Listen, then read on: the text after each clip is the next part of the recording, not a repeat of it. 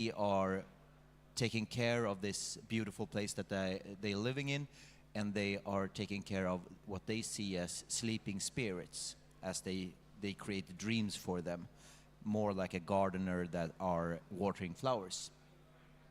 And you play as this character called Blaze, and he's a native of the Dreamlands, and he discovers that something is wrong. Strange creatures have breached a legendary gate of Nefertiti, and he has to solve that mystery and also close the gate. So how did you like come up with this kind of setup? Is there like, do you have like a special interest in dreams or dream worlds? So how was the process going with that? Like, No, it's has always been a discussion within the team, and we just push different kinds of concepts. And Dream was pretty early in that idea of like the next title and how to work with it. At first we dive in more of like the classical dreaming and the psychology behind it. But then the more we discussed it, we realized that we wanted to create a more of a fantasy world within human consciousness.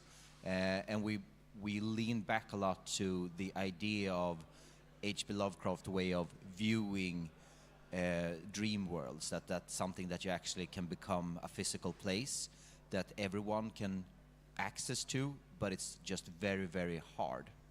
And our lead artist, Kalle Jonsson, he had a very strong vision of how he wanted to push it and how he wanted it to be represented.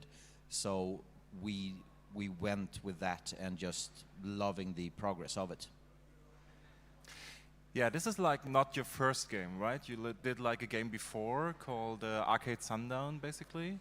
Yeah. Which is like totally different from this one, right? It's a multiplayer game. It's very actiony, very comic-y. So how did you like? So it's also this one will be a single-player game, right? So why did you decide to like make a game that's basically in style and gameplay very different from what you've done before? Is that like a risk for you, or is it like more like, okay, let's have something else, let's not do the same thing all the time, basically? I think that everyone at the Fully Arcade, we want our studio to do novelty concept, and we want the core mechanics to be different. We don't want to do the first thing that pops up in our heads. Since we have a lot of us have a background from like the tech industry, doing some form of animation, and we are drawn to games because it's an extremely hard project and product to produce. So I think it's the challenge of always changing, and so we've done one type of game with one kind of mechanics and one type of gameplay, and one kind of lore to it. So now we're more like, okay, we have done that, let's see what's next, and let's twist it up, let's do something different, and keep it fun. So you also, now we see in the trailer, now we have the puzzles. So the game consists of 3 different game pillars. Would you like to elaborate on those?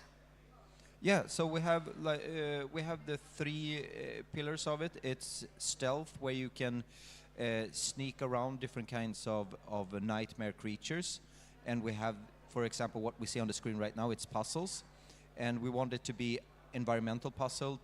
It's a way for us to getting to know the world by creating these puzzles, and you interact with them. And also that we want to tie in a lot to the gardener thing, the gardener idea of this dreamscape. And then we have also combat part of it, but we didn't want. We will see examples of it in like a minute or two in the video, but we didn't want it to be violent and gory. We want even that part to be a little bit dreamy. So we're working on getting the combat feedback feel very well, dreamlike. Yeah, because you mentioned yesterday that pushing them off the, what do we call it? Yeah, the landscape is a pretty big deal about it. Yeah, so we landed in. Oh, this is the second puzzle. I can just talk about it. This is also like you activating the flowers to be able to progress in the game. But we're also talking about using the dreams both as a combat skill, but also something to unlocking the world, since he is a Sandman, and create dreams that can activate the world. Here's a good example of combat. Yeah. So what we want right now, it looks like there's explosion, but what we're aiming to do is that the dreams that you create repel the nightmares. So it's a way to feel more secure, but also if, like the combination of it, that if you would hit them with the dream, they will go back into becoming their essence, which is dream sand. So we want to work with like fluently colors and animation and make it pop really. And this is a good example of what we want to do with the landscape. Like here it's gray boxing, and before we were in a meadow field, so we want a lot of flowers, and working with the landscape and make it feel like a place that you want to stay in. And here's a good example of what you were asking about, was that you use the repellent to push them off the cliff, because the dream that you create are, in a sense, so beautiful that the nightmare creatures don't want to touch it. So you arrived at those 3 pillars now after about 10 months, I think you said. So what was the process like for getting there, basically? Were there like other core mechanics that you were like considering but not doing in the end, or not like considering anymore, basically? Have you like had a lot like brainstorming sessions, and how did you decide in the end what the core of the game is going to be? So we started with a more RPG sense of it, and tried out like, oh, how do we craft bombs, and try different ways. And we are pretty pragmatic. With everything that we test, we have different kinds of layers of testing. So we try out with like close people in the beginning, because we can't show it to that many, and just try to read them and see what works, what doesn't work, how do we push that thing further. And so we had a lot of different kind of game mechanics that we tried out, and yeah, we just keep on following that thread of what keeping people engaged, what people seems to enjoy playing. So it's a very pragmatic way of working with. I think game is very binary in that sense, that this won't keep players engaged, so it doesn't work. We have to go back and do something else. And now we also saw the Bob spirit that's kind of like explodes and also pushes away. But there are also other spirits, and they are. You told me yesterday that they were like more like glass textured. So, can you elaborate a little bit more about like what the spirit's role together with Blaze is? So in this world, it's from his perspective, from the Sandman's perspective of this world, these strange creatures are starting to invading your homeland or your plane of existence, but you don't really know anything about everything outside. And within with these kind of strange creatures, other character comes in, which is humans, and they are lucid dreamers that have found their way in your world. So from your perspective, they are invading, but they are necessarily bad, or they are not good. They are just humans that want to escape our world because they don't feel welcome, or they don't have a good time in our world. So they just find a new existence here, and they do what humans do when they come to a place. They exploit it. It's very interesting, because the person we are going to interview right after you is going to be Mateusz from Scriptwelder, and in his game he's also like dealing with the topic of lucid dreaming. So we really have like the dream block now with our interviews. Also, I very much like the idea of like the humans coming to this world because they are enjoying it. So they don't come with like bad intentions, but they really hurt this world. I just recently had heard of a quote from like a director who said the script is good when you like can understand every character's perspective, basically. So it's not like pure black and white, evil and good, but it's really like, okay, I see why those people are doing it. So is this an approach you like, or you typically go with when you're like making games or creating stories? I think that everyone that are in the group that writes the story have a way of loading everything with purpose and meaning, because unless the story doesn't engage us, we can't really tell it from a good way. So I think that we need to feel that it means something, and we don't. It's not just finding a theme that works. We want to feel engaged ourselves. We want it to feel important. So I think that's the approach. We will have to find that meaning. Otherwise, we're not going to be. For us, the character has to mean something. They have to like carry some form of importance. And I think that's a very good way of approaching it. If we starting to loving the characters and feel for them, then we have to make choices for them that like pushes the story forward. So now that we like before saw the, in my opinion, amazing artwork of this world, we talked a little about how you also created it with what is it called? A combination of 2D and 3D as well. I find it very interesting because it gives the whole world a very unique look to it. Now we see the trees also over here and the bushes. What was the idea about mixing 2D and 3D in this way?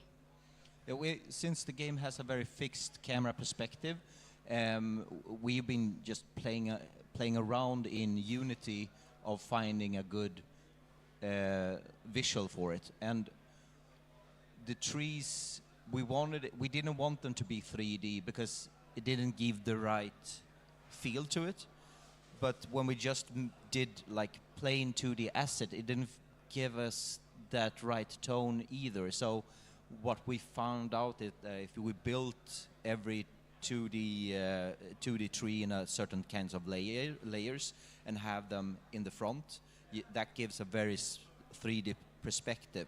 And then you can like starting working with the asset in a way that really gives the game depth.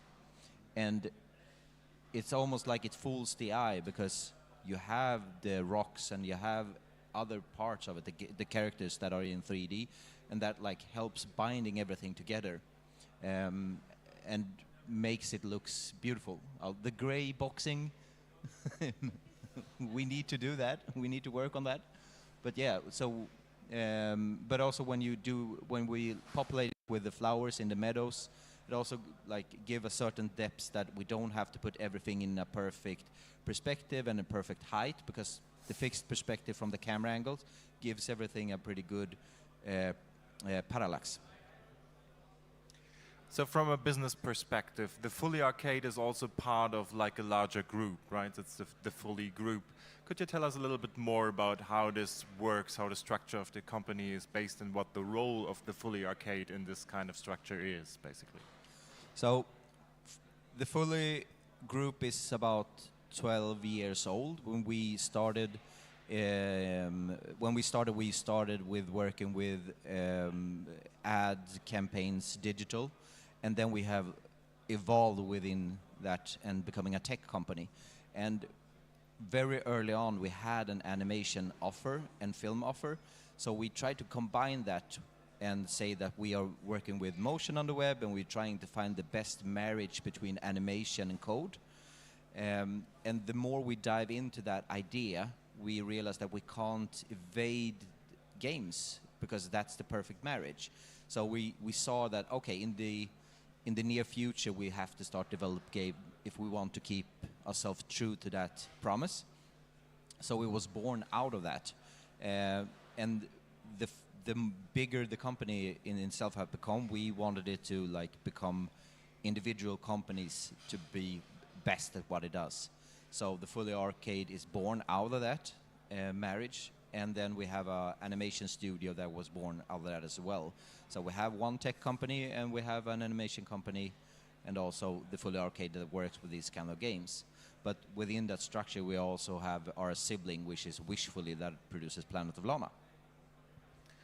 I think it's a really clever way of like setting up a company or like several focus points basically, because I would assume it gives you a lot of safety when it comes to finances and stuff like that. You're not as dependent on like having a company that gives you money for 1, 2, 3 years maybe to develop your game, but you have like more like a safety net with other things around it. So it's really, I think that's really great. Yes, yes. You mentioned that this process has been going on for like 10 months. And we also talked about that in 2 weeks or so, the first prototype will be out there somehow. What is the plans for the prototype when it's done? The prototype will initially be sent out to publishers for them to playtest, and it's going to be we're hoping to have a small story from beginning to end that just open up the world more, gives you a hint of what will come of it, but it will feel like a small story within the big story. We don't think that it won't be fully, since it's a prototype, it won't be fully populated, but it will give enough to show where we're aiming. It's going to maybe be 60% there from the vision. So what are your next steps basically? So now you have like the early prototype. So where would this game go if you have like, if everything falls into place, if you like can acquire a publisher? So what is your vision basically for where this game should end up? We're hoping to have, if everything falls into place and we have a publisher that wants to work with us, we're hoping to have about 20 months of production on it, and then we're aiming for a release on all the platforms. That was something that we have with us when we're going into this. And we're hoping that there will also that we can onboard the rest of the team members that we want to have within that core. But even though we wouldn't land a publisher next week or in 3 weeks or 6 months, we will still continue working on the game. As you mentioned, we have that infrastructure within the company that we don't have to find a publisher now, but we want to start the discussion, and that helps us to be a strong company to work with. We want to work with a publisher from a strategic standpoint, not necessarily from only economics of it. So we already mentioned that this is not your first game. So have you taken any learnings from like Arcade Sundown during the development process over here to this game, where maybe, so perhaps you can tell us if there are any things that you learned during the last game that made the development or like the first steps for this game easier, or yeah. I would say that structure has been something that we bring into this. We realized that the need of a strong producer and having working with milestones and sprint planning helps so much, and being very open within the project of what we should do and what we're aiming to do for these upcoming 2 weeks, for instance. But also when it comes to building the game, and it's that we try to work a lot more with answering our own questions. For instance, that we don't want to leave anything out, like a question about, we can solve this later. So we're planning a lot ahead right now. So we have a lot of answers that we can't show in the prototype. For instance, the story is more evolved than we can tell in the prototype, but we need it fixed in place for when we go into production. So I think that's something that we bring into this project from last time, that we have more things done before we going into the production phase of the game. Yeah, and speaking of more things done and also storyline, so I love sound, definitely. Will there be dialogue for Blaze, and will he be voice acted? I have several questions here. Will there be more nightmares, and will there be bosses? Yes, on all. We different kinds of nightmares we're trying to implement. The prototype will have, I think, 2 types of nightmares, and also 1 lucid dreamer. And we want the story. the story needs to be told in a certain way because it's this kind of game, so we can't really avoid finding another way of working with it without voice actors. So what we are aiming to do now is like sketch up like how they could sound, but there will be like dialogue within the game, and we lean a lot to Hades to that, how they work with dialogue and how like the general feel of the dialogue and the tone of voice. So we are trying to find that way forward, not necessarily in exactly the same way, but we find a lot of inspiration on how the structure of dialogue work. All right, we are slowly wrapping things up right now, so we are going to go to the next, or the last question, the question we asked every developer on stage so far. So at the moment, it's not a very nice time for the games industry, basically. There have been layoffs, there have been studio closing. It's really hard to like acquire financing. Nevertheless, we have like several rooms full of game developers who are like very eager to make more games. So what is it specifically for you that like drives you forward, that motivates you to make games? Is there something that gives you hope or that inspires you basically to work in this field, even if it's not that easy at the moment? No matter what kind of product I look on, if it's a comic or it's a film or animation, I've never found anything that is both that hard to work with and so stimulating. And game is truly one of the most like creative way of expressing yourself. So I mean, if you enjoy creating games, just stick around. But because like bad times will change, everything changes all the time. So I just keep your head. What do you say? Keep yourself calm, and this too shall pass. Right. Yeah. Thanks so much. So if any people want to like play the prototype or get in touch with you, how can they reach you basically? Through our webpage, thefullyarcade.com. There's email addresses. Contact me there. Otherwise, we're on all social media. Just add us there, and we will do our best to answer. We also have a Discord, so we exist everywhere. All right. Thanks so much, Joachim. Please give Joachim a nice round of applause. Thanks for answering all our questions. Good luck with your game, obviously, and yeah, have a nice time at like Nordic Game. Yeah, coming up next will be Matej from Script Welder. We will have a short break, like changing up the stage, and then we will back up. Right.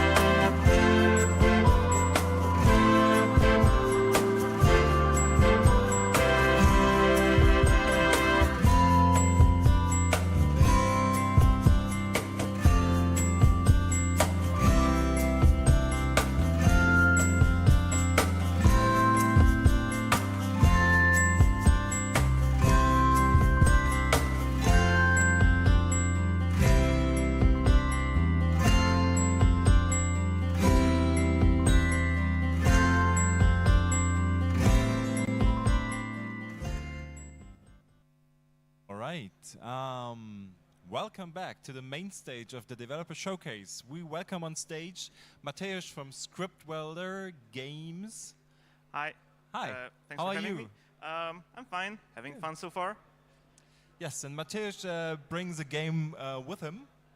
Let's start the trailer so you can see a little bit about it. And the game is named Deep Sleep Labyrinth of the Forsaken. Would you like to give us like a short introduction of what the game is and what it's about? The game tells a story of Amy, who looks for some traces of echoes of her recently deceased brother in weird, nightmarish realm of dreams. Because she found out he was experimenting with some sort of lucid dreaming techniques. And she soon finds out that there's much more to it than meets the eye, that there is some sinister force lurking in the depths that doesn't like when people poke their heads there. So, well, that's a very brief summary of the story, but we'll have to do. So you're obviously, we talked yesterday, you're a very experienced developer. You started out way back with Flash games, which is very close to my heart because I've been a Flash developer for years, and I miss Adobe Flash. I would love to go back. And so this game has its root also in like a Flash game series, right? Yes, that's correct. Flash games were, well, super close to my heart too. It was an incredible tool that allowed hundreds, dozens of people to express themselves in a way that was, well, unheard of before. Because before that, you had to like make a game, put in an exe file. People didn't want to download exe files because there were viruses in them. So that was this way of, actually starting to, allowing people to make games. And Deep Sleep was actually one of the first games I made. It was my first point-and-click game. It was created for a contest. Well, I just took a shot, and well, people liked it, so I made 2 more of those games, making it for a trilogy. And now, years later, How were they called actually? it was Deep Sleep, Deeper Sleep, and The Deepest Sleep. And now we have the 4th one, technically, which is not a direct sequel, or it's not a remake. It takes part in the same universe. You don't have to know the previous titles, of course, but fans will probably be able to spot some callbacks, maybe some Easter eggs of the old games. Now that we are going here to see your beautiful trailer and all that, I am curious about the choice of art style with the pixelized art style. Well, actually, the first game already had a pixelated art style, but Flash games were made with this static point of view, like a first-person point of view with static screens. It was only when I advanced to making games for full releases for Steam, I made the games where you could actually see your character walking around. But I stuck to the pixelated style because throughout the years, as I was making those Flash games, it kind of became my recognizable little thing. And I guess it's like I'm a self-taught pixel maker. I don't really consider it to be an actual pixel art because I don't know. It's just me putting some pixels on screen. So I gotta ask Sophia because Sophia played yesterday. It's like a 10-15 minute demo, I would say. It takes roughly 20 to 30 minutes for people to play through it. Yeah. How did you like it, Sophia?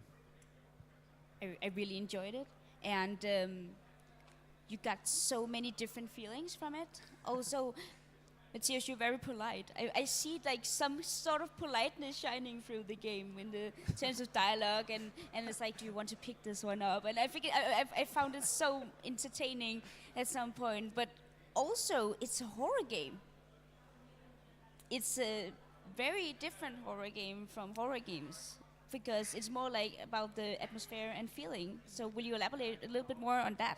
Yeah, gladly. I believe horror games should be much more than just jump scares. And I actually learned that back in the day when I was making those Flash games. I was watching a lot of those early YouTubers playing through horror games, and I just noticed what was making them react in different ways. I noticed where, oh, this is just jump scare to jump scare. There's nothing really either funny or really scary. It's just annoying, if anything.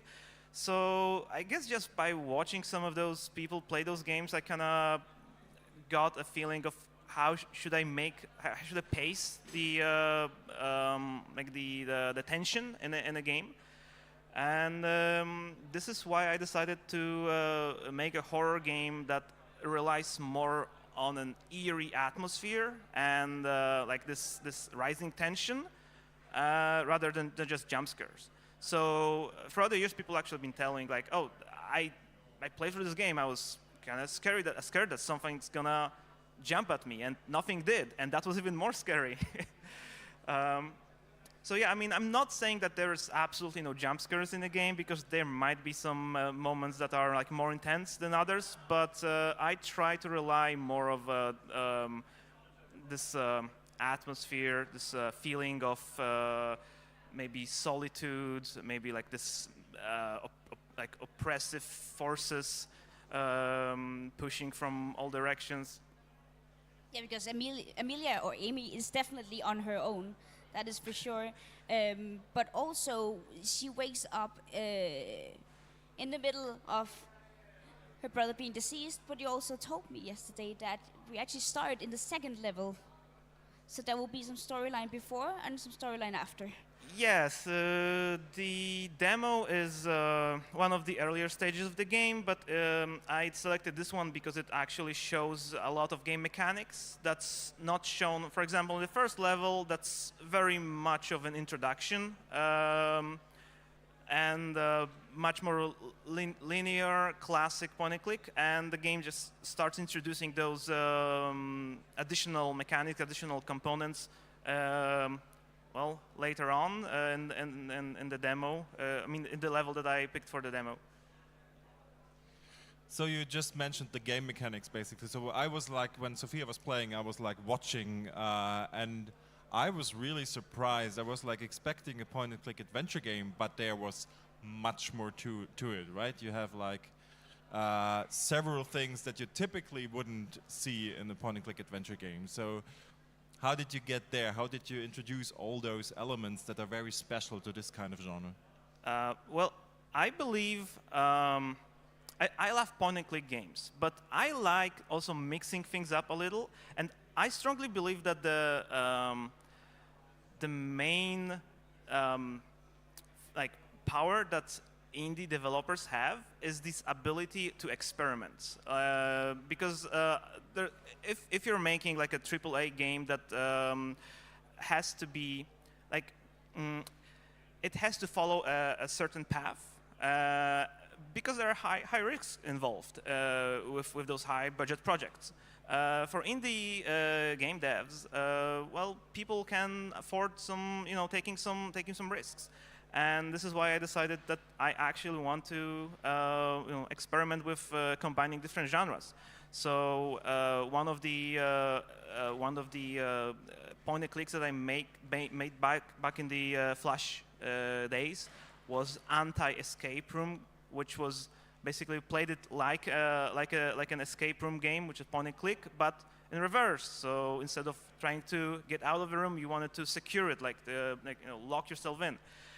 And you can say this stuck with me, and I like to mix some different game mechanics in every game I make, and this one is no exception. So you have traditional running around, collecting items, using them to solve puzzles, But also there's some elements of turn-based combat. There's also element of upgrading your character, and more.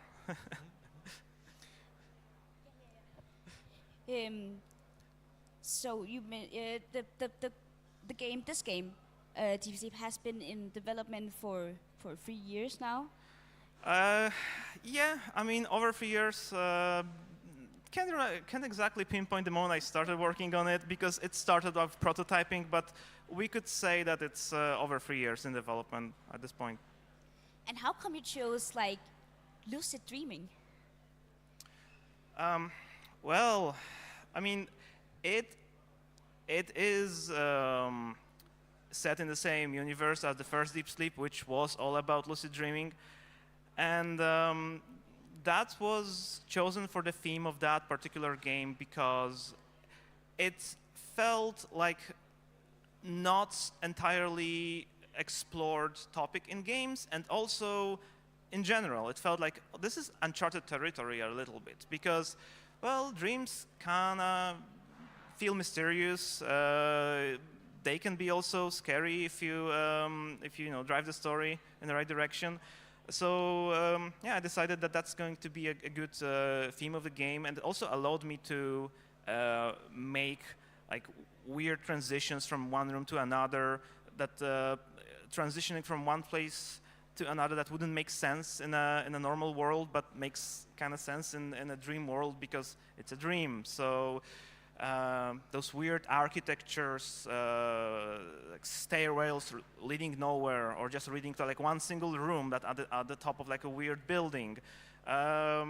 Those weird places, weird architectures that I always liked, and I felt like that's gonna be a good fit to the game if it's set in this world of dreams.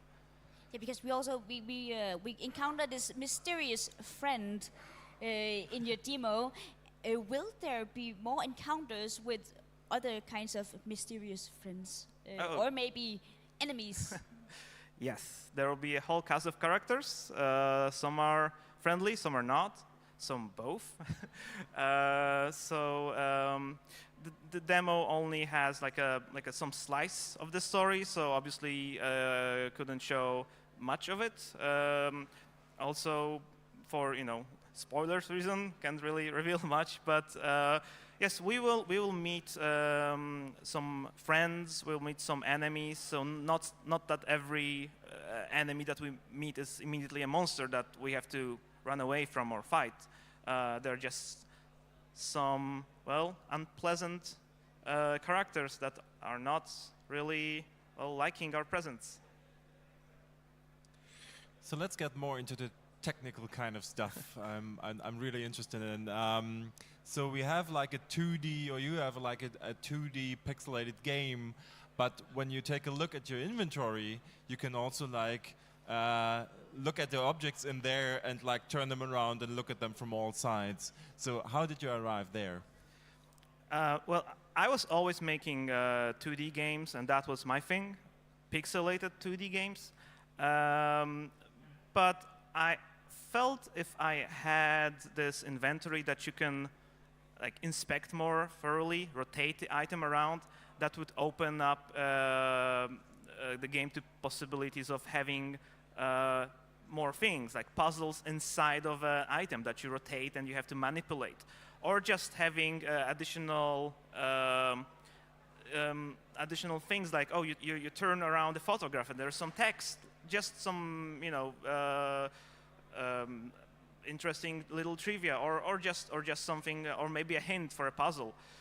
I never really worked with 3D before, so that was my first shot at it. So I decided that to keep it like consistent with the aesthetic of the game, I will go for low poly, this retro 3D that has this a little PlayStation 1 feel to it. Not just because making low poly felt like little easier for a total beginner like me, But also it kind of fits the atmosphere of the game a lot more. So for how long has the game been in development so far? Development? Yeah, for 3 years. 3 years. Wow. Yeah. So when is the release going to be? Well, we plan to release this year. This year. All yes. right. So you're very close to like release, or not, or very close to finish, more or less. Yeah. Still lots of work to be done, but like hopefully it's the last stretch. The game has to still be thoroughly play tested. There are still some issues with text or translations. I'm making this game like in 2 languages. My language is Polish and English, so I need to make sure that I put both of those in. Also, some game balance need to be done because the game has certain progression. You fight enemies in a turn-based combat, and your character can have different, basically varying level of strength depending on how you build your character. Definitely. So we'll have to run some tests. Play around with some numbers, add some here, some there. So I'm sure you've like learned a lot in the last 3 years while working on the game. Are there some things that stand out to you that you might want to tell like the other developers that are like watching and listening, basically? I don't know really. I definitely learned a lot. I'm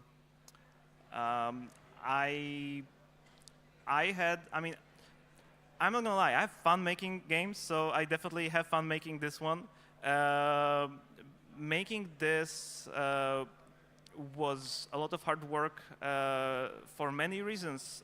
One of them being that the game has light system, but since it's 2D game, I had to add certain hints for the game engine to know how to propagate the lights in the scenes, which added a lot of work because I had to draw every sprite twice, basically, one in a normal hour color space, and the other that would be read by the engine to know how the light would react around it. That added a lot of work, and it could be a dangerous decision to make to go this way, but I think it's worth it because it also produces a really nice results. So in terms of character as well, I'm very interested in Amy. Of course, we will hear more about her, but what is the sort of plan for her journey, and how did it become to be her? Why Amy? Well, we will learn more about her throughout the game from different sources, not directly, but we will be reading through some notes that will, hint of more of how she is, who she is. Also, how the game is divided in levels, and each level being a dream. Between those dreams, we are visiting the real world, and in that real world, we will also play as Amy, and there we can learn a little bit more about her. For example, by listening to voicemail that was left by our friend that was concerned that we were not, talking back to them. So, yeah. We will learn more about her throughout the game, and why Amy? Well, that depends. If you're asking like why is she here, like she's looking for her brother, whom she did not have the best relation with at the like recent times, and it causes like it's a big regret to her. and also a bit of a driving force for her, that she wants to, find this closure, and she discovers that there might be something left of him in this weird realm, so she almost clutches to the hope of finding him there. So, Deep Sleep is not the only game you've been working on in the last 3 years, or in the recent times. You told us also yet that you've been working on an educational games. Would you Yes. like to tell us more what the last game you released was, basically? It was before I started working on this one, so it Oh, was okay, more okay, than, okay. more I than see, I 3 see. years. All right. That was the previous project. The game is called Waterworks, and you can play it on free in a browser. It's on itch.io. It was made in a cooperation with my friend Wacław Kulczykowski from the University of Gdańsk. And the game is essentially about a water delivery system in a medieval town of Grudziądz, Poland. And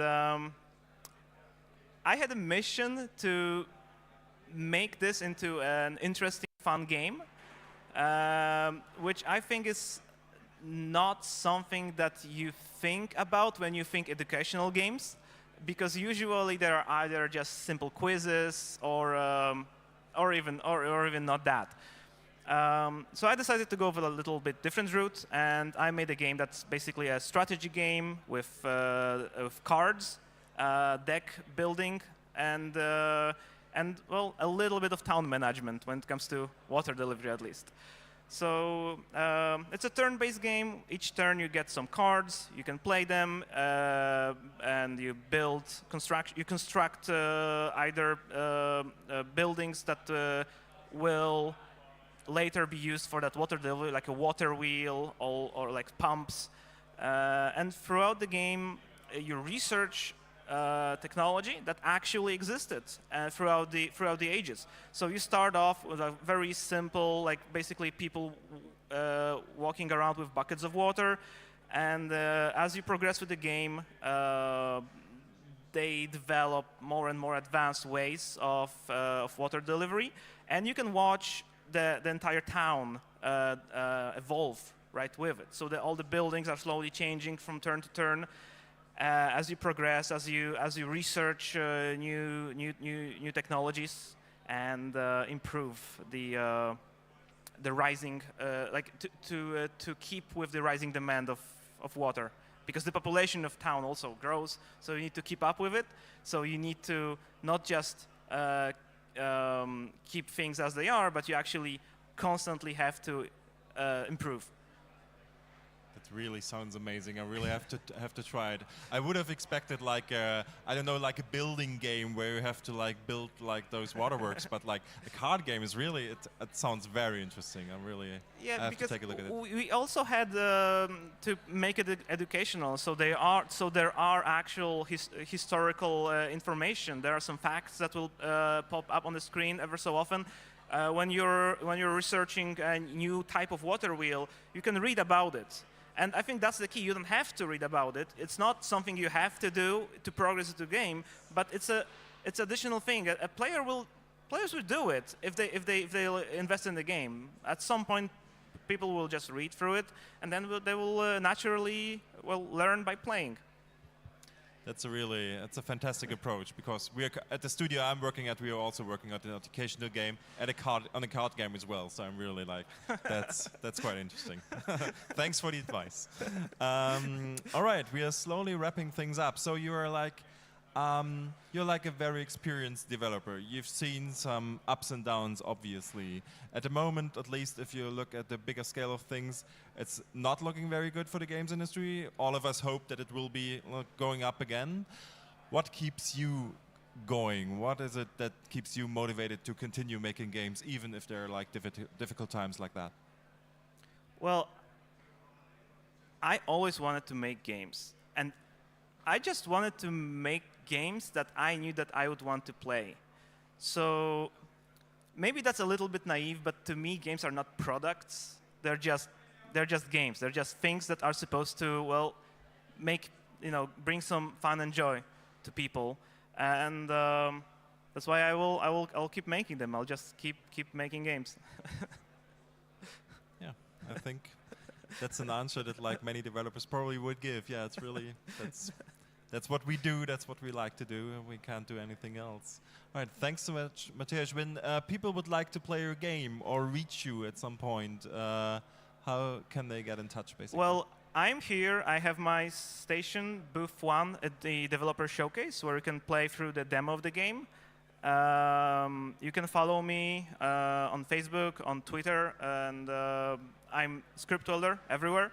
So I also have a Discord server, and you can find the link to it on my Twitter. So that's the easy way of getting there.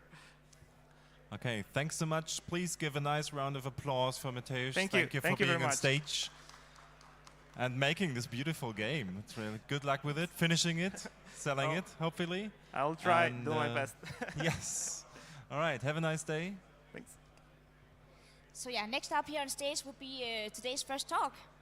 And after that, at 12 o'clock, we will go to lunch break and then we'll be back. So yeah, well, we will have a quick spin around and a quick break. So get ready for the next talk.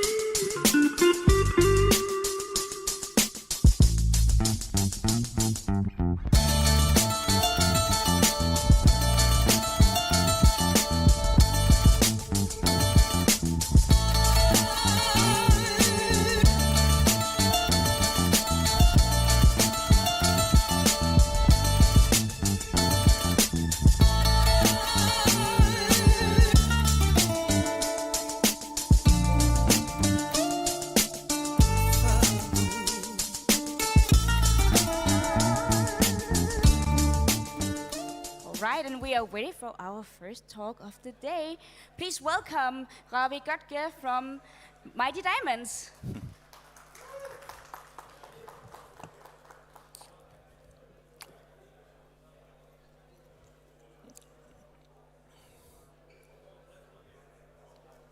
Hey everyone, we're bringing it up on the screen, right?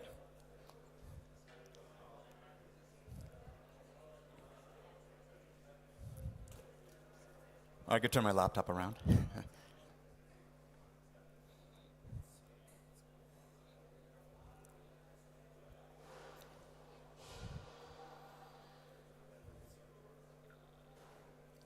That's weird. Go to your extension. Yeah, maybe. 10.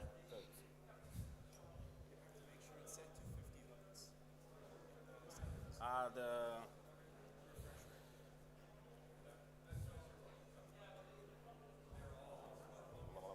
system.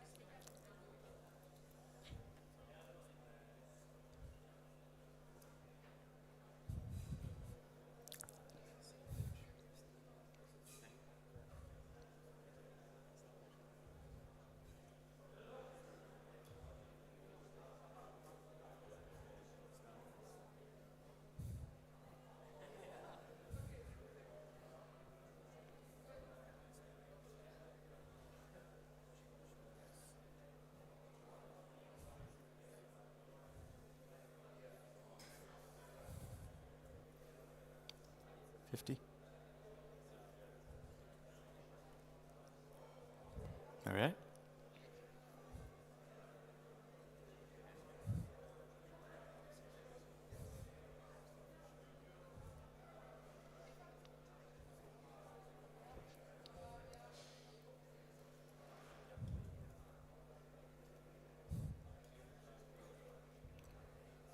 That'll be okay. Yeah. Is that okay? Yeah, that'll be fine. Cool. All right. Sorry for the little delay, but I think we got everything working. Everyone, my name is Ravi. I'm going to talk to you today about consumer research and a couple of ways that you can start to build better connections and better understanding of your audience. I'm myself with a company called Innovation Grove, which specializes in market research, consumer research, particularly in the gaming space. And I'm also here with the Mighty Diamonds. We have a booth in the back there. If you haven't already popped in to say hi, please do so. Wave to them. Hi, Diamonds, back there. But what I'm going to, before I even go into that, I want to tell you a little bit about me. I've been working in the game space for about 12 years. I started off at EA doing consumer research on pretty much every game in the portfolio with the exception of 1 or 2 sports titles. I spent a lot of time working on the EA Originals portfolio, which, if you're not aware, is basically EA's program to bring up indie games and publish them for those studios. So I have a lot of experience working with small studios, medium and large AAA studios as well. About 4 years ago, I started working with smaller and medium studios that need more of a connection with players and with their audiences. I know a lot of, particularly AAA studios, have a lot of resources to be able to reach out and talk to players. It's extremely important that to have that perspective, that player understanding, but a lot of smaller studios just don't have the resources to do that. And it's particularly important when you start to talk to investors and you start to talk to publishers about understanding what the opportunity is, what the market looks like, to have that type of data to go into those types of conversations. So I try to help studios provide that type of information. And it's not just about looking at your current players, but I also spend a lot of time talking about potential players, lapsed players as well, because they're all part of your ecosystem. So I'm going to talk about player insights. And a lot of people ask me, well, what do you exactly mean by that? Well, there's a lot of data that you can get about your players. There's telemetry, hopefully, you are putting hooks into your games, but I know most of you probably struggle to do that. Even the AAA studios struggle to put hooks into their game. But the telemetry is going to tell you what players are doing, what modes they're playing, what time of day they're playing, what modes or what types of content they're spending money on. So it's a lot of behavioral information, which is really valuable. Hopefully, you're also doing a lot of usability and player experience testing, and that's going to tell you how people are playing the games, how difficult the game might be, how intuitive the controls are. What I specialize in is the area around the why. Why are people making those choices? What are the motivations behind it? Why are they picking one mode over another? Why are they picking your game over another? That's the type of information you can't always get from the behavioral or from the usability testing. The example I often use is that people will play, you can look at their behavior and you can see that they're playing multiplayer mode, but it's not always clear, are they playing it because they're super competitive and they want to climb the leaderboard, or because they want to have a social connection with their friends. What I do is I go in there and I talk to players and help them understand, help the studios understand what those motivations are for that. So what I'm going to share with you guys today are just a couple of tactics, a couple of strategies that I've seen that are quite effective. I've worked with studios where they have a good dialogue with their audience, with their community, but they could be doing a little bit better in terms of understanding who their players are, looking at the data a little bit more effectively. So what I'm going to be offering to you would be relatively easy and accessible tactics, things that pretty much anyone in this room can do. I'm not expecting you to have a bunch of experience in market research to be able to do it, but it helps if you've written surveys before. And I know money's tight. So what I'm going to be recommending to you would be low or no cost solutions. In some cases, you might have to pay a little bit, but the idea here is that with the exception of time, it shouldn't really cost you too much to do some of these things, to really get some really good understanding about who's playing your games. And they should be accessible to anybody. You don't need to have a degree in statistics to be able to do this. It helps if you have an analytical mindset, if you like looking at data, but you don't really need to have you don't need to be a data scientist to do some of these little analytical approaches here. The first thing I want to talk about is going beyond the core, talking to your broader player base. So studios do an amazing job of talking to the core audience, and that is a good thing. Don't get me wrong. You should absolutely be talking to your core players. They are the backbone of your game. They are the ones that are monetizing, hopefully. They're the ones that are playing the most. They're the advocates. But in a lot of cases, they might only be 5% of your player base. There's a ton of other people out there that you need to be paying attention to, because that's going to fill up your servers. They're going to also be able to amplify your messaging and your experience. The other challenge with the core is that they're very vocal. It's, again, a good thing. They're very passionate about your game. But they often drown out the other messages around there. And it's not always representative. Again, they could just be 4 or 5% of your audience, and you want to make sure that you have the other perspective that's coming through. So that silent majority that maybe a casual player base or the less engaged player base, you want to capture that perspective, but they're hard to reach, right? They're not always following you on Discord. They might not be signed up to receive your emails. If they are receiving your emails, are they all reading your emails? And if they are reading them and you send out a survey, are they going to take the time to fill out a survey for free in their busy days? I don't know how many of you get surveys, get requests to fill out information, and you take the time to do it for a brand that you might like, but you're not completely in love with. I work in market research. I do this type of work day in and day out, and I don't fill out every survey that comes down in my email. So I can imagine that unless it's a brand that I really love. So there's going to be a lot of people out there that are really, really difficult to reach. On top of that, you might want to talk to people who aren't even in your community, talking to people that are, that you want to acquire and bring in. And then at that point, there's really not a lot of ways to be able to reach them if you want to get feedback from them, if you want to get data from them. So one way to do that is to reach them through a panel, a research panel. So what do I mean by a research panel? These are basically large databases that are set up specifically for you to be able to tap into. So there are companies out there that manage them. There are millions and millions of people have signed up. There are people that have opted in to be able to receive surveys. And they give you the opportunity to talk to anybody. They have a global reach. You can talk to gamers. You can talk to non-gamers. You pretty much find anybody you want in these programs. The trick is you do have to pay for it. So you pay per response. It's not much. It's usually a couple of bucks per response, and you only pay for what you need. So if somebody comes into your survey and you don't want to talk to them, if they're not the right candidate, just kick them out of the survey, and you don't have to pay for them. So essentially, how much do you pay, though? That's a good question. It really depends on how easy it is to find them. If you want to talk to a PC gamer, they're very easy to find. You're not going to pay a whole lot. But if you want to talk to people that are playing a very specific genre on a very specific platform in a very specific part of the world, and they're left-handed, you can find them, but they're going to cost you. So you want to be realistic about who you want to target, who you want to bring into these surveys. The other advantage of working with a panel like this is that it allows you to be a little bit removed from the community and from your game. So for example, if you're testing out some new ideas and some new concepts, you're not ready to put them in front of your actual player base, an external panel can do that. You could just remove your name, your branding from the survey, and you'd be able to get a lot of really good feedback from players without having to maybe reveal too much to your own community. The other thing they can do, too, is they can help out with writing your surveys. It's not rocket science. It's actually quite straightforward, but there's some easy things you can do when you're writing a survey to get better data. You don't want to ask leading questions. There are certain question types that are better than others when you're doing research. They can help you out with that. I could also help you with that, too, if you're interested. But it just helps make the analysis a lot easier, too. When you go down this route and you build a survey and you're working with an external sample, there are a lot of things you have to consider, though. Number one, you want to set up a screener in your survey. So a screener is basically at the very beginning of your survey, you just have a bunch of questions to identify your right target audience. I see a lot of the time that people are reaching out to their community, they don't put a screener in there because everybody's already qualified. You know that your community is the right people to be talking to. But when you're talking to a much broader audience, there are certain people that you might not want into your survey. So it's very important you put your screener at the upfront in the survey.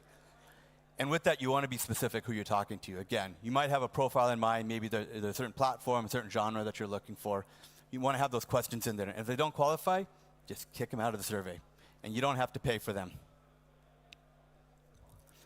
The trick is you don't want to be too specific. If you're too specific, one, you're going to pay for it, and you might not need that level of granularity. And you're going to be spending a lot of money for data that's not going to be that much different. If you're having trouble finding the right people that qualify for your survey, you can loosen up your criteria, maybe look for people that are adjacent to your target audience, maybe similar genres or similar platform. But the idea here is that you want to be able to find people that are within your target audience that you want to be able to pull into. And only qualify the people that you want in your survey. Again, you don't want to pay for the people that aren't qualified, but you also don't want to pay for a lot of the nonsense and unfortunately, garbage responses that you might get in surveys. So I know it. I get it a lot. I see when a lot of survey data comes in, people love filling out surveys, or at least there are certain people that love to fill out surveys. You don't always want them in, so you want to screen them out too. An easy way to do it is just to ask certain questions that you would expect people to say no to. So for example, I ask people in a lot of surveys, what platform do you play on? Do you play on the Xbox? Do you play on the PlayStation? Do you play on the Vivendi? Or do you play on Switch? And if they say the Vivendi, I kick them out of the survey. There's no such thing. But you'd be surprised at how many people would just click yes to a bunch of things trying to qualify for a survey.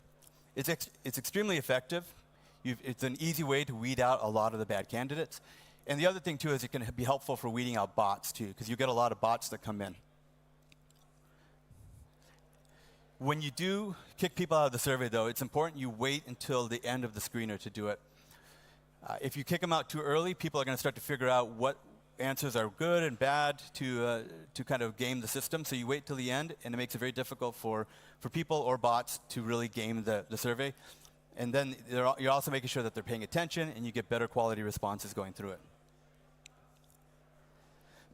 And the important thing is quality. You really want to make sure you're getting good data in.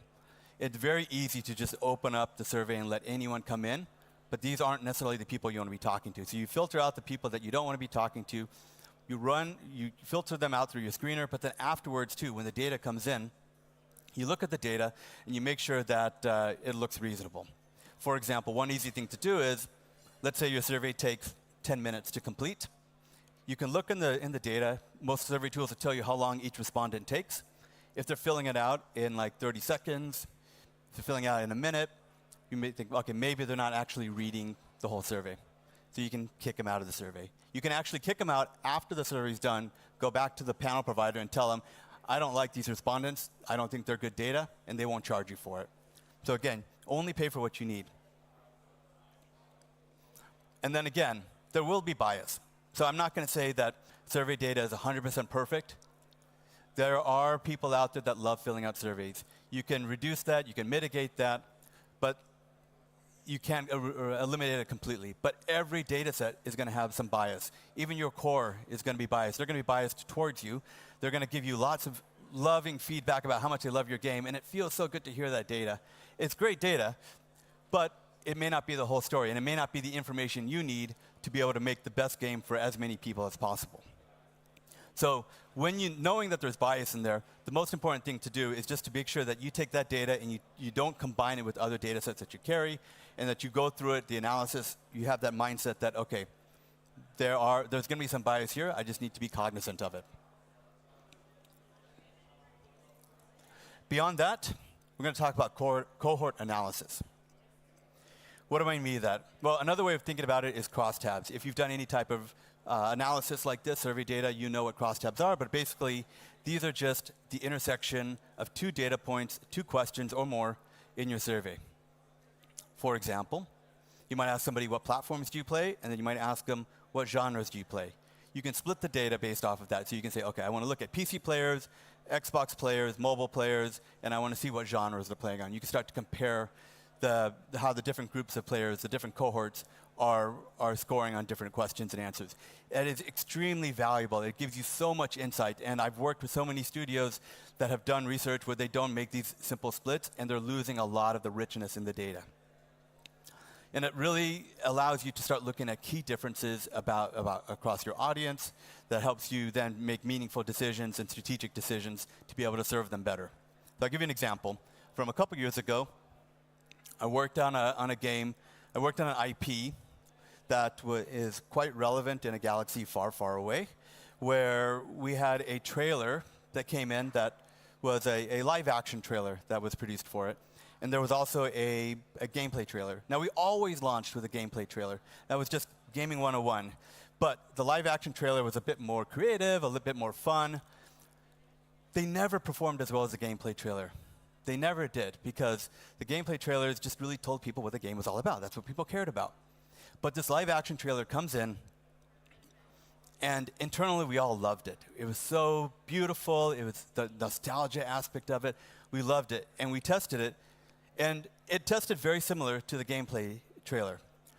Not overwhelmingly better, but still in the same ballpark. And we thought, well, there's no risk with going with the live action trailer, and we all love it. So let's just go with it. We know that it's good. It just made us feel great about it, but we did split the data just to make sure. And what we ended up seeing was that if you look at it by age group, you see a very, very different story here. So the younger audiences liked the gameplay trailer in the end, and not the live action trailer. It was the opposite for the older players. The older players were really gravitating towards the live action trailer, and they weren't that focused on the gameplay trailer. Just by doing a simple split of the data here, we were able to have a completely different approach and strategy to the media plan. What was initially going to be one trailer with all of our budget behind it was now split with a much more targeted approach, where we have the gameplay trailer targeting younger players, the live action one going for the older players, and basically maximizing these differences and really being more strategic with that approach. The other thing, too, that's worth pointing out about this is that, again, we were all very excited about this live action trailer. And when we looked around the room when we were making these decisions, we were all mid-30s, early 40s making decisions.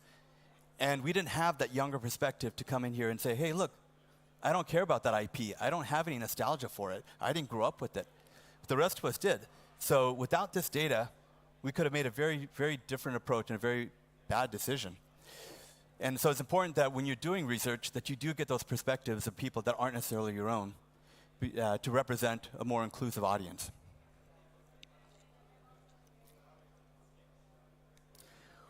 So how do you build these cohorts? There's no defined way of doing it. It's a little bit of art, it's a little bit of science. It's sort of a, you know your game really well, you know your audience. That's kind of the first place to start, but you can look at it through demographics like age, which we just did. Maybe gender is important, what platforms they're playing on. You look at it through engagement levels. So, for example, people that are spending a lot of time or money, maybe that's going to be one cohort. People that are never paid at all in your game could be another cohort.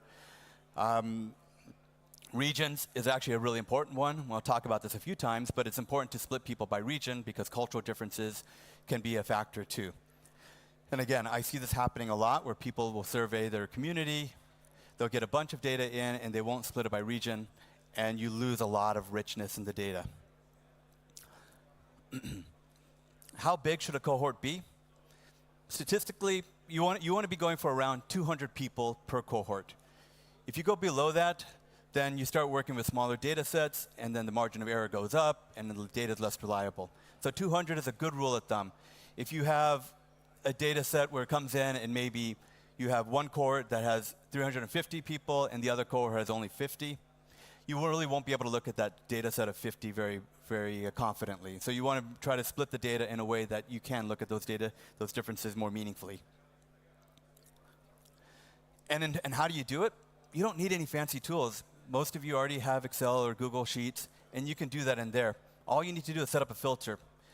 A lot of us know how to do that. If you don't, there's some easy tutorials on how to set up filters. That's it. And then from there, you can split your data very easily and get a very good view of different audiences and start doing that type of analysis. If you want to do something a little bit more complex, if we're talking about doing something like a motivations-based segmentation, where you're doing clustering, where you're using multiple variables to come in and try to give you these different segments, that's a little bit more complex. We're not going to talk about that. It's a little bit outside of the scope of what I'm talking about today. It's something we can do, but I tell most of the teams that I work with, before you even get to that point, just start doing some basic cohort analysis. You'll see some really rich data come through. The third one I want to talk about is not to be average. And what I mean by that is that it's very easy to look at the average score that comes in from your data and report on that. But you lose a lot of the granularity. You lose a lot of the richness from that data. So it's important to look at the distribution. So this is where we get a little technical, but again, I'm not going to get too deep into it. I'm not going to talk about standard deviation or sigmas or anything. No. I'm just saying, just look at the distribution of scores and see if there's any kind of outliers in there. Outliers would be anyone that's just really pulling the average really high or really low. They could be valid data. They might be important people. They could be people that are just really heavily monetizing your game, and you want to get that perspective. But maybe you don't want to consider them as part of the overall data set because they're shifting the average. Other things to be looking at in terms of before you just take the overall average and splitting up, again, it's by going back to those cohorts. So it's very important. You look at those cohorts. It could be platform. PC players versus console players are going to have very different attitudes about certain things, and you want to be able to capture that. So before you take an average of everybody, start doing these splits. Region, another one too. I'm going to keep saying that. You really want to be looking at your data through different lenses just to get that level of granularity. Whoops. But in the end, yeah, you know your game best. Use your own expertise to decide what those cohorts are going to be. So just a little example here. Again, I won't overwhelm you with data, but if we look at these three charts here, if you take the average score of each chart here, you get 50. $50, 50 hours, whatever it is, but 50. If you look at the first chart, and if you came to me and said, hey, Ravi, we ran this data, the average came back as 50, and I looked at the data here, I'd be like, cool, yeah. 50 looks like a representative of your audience because pretty much everybody was within that range. Unfortunately, you never get data like this. It's always going to be a little bit more, there's going to be more variation in the data. You might get something like this, a more linear line here, and if you told me, okay, well, the average is 50, I'd say, okay, well, with 50, you're going to capture a bigger chunk of the audience. You're going to have some people in the middle, but you're still not going to capture those outliers.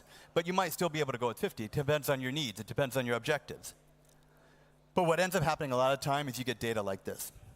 And this one is actually very tricky. But this, you imagine this could be your spend profile for your audience, where you have a few people spending a ton of money or time in your game, and then you have a bunch of people on the other end that are spending nothing in your game. And if you take the average of this chart here, you get 50. But 50 doesn't actually represent anybody in this data set. Everybody's on either the far end of the right or the left. So what you could do, knowing knowing that information, is start to look at other ways of splitting the data. Maybe you want to look at just your high-value customers and your low-value customers as separate data sets, and then take the average at that point. But if you take it over the overall data set, you lose a lot of richness, and in fact, that 50 doesn't really represent anybody in your player base. So I've talked about this a few times, but it's really important to localize your surveys. And I'm not just talking about translations, although that's a big part of it, but you really want to make sure that you're making your surveys relevant and accessible to people in your broader community. If you're localizing your game, you should be localizing your surveys. And if you're not localizing your games, you should still be localizing your surveys, because it doesn't take that much effort. It's actually quite straightforward. I know it's a lot more difficult to make sure your game is localized and translated, but surveys are much more straightforward. And again, re-emphasizing this, cohorts, you want to split your data by regions. If you have enough data coming in your community, you have enough people in different regions to justify splitting out by country or by maybe larger geographies, you do want to do that, because you're going to find that certain countries fill out surveys differently than others. Americans and Brazilians love to give you a 10 out of 10. If you gave them the option, they would give you an 11 out of 10 or a 20 out of 10. They love giving high scores. They're super excited about stuff. Germany, you'll be lucky to get a 9 or a 10 out of 10 for a product that they actually genuinely like. It's not that they don't like the product, they actually do, but they reserve those scores for something that's really, really meaningful for them. So if you compare a data set of American data and German data next to each other, you'll see a big difference. But it doesn't mean that it's not as popular. You just want to take those cultural considerations in mind. But you need to be able to make sure that you're doing the localization to be able to make sure you're capturing those responses in different regions. And to do it, again, very easy to do. You don't need to pay a translator or a localization specialist, because with surveys, with market research, it doesn't have to be 100% perfect. But you want to make sure that you take the opportunity to review the final translations with somebody who's a native speaker. So I usually use DeepL or ChatGPT to do the initial pass, where I translate the survey, and then I ask somebody, if I know somebody in my network who speaks the local language and hopefully knows a little bit about gaming, to be able to just read through it, make a couple red line edits, 5 minutes, and they're done. Much easier than asking somebody to translate the whole thing from scratch. And it's important to do that, especially somebody with a gaming mindset, because do you really want to rely on Google Translate to translate Steam or Switch the way you want it to be translated? It may not do it correctly. So it's important that you have somebody with a gaming mindset just look through it. And again, when you localize your surveys, you're going to get better response rates. If you're working with the panel, I think I talked about before, you're going to get more people filling out your survey, which is going to improve your incidence rate, which is going to lower your cost. So that's a good thing. If you're working with just your community, you're going to get more responses, you're going to get more data if you localize your survey. So again, think about your audience and think about how you can give them a better experience. But you're also going to get more accurate data too, because you're not relying on a third-party tool that you have no control over to do the translations. You have control over that translation, so you know exactly what people are responding to. And I've seen this time and time again, where people haven't properly localized the survey. They might just translate it, but they don't actually think about the nuances that go with it. And then the data that comes in is not usable. Most survey tools, even the free ones like SurveyMonkey, will allow you to do translations. They won't do the translation for you. You still have to do that using ChatGPT or Google Translate. But what they will let you do is they'll let you export your survey in whatever language you're using, and then you translate that into whatever the preferred language is. Then you can import that back into the tool, and it handles that all for you. So it makes it very easy. Takes 10, 15 minutes, and then you've got your localized survey. make sure that you're taking into consideration things like local factors, whether it's the big one is currency, right? So you want to make sure if you translate or you're working in different regions, you want to make sure that you change the currency to euros or to pounds or dollars or whatever. Certain regions have different channels, media channels that are more relevant. So you want to make sure that when you're localizing, you're also taking that into consideration as well. And a pro tip from a pro who's done this many, many times and made mistakes along the way, don't make my mistakes. Wait till the end of your survey, of the programming and the testing to do the translations. Even maybe do a soft launch, get a little bit of data. When you look at it, make sure everything looks okay. Because there's nothing worse than going back and fixing and tweaking the language in a survey, changing the questions around when you've already done the translations, and then you have to then start trickling down these changes into the other ones. Just better to do it at the very end, and then your translations are just done once, one and done. And now we get to the exciting part of the presentation, GDPR. Yeah, no, I know. None of us like talking about this stuff. It's not the most exciting part of my job, but it's one of the more important parts of it too. So it's in the last couple of years, if you guys have been paying attention, the rules have changed a bit when it comes to player data. And there's a lot more scrutiny on what type of data we collect, how we collect it, what we do with that information. And they kind of took a lot of the fun out of doing market research, because you get some really cool, rich data from players, and you can build these really rich profiles. But now, with privacy rules, you can't do a lot of that stuff. So GDPR, General Data Protection Regulation, it's an EU standard, but it's something that applies pretty much to the whole world. So if you're compliant with GDPR, you're good with that. In terms of what GDPR is, you've got these 6 principles that you need to abide by. You've got lawful, sorry, I'm already getting bored talking about this stuff, but you got lawful and transparent, you got limited purpose, look, you got all this stuff. I don't want to trivialize it. It is very important, but it's also super boring and complex, and I don't want to bog you down with a bunch of the details about what you need to know and not know about GDPR by going through all of these 6 principles. So what I would tell you is this. Let me boil it down for you.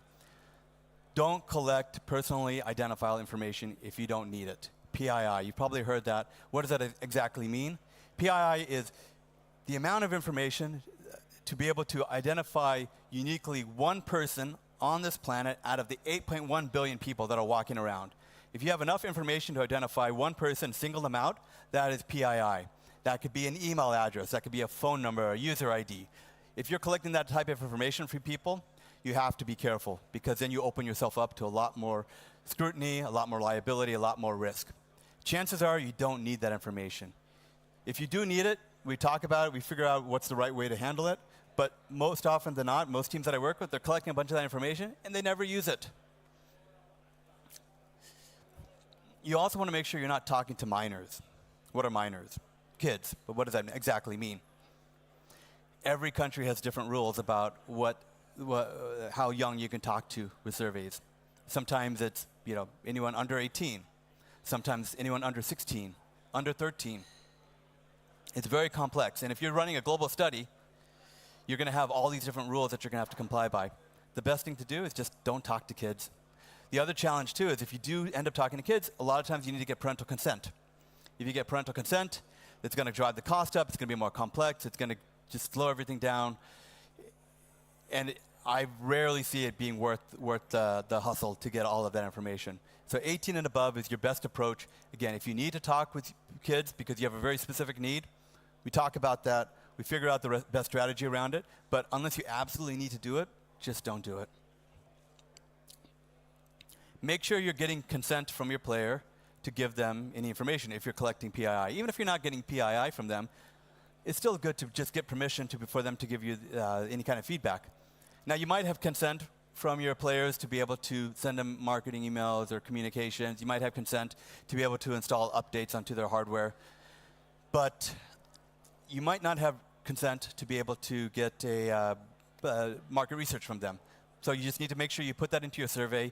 And if you have a link to a privacy policy, which hopefully you do have a privacy policy, if you don't, go get one. and then link to that too, so players have the opportunity to at least understand what you're doing with their data, and they also have the opportunity to reach out to you if they have any issues or any questions about it. You want to limit the access to the data. I see so many times people collect a bunch of data, and it's got a lot of sensitive information in it, and they just post it on a shared drive in their company where anybody can get to it, where an intern can download it, take it home, post it on Discord. You be very, very, very careful. I cannot emphasize this enough. There is so much liability, so much risk with putting this personal information out there. So when you collect data, limit the access to it to just the people that are working on the analysis of it. It could be 1 or 2 people, no more than that. Anybody else, they can just see the analysis, the report, everything that comes out of it. With aggregated data, anonymized data, it's fine. But any sensitive information, you really, really want to make sure that it's not on a public server or a shared drive within your company, because you can really open yourselves up to a lot of risk. And then on top of that, you want to make sure that if you are collecting any kind of sensitive information, sensitive again, it's just PII. It could be just their email address. That can be considered sensitive information. You want to make sure that you delete that information as quickly as possible. When you're done using that information, you drop it. If you're not sure how long you're going to use it for, I would still recommend delete it after a couple of months. 6 months is kind of a good standard for deleting personal information. I should also point out too that PII doesn't have to be just one data point that's very specific, like an email address. It could be a couple of data points that if you put them together, like a first name, a platform they're playing on, their occupation, and their hometown. Those 4 data points could be enough to identify one single person on the planet. And if you have that much information about somebody, that's PII, and you have to be very careful again. And again, do you really need their name?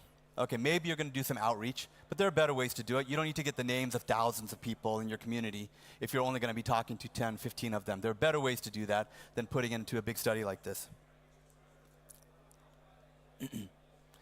So, again, 5 tips on how you can learn about your audience, or I guess 4 tips on what you can do and 1 that you should not be doing when it comes to GDPR. But really, just kind of recapping, going beyond your core, trying to understand, obviously you want to talk to your core, but there's a ton of other people out there that are very important that maybe are hard to reach, and you want to be able to go out there and get them. Cohort analysis is very important, that you don't just take all the data in one big lump, but you start looking at strategic breaks in the data to understand who are your key audiences, who are the people you want to be talking to, who do you want to prioritize or deprioritize. And don't just focus on the average data, which is very easy to report on. Look at the distribution of the data that comes through, start doing some cohort analysis, and then see, even then, do I want to look at the average? Do I want to look at clustering of data? But don't just take it at face value. Spend a little bit of extra time looking at it. Localizing your key regions is an important thing too. So you want to make sure you're getting better survey data. You want to be more inclusive with your outreach programs. And again, knowing the cultural differences are there, and people answer surveys differently based on different countries. It's important that you capture that information and you are able to separate them and to do the analysis. And then beware of GDPR. Main thing is, if you don't need PII, if you don't need personal information from people, don't ask for it. And if you absolutely do, be very careful about how you manage that. And that is it. So, if you have any other questions, I mean, obviously I'm going to take questions now, but if you want to know more about it, if you're doing some of the more complex stuff, feel free to get in touch with me now or reach out to the Mighty Diamonds. But I'm happy to take any questions that we might have right now. Thank you. I saw a hand come up over here.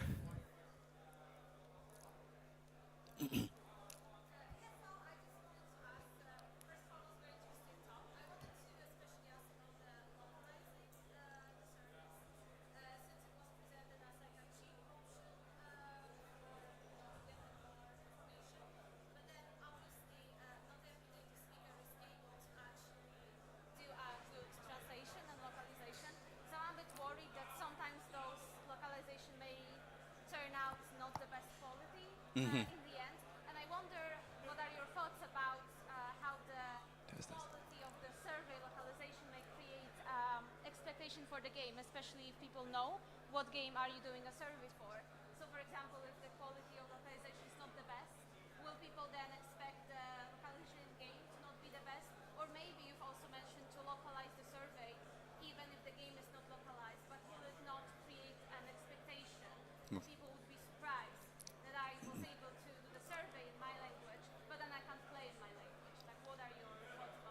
Yeah, no, it's a good question. So the question was, if you can't get a quality translation into a different language, is that going to reflect on the quality of the survey, which could then reflect on the quality of the game? Is that right? Yeah. So I would say that when I've done translations for surveys, I've taken the approach that I've done here, which is where I would start off with an initial approach of doing a first pass and through a free translation tool, and then reaching out to my network. If in a few cases I've had to go beyond my network, and then there are platforms out there where you can find people that are native speakers in that language for relatively cheap. So maybe not for free, but I'm not talking more than $20 or $30 or that equivalent of it. If you still are stuck at that point, the nice thing about research is that people they know that what you're working on is, or they often know that it is early stage, it's prototype, and so a lot of times when you can do in your disclaimer, if you start showing concepts, it's saying, look, these are early stage, these are prototypes, these may or may not come to market, and so then that tells people too that, okay, this is still very much a work in progress. But I think that when you start putting out the more rich the content is, for example, if you're starting to show like key art, if you're showing trailers in a trailer in a survey, you do want to make sure that that level of quality in the survey is consistent with the quality of the assets. Cool. I have a follow-up question on translations, actually. How do you localize results out of the survey in case you have open-ended questions? Because it feels like it's easy to get people right in slang, or just like, do you just Google translate them, or how do you localize results? Yeah, that's a good question. So the question was, what do you do with open-ended responses? So when people are typing in text into your survey, the first thing I would say to that is try to avoid the open-ended. I know they're very tempting, and you can get some really rich data from it, but the reality is, if you're getting hundreds of thousands of responses, you're only going to pick a handful of those and actually read, unless you have a very, very, very excited intern to work for you. So what I do in those situations is I just put it back into one of the free translation tools, ChatGPT. The other thing I do, whether it's in English, natively in English, or in another language, I'll translate it to, in my case, I'll translate it to English, and then you can use AI to help summarize and come up with the theme. So now, if you have thousands of responses, you can actually start doing some analysis on it using AI for that. But yeah, those tools work really well for that. Oh, nope. I don't think his hand's up for a question. Yeah, Beta. Hi, Ravi. Great talk, as always. I wanted to ask you a little bit, because you talk about segmenting your audience, and I know that there is available online predefined segments for games. You know, the curious puzzle solver, like the treasure hunter, etc. What are your thoughts on teams using those pre-existing segment audiences for their data? Yeah, it's a good question. So there are a lot of providers out there that have already segmented the audience into motivations. Newzoo does it, Quantic Foundry does it. I think that those are often a good start, especially if you are just getting into doing an audience understanding. What I found is that the needs start to change over time, where you start to get more specific into what you want to look at. So for example, maybe there's just 2 segments out of that loosely represent your player base, and you want to go deeper on that. Or those segments are designed to be sort of a one-size-fits-all, but your game presumably is not. You're on specific platforms, you're in a specific genre. So if you have the opportunity, you get much richer data if you can take that next step into looking at it more granular. I think that, but those, I actually use Quantic Foundry's model quite a bit in terms of motivations. I make some changes to it myself based on my experience with it, but there's a lot of data behind it, and it's a good start. And but as you start to go down that path, eventually you're going to want to get something more tailored for what you're working on. Cool. Any other questions? Cool. All right, well, thanks so much. I appreciate it. If something comes up later on, you feel free to reach out to me. I'll be here today and tomorrow, and otherwise, beyond that, I'm always available. So let me know. Thank you.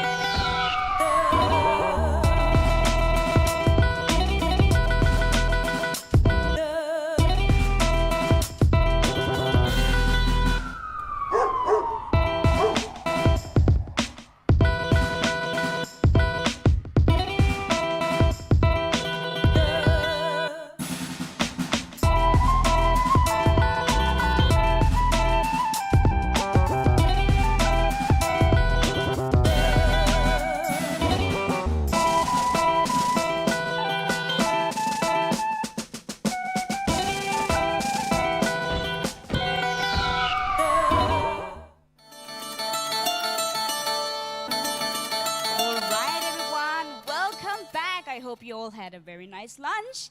And now it's time for our next person here on stage. It will be freelancer, game writer, Morten Brunbjerg. And he will be talking about narrative themes. And afterwards, the presentation, he will be inviting to conversation and questions within the audience. So gather around, we have something very exciting here, something interactive, if you would say. The stage is yours, Morten. Thank you, thank you. Thanks a lot. In 2006, that's many years ago, I lived in New Zealand in 2006, and I was trying to make my way as a non-fiction writer, dreaming about becoming a fiction writer. And then one day, the company I worked for went bankrupt, and so there I was on the other side of the earth with no money.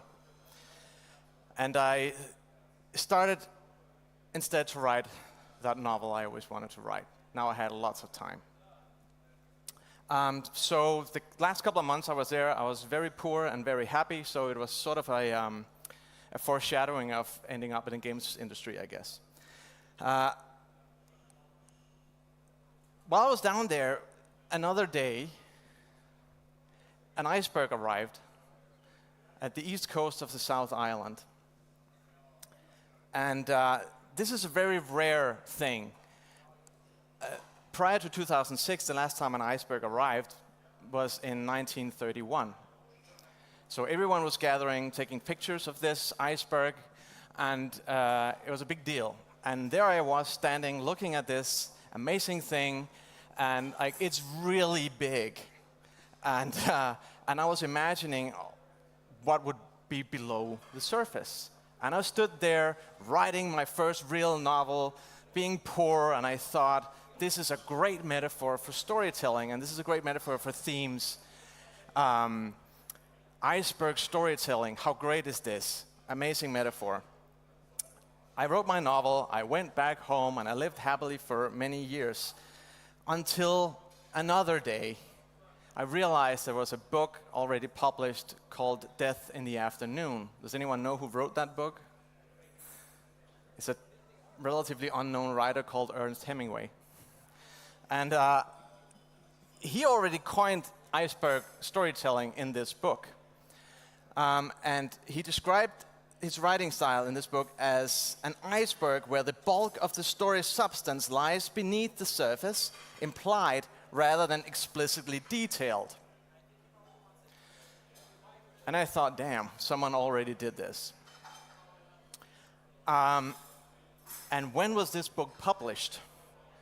That was published in 1932, 1 year after the last occurrence of an iceberg in New Zealand. So I was thinking, maybe he stood there at the East Coast, it was the same place it arrived, and he looked at the iceberg, and I got the same idea as Hemingway had years before me.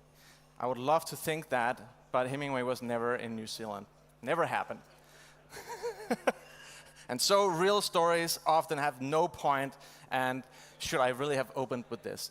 But the metaphor is way better now, because it's not mine, this is Hemingway's. It's amazing. It's an amazing writing advice. But Hemingway did not write video games, and we are working with video games. So I have tweaked this writing advice to fit our industry. Before talking about how we find a theme and how the questions we need to ask, a few words of what a theme is not. Well, the thing is, in my opinion at least, a theme is not a single word. These are all great topics and can certainly be extremely important, but I don't think they're themes as such. They're perhaps sub-themes. A theme should imply some kind of conflict, I feel. So, when I ask my fellow writers what a theme is, I get a lot of different answers. But they all seem to circle around the same area. We seem to circle around an area that is something fuzzy and something inside of us. So a theme is not getting from point A to point B, or kill all the zombies, or conquer the most land. These are stories or gameplay, and they work great with that. But it has to be something internally. And the experts, the gurus, these are some of the gurus, they're saying the same thing. They're all circling around the same area. Right. So in my opinion, a game theme should have conflict. So all games have conflict, or there'll be no gameplay, and all stories have conflict, or there'll be no story. And the resolution of this conflict is the end of the story, or the way you beat the game. And when phrasing our themes, I always try to use keywords like this. Keywords that have conflict within them, breaking out of, escaping, all these things. And I'll give you a trick to identify your story and your theme in just a moment, but before that, I also want to touch on recurring thematics. And this is connected to the keywords I talked about earlier. These are not themes, these are topics. Because when you start discussing in your studio what the theme really is of the game and the story we're working on, a lot of things are going to pop up, a lot of keywords. And don't throw them away, just write them down, because they will all be related to your theme. But what I mean with recurring, this is like a sort of a hack, because we add meaning to recurring things, and we put them into the thematic context. So let's say we're working on a game that takes place in a big city with lots of androids in it, and the theme could be artificial life versus nature, for instance.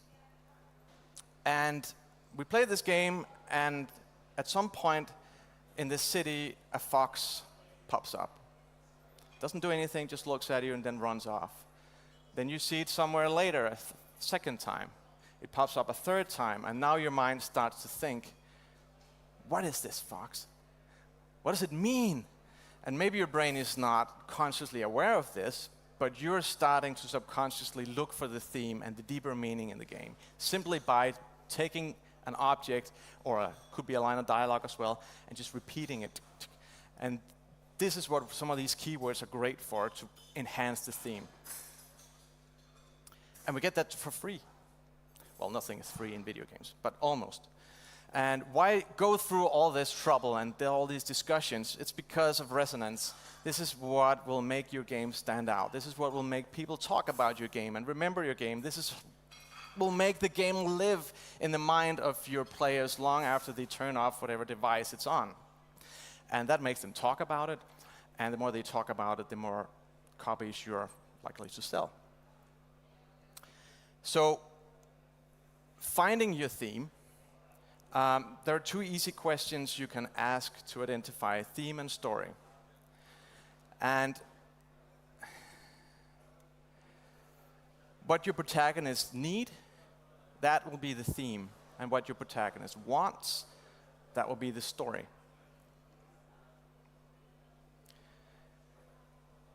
It's as simple as that. So a few examples on how to use this. This is Hi-Fi Rush. It's a game I had the pleasure of working on, and it was really fun. This is Chai. All he wants in life is to become a rock star. And everything that happens in the game springs from that simple want. Nothing that happens in the game would have happened for Chai if it hasn't been for that simple want. So that's the story. That's where the story comes from. But he can't do this alone.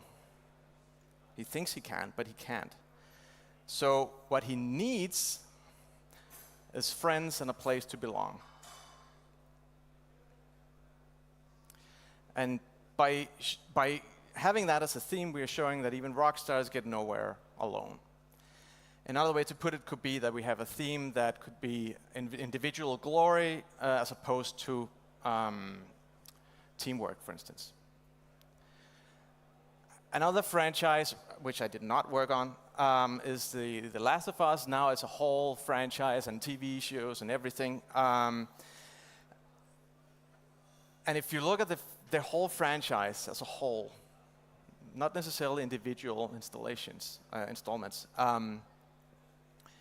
I've heard a lot of people talk about revenge, and revenge is certainly a topic that comes up again and again in The Last of Us.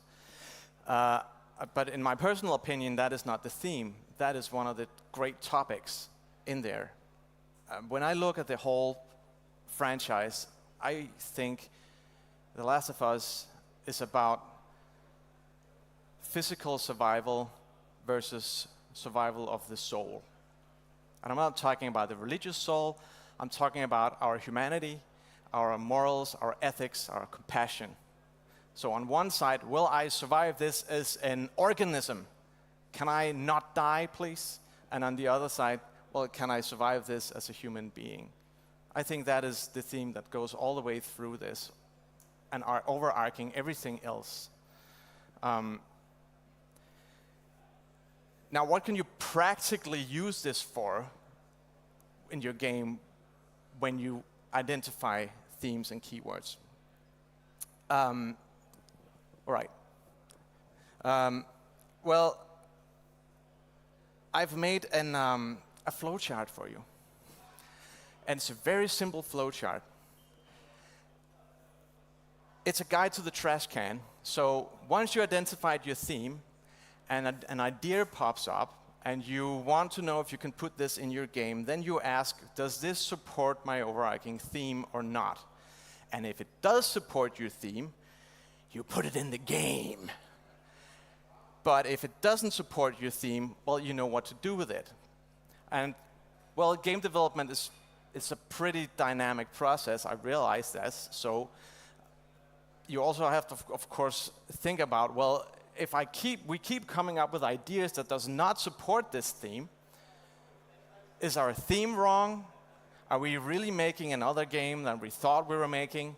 Maybe we should go back and readjust that theme. But if you're staying on the theme and keep thinking this is the right thing to do, well, then you have to readjust the idea or throw it away. Okay. So this is it in a nutshell. I'm not going to pile anything on top of this because it's really simple, and it needs to be really simple because these are some of the fundamental things. This is just another tool you can use, like the game pillars, to identify what is actually happening in my game. So these are some of the things we talked about. This will be the one to take a photo of if you think I said anything that makes any sense in this. So themes are not single words. Use a lot of conflict when you put in your theme. I think that rhymes very well with a game, with exciting gameplay and conflict in gameplay. And remember, we add meaning to recurring events. If you don't know what you're doing, just put something recurring in there and people will add meaning to it. I never said that. So, and the want, that is the story. The need, that is the theme. And trash what doesn't support your theme, because if you do that, you'll end up with a coherent game that never wavers away from that basic storytelling thematic. And your theme is a production compass, very much in the same way the tool of the game pillars is. And that is all I'm going to say in this. So in a second, if anyone has any questions, I'll be happy to answer them. Or otherwise, we'll just sit down and have a short conversation. But for now, thank you for listening.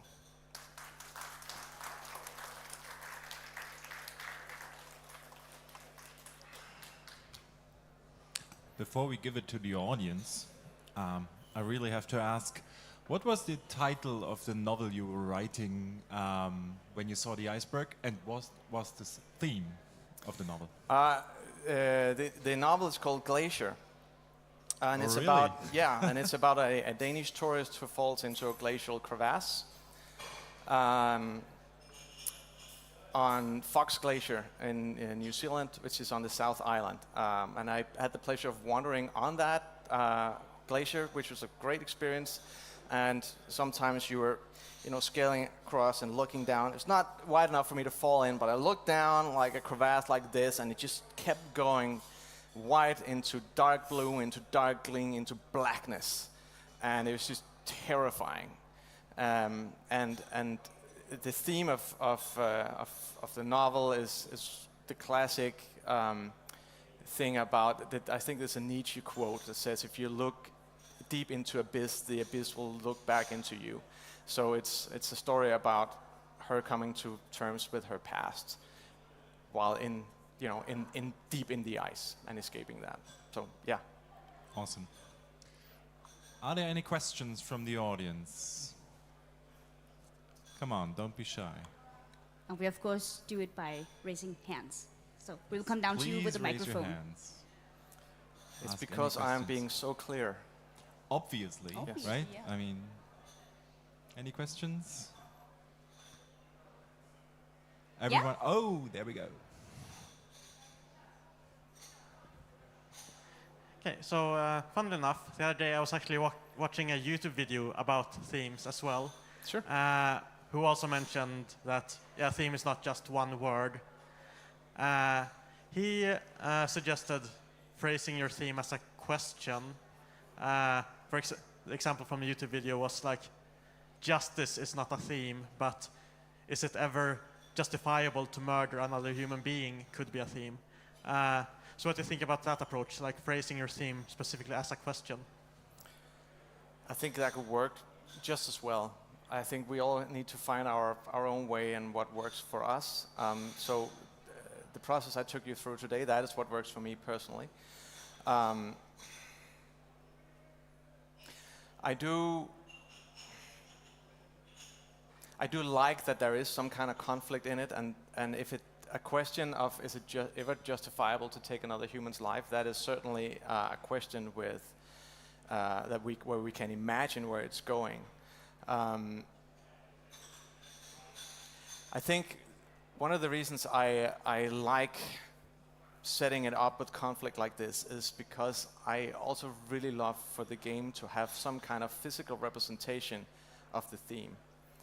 And that is very possible you can do that as well with a question formulated like the one you said. But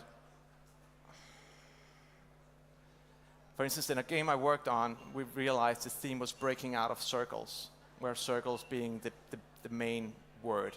And as soon as we knew that, we started putting circles everywhere into this game. The windows are circular. The bed she's sleeping in is a circle. The energy UI is a circle. And once you know that theme, you can put it in everywhere. And for me personally, that works better if I formulate a theme with some kind of conflict or two opposing values compared to a question. But I'm sure you could do it anyway. So that being the answer. Yeah. Yeah. Further questions?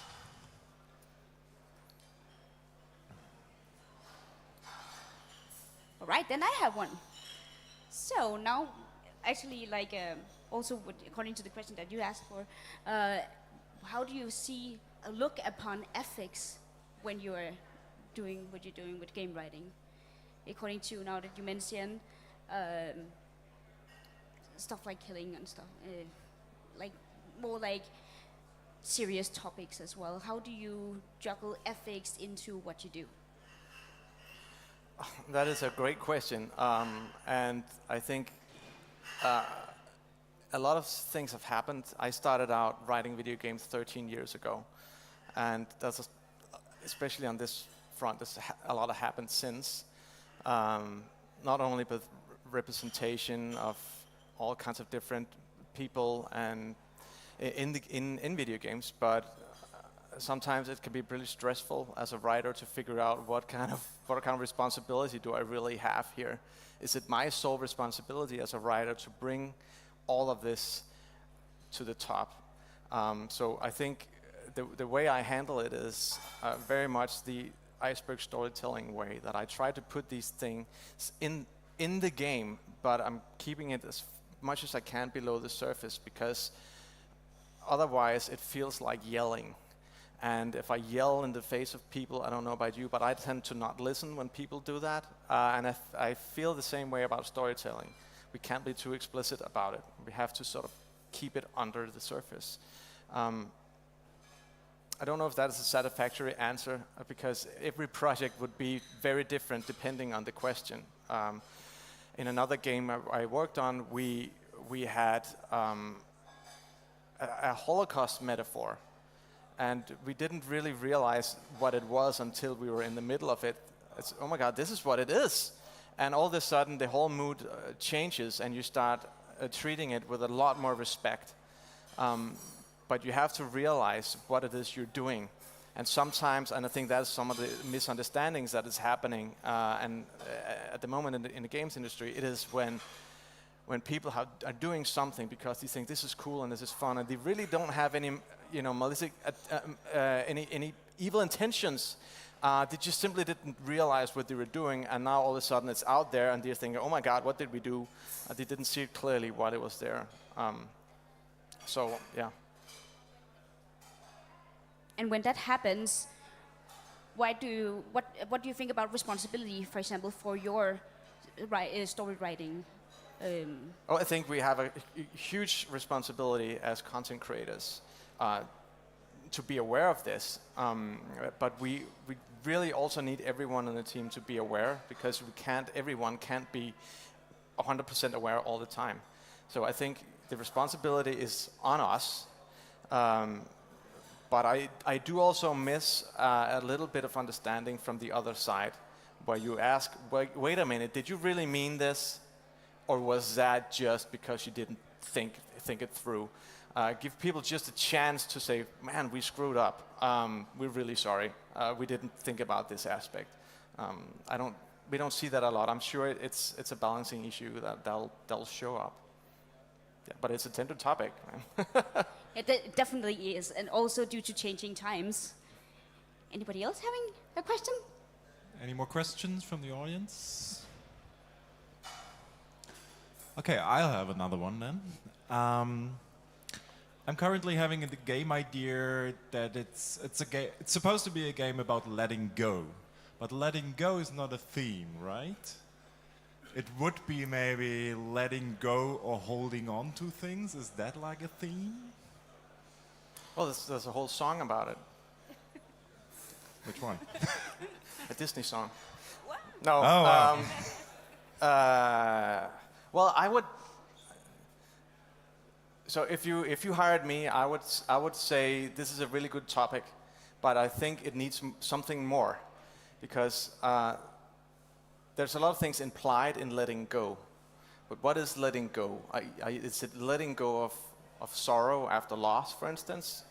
Or is it letting go of your dreams because you realize they're unrealistic? Is it the opposite? Is it letting go of your job and following your dreams? It's a very ambiguous thing. And what, again, I'm asking, what is this opposed to? What is the opposite of letting go? That is cramping, holding on for dear life to something. And again, it's implied that when we do that, we're not living life. We're being, static, and static is never good. So I would be looking in that direction, because that would give you a contrast, and that would make it easy to make a physical representation of this in the game, and be more on point in storytelling on what you actually want to say. Or letting go and falling asleep, that's also a thing. Right? It can be so many things. Yeah. Thank you. I have a question as well, again here. So now that there probably are a lot of people in the industry as well, also to new game writers or people that want to become game writers, what is your point of view on assistive devices like AI, for example? Do you have any tips for new game writers on how to use new technologies?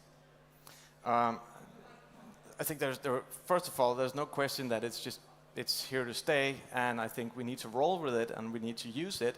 If we resist as writers on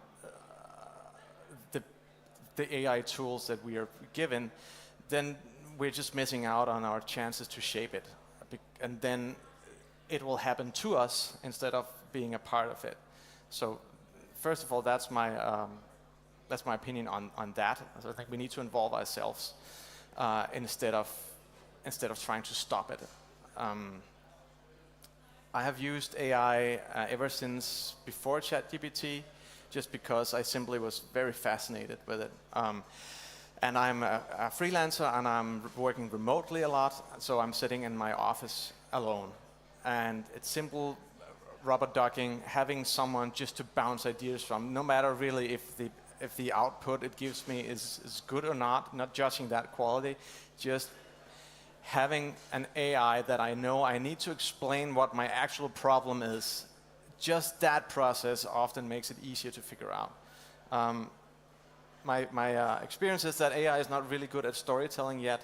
One of the things it's really, really good at is taking a conversation that you already wrote, and you feed it in there, and you ask it to, could you perhaps make, let's say, these characters sound like they were 1970s street kids. It's really good at that. And usually I need to I always need to go through it again and take something out, because it's too much. It's like, it's all over the place. It's like, let me take this thing you're asking me and just like, bam! So we need to dial it down a little bit. So yeah, it's really good at that. So right now I think we need to play it on its strengths. Yeah. Are there more questions by the audience? Please don't be shy. Ask all your questions that you might have about themes, stories even, writing. Anything coming up? Okay, one more by myself, I'd say. What is your stance on multiple themes? I'm sure one can like try to do that, but is it a good idea to like? You said multiple themes? Multiple themes, yeah. Right.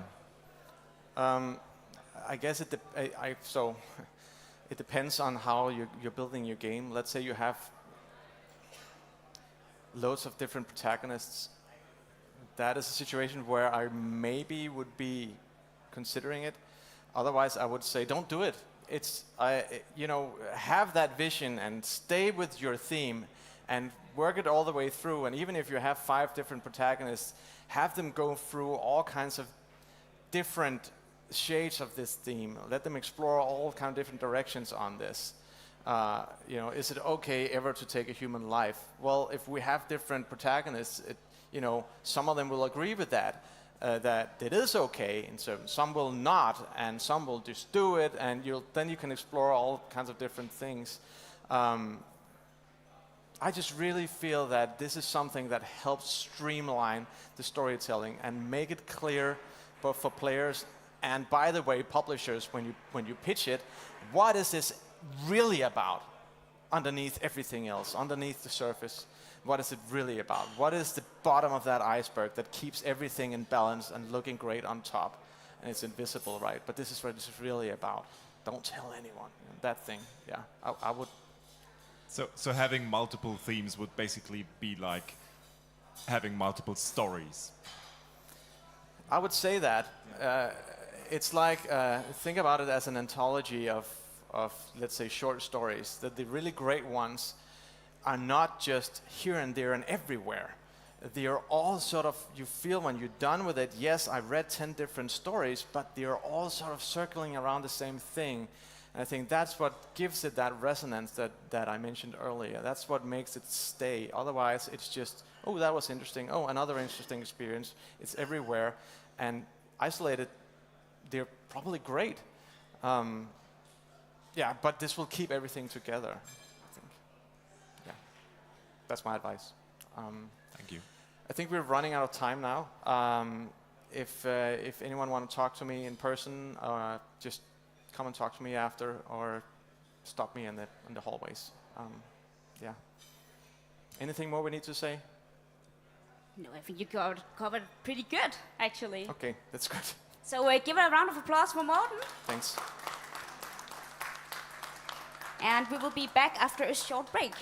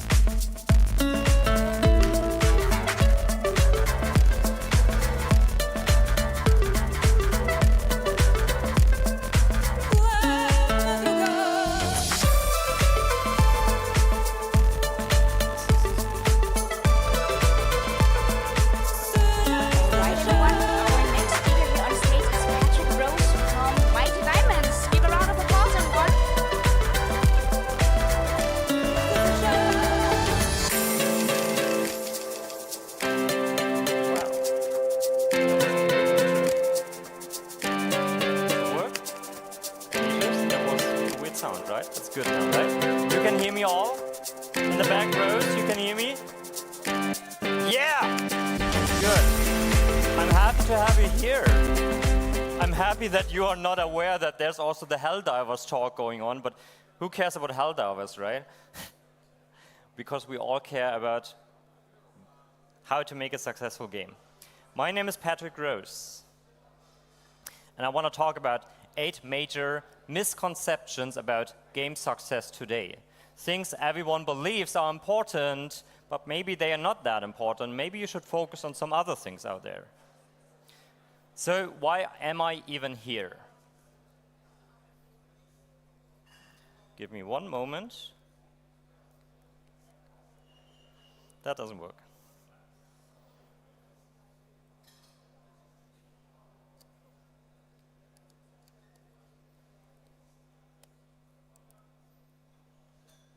Das ist abgestürzt. We do have technical issues. Because no technical issues, no fun.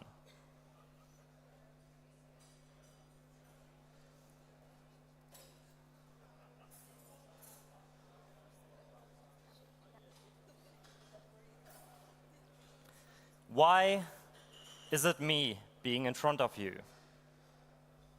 Oh no, wait. Until we get there, before we get there, I want to tell you, we talk about 4 important topics today, which I call the core pillars of game success. That is user acquisition. You need to know how to get your users. You need to know how to monetize your users, how to make money in the end. And you want to know how to engage them, how to make them have fun, enjoy your game, and so on, and stay in the game. And it's about accessibility as well, which is a topic which we don't talk in the right context about, I believe, in most occasions. And I want to bring this topic up as well. If you're good at all these 4 topics, then you have good chances to have a very successful game. So these 8 misconceptions, myths I'm going to talk about today, will go through these 4 topics, these 4 pillars of success. And now I tell you a little bit about myself, make it very brief. I worked on a few titles which some of you might know. That is, for example, Dark Souls, Elden Ring, early concept phase. I was involved in Elden Ring, working with Bandai Namco on a whole bunch of AAA titles. Also, I'm a mobile gaming expert, a free-to-play expert, premium. I do pretty much anything. Within the past, about, what was that now, 13 years or so, I'm doing a lot of games research, trying to understand why games work, but what makes them successful on any platform. And these are a whole bunch of partners I've been working with. Among them, you see the Mighty Diamonds. We're here today with the Mighty Diamonds. We are supporting indie studios here with 3 consultancy sessions. Maybe some of you guys have been talking to my colleagues or me, and I hope we can support you a little bit at least these days. Okay, but enough about me. Oh, not enough about me, because something that is really important for me is I want to connect with you. I want to keep the contact up. So something you can really, really help me with is scanning that QR code. I'll do my best. With my content, you can see there, when you scan the QR code, there will be a link tree, and it will say YouTube. And if you subscribe to YouTube, to my YouTube channel, I will do my best to provide you with good, free content about how to make successful games. And I want to teach you how other games have been able to make, for example, $100,000 in revenue per day. This is possible with the content I want to share with you. Who has been subscribing to this already? Who is a follower of my YouTube channel? One person? 2 people? 3 people? Wow. Awesome. Who loves Zelda? I do. Who loves, what is your favorite Zelda game? And yours? Breath of the Wild, and yours? What? Twilight Midnight Princess. Twilight Princess. Okay, then we have a winner of, may I show this? My assistant helps me a little bit. I have an Ocarina of Time here. I guess you can guess who the winner is, and he's already, come up here. If you want to get it yourself, get it. Yeah, but use it after the show, because I still need the time, please. Yeah, show it to everyone. There you go. Congratulations. Thank you for following me. See, people are already benefiting from following me. And the box, you forgot your box. So you can actually carry it home safely. You are amazing. Now go back to your seat, thank you. All right, let's start. follow my YouTube. Oh, by the way, another important thing, talking too much about myself today, sorry. I will release a course on how to make successful games this summer. Now early birds have the chance to sign up for the notification when the course is online. And if you sign up now these days or before it's online, you will get a 50% off voucher, just for your information. You will also find it in the link tree in the bottom of it. It's no commitment yet, but if you want it later, you can still make the decision later. Okay, let's start. Round 1, user acquisition. 2 myths about user acquisition. Myth 1, more playtime and replayability equals more value and more sales. I mean, it's obvious. We make a longer game, we provide more value with a longer game, and we will have more sales. True? Not true? Who believes that is true? Who believes in a lot of playtime is really important to make a lot of money with a game? 2 people. Okay, maybe it's not a myth. Some people are like shaking their head already. So what I see a lot, at Bandai Namco especially, when people pitched us a game, they always wanted to say, we have 40 hours of playtime, 50 hours of playtime, right? I also feel it myself. When I play Final Fantasy VII, the remake, for example, I love Final Fantasy VII. I love the remake, which, by the way, I don't believe is a remake. It's actually a sequel. They just call it remake because of story and stuff. However, Final Fantasy VII Remake has a lot of side quests, which do not achieve the quality level of the main quest and everything. They are not in particular fun to me. They are almost a waste of time, since I'm also a little bit of a busy person from time to time. I'm quite busy with my work and everything. So, but at the same time, I want to kind of experience the whole game. So I'm these kind of people who still do all the side quests, but it's not very enjoyable for me. And sometimes I feel I would even prefer a game that is shorter and gives me all the good quality in only 10 hours or less, rather than 40, 50 hours. I have also been looking, it's not only my subjective opinion, I've been looking a lot at data at Bandai Namco, understanding which kind of games are successful and everything. And I also our team never saw a correlation between playtime and initial premium game sales. Never. It's a little different if you have a games as a service game. Obviously, you need a lot of content, for example. You have to have the people play the game for a very long time to engage them and monetize on them. However, we're talking premium sales now. More playtime and replayability is not necessarily getting into your sales, and not necessarily improving your sales. I have a few game examples. Journey, who knows Journey? Good. It's an awesome game, piece of art in my opinion. And Journey is, how long? 2-3 hours, and that's it. I still played it like 7 times or something. It doesn't really offer a lot of replayability. There's something to it, but not really necessary. But it's just a wonderful game. And I'm so happy to have this experience within only one evening and so on. And it's really touching. Other game examples, many games of the Metal Gear series and Zone of the Enders. Who has played Zone of the Enders? Not so many people. It's an awesome game. I loved that game so much when I was younger. AAA experience at that time. However, actual playtime, only 1 or 2 hours. And then the rest is cutscenes. But I loved it so much, and I'm willing to pay $60, $70 for this. Metal Gear 1 especially, was kind of the same thing. Hideo Kojima, he does his stuff. But these games sold millions. Hellblade is a special example. It's a short game, about 6 hours. However, I think it's even too long. They have a lot of very unique stuff in that game, very cool stuff going on. But they thought like, okay, we cannot just release a 3-4 hours game, so we have to stretch it. So you do the same puzzles more or less over and over again, not very enjoyable. I thought like, why do you have that? Just give me the core of the game. My subjective opinion. And again, I backed it up later with data as well. Resident Evil, not super long game, everyone enjoys it, millions of sales. Kena, another good example of that, not too long, great quality, Hi-Fi Rush, very unique game, this is why it's sold. And A Way Out. All of these games have something in common. they are pretty unique. And they are special experiences. And they have very decent production values and qualities that you don't find in other games. But not a lot of playtime or replayability. So uniqueness and quality is something you might want to focus on if you want to create your game, instead of creating a lot of extra content just to make the game longer and so on. Focus on your strengths, on your core. So more playtime and replayability, more value, more sales doesn't really work. Instead, focus on your strengths, uniqueness, and quality. Make sense so far?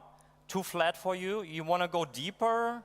Or is this kind of the level of depth you're expecting? Okay. I can see your reaction, so that helps me already. Good. Go deeper. Someone says go deeper. I will go really deep. No worries. Virality is a pure marketing topic. Who believes that? Nobody? Well, 2 people believe that. I need some water. Where's my water? Thank you.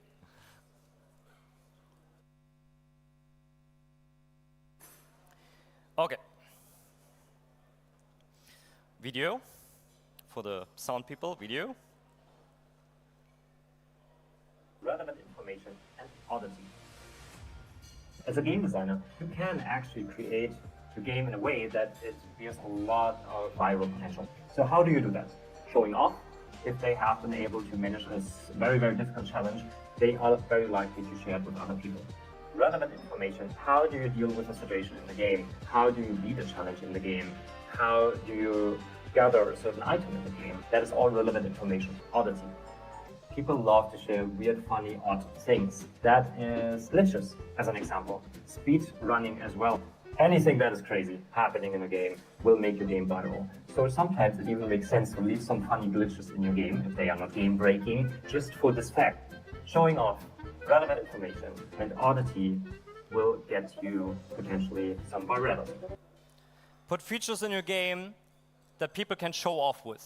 Rankings, for example, or anything like this, difficult challenges and so on. Put things in your game that are odd and weird, or sometimes you have them in your game anyways, because we all have glitches in our games. And put, what is the third factor?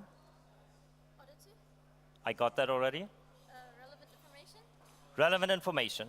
I need to share relevant information with other players because I feel it's relevant to them. Dark Souls has this a lot. The world, a lot of stuff is hidden in that world. The game doesn't tell you much, so the community talks a lot. They share stuff, they share videos and everything, thanks to the game design. That's my sister, by the way, and she's a game design student. I love to help her out with some game design from time to time, and I ask her questions like that, so she learns. Isn't that cute? Thank you. Virality is not a pure marketing topic. It's not just marketing. It is your game design already. It starts with your game design. Think of it early on in your game design with everything you create, especially these 3 factors I have been mentioning in my video, and you will have higher viral potential with your game. Round 2, player retention and engagement myths. Login bonuses and rewards are great to keep players engaged. Who has login bonuses in their games? No one? No one wants to work with login bonuses? There's one person? Okay. Are you even making games? Some of you? Yeah. Okay. In free-to-play games and service games, we see login bonuses a lot, and rewards even more all over the places. Of course, we want to reward our users for performing certain tasks in the games. And almost every game does it to a degree. Why do I say this is not necessarily the right approach if it comes to game success? We see it in the data even. You put a login bonus system into your game, your day 1 retention, for example, will improve, or your stickiness factor, DAU/MAU ratios in your free-to-play games will improve, or service games. And so why would I say this is not the best way to focus if you want to have a successful game? Okay, now we're going deeper. You want the depth. You will have your depth now. Intrinsic motivation. You have heard of this, right? Intrinsic motivation is a thing that makes us feel fun. When we say this game is fun, we are intrinsically motivated to keep playing. That is basically your user engagement, the retention you get in the long run and everything. Then there's something like extrinsic motivation, extrinsic incentives. You probably have heard of this as well. That is rewards in games. That is the daily login bonus. That is prizes. That is money we get from for our work, or that is also the grades at school and so on. Both is motivation. Both changes something in our behavior. Both makes us play games more. However, there's one thing. Extrinsic incentives are undermining intrinsic motivation. Who knew that? Who knew this effect? A few people, yeah. Good, that is good. This is really important to understand when designing games, and a huge mistakes we all still do and we can innovate with in making games these days. We can still improve a lot there. Even like the biggest games out there are not always getting this right. So, undermining means, in this case, I focus too much on my daily login bonus. You probably have heard that yourself already or have felt that yourselves. You only get back to the game because you want to pick up your daily login bonus. Does that feel relatable? You don't really enjoy the game anymore, but you still come back. Maybe for the login bonus, and then you don't play much longer that day, maybe. Same thing with Duolingo. If you try to learn a language, maybe you used Duolingo before. They have the daily streaks and everything. At some point, your motivation to actually learn the language, to put a lot of effort into learning that language kind of goes away, and you're just there for the daily streak, do it for 5 minutes, but it doesn't really get you anywhere anymore. No intrinsic motivation left, because the extrinsic motivation destroyed your intrinsic motivation, the fun, the engagement. This is called the over-justification effect in psychology. You want to find ways to keep focusing on the intrinsic motivation. How to do that? You want it to go deep? All right. Let's talk to that guy first, my buddy. Experiment done actually at Stanford many years ago, in which children in nursery school and kindergarten drew pictures. And they drew pictures because they like to draw. The researchers took kids that like to draw, and they started giving them a reward for drawing. The reward generally was a gold star or something that a young child would find rewarding. Then they stopped giving them the gold star, and what they found is the children had a much lower tendency to draw on their own. No reward. Now, remember, this was an activity that prior to receiving a reward, the children intrinsically enjoyed and selected to do.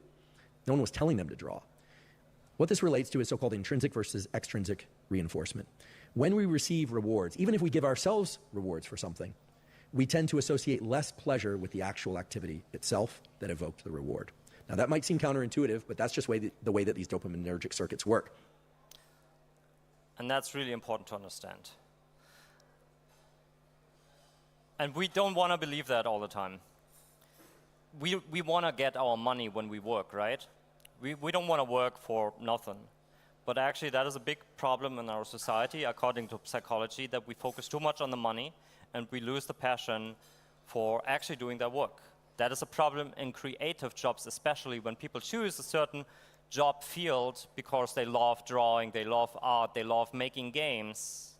And then at some point, the money takes over and your creativity isn't there anymore, not so much at least as when you were younger maybe or anything like this. Very typical effect, lots of people here probably have experienced it, I have experienced it. This is also one of the reasons why I'm now a freelance consultant, which gives me so much. I focus on my intrinsic motivation. Do the same thing with your players. This is how you create long-term engagement, long-term retention, and you see it in the numbers. Depth. We want to focus on autonomy, the urge to be causal agent of one's own life and act in harmony with one's own convictions. One big factor of intrinsic motivation. Second big factor is relatedness, the urge to interact, be connected, and experience caring for other individuals. Basically socializing, not only socializing, but basically that. Third one is competence, the urge to be in control and experience mastery. my game design philosophy is, with every feature I design and create, monetization, retention feature, or just any kind of cool feature, jumping feature even, whatever, I focus on all three factors and think about how can I get them into this feature.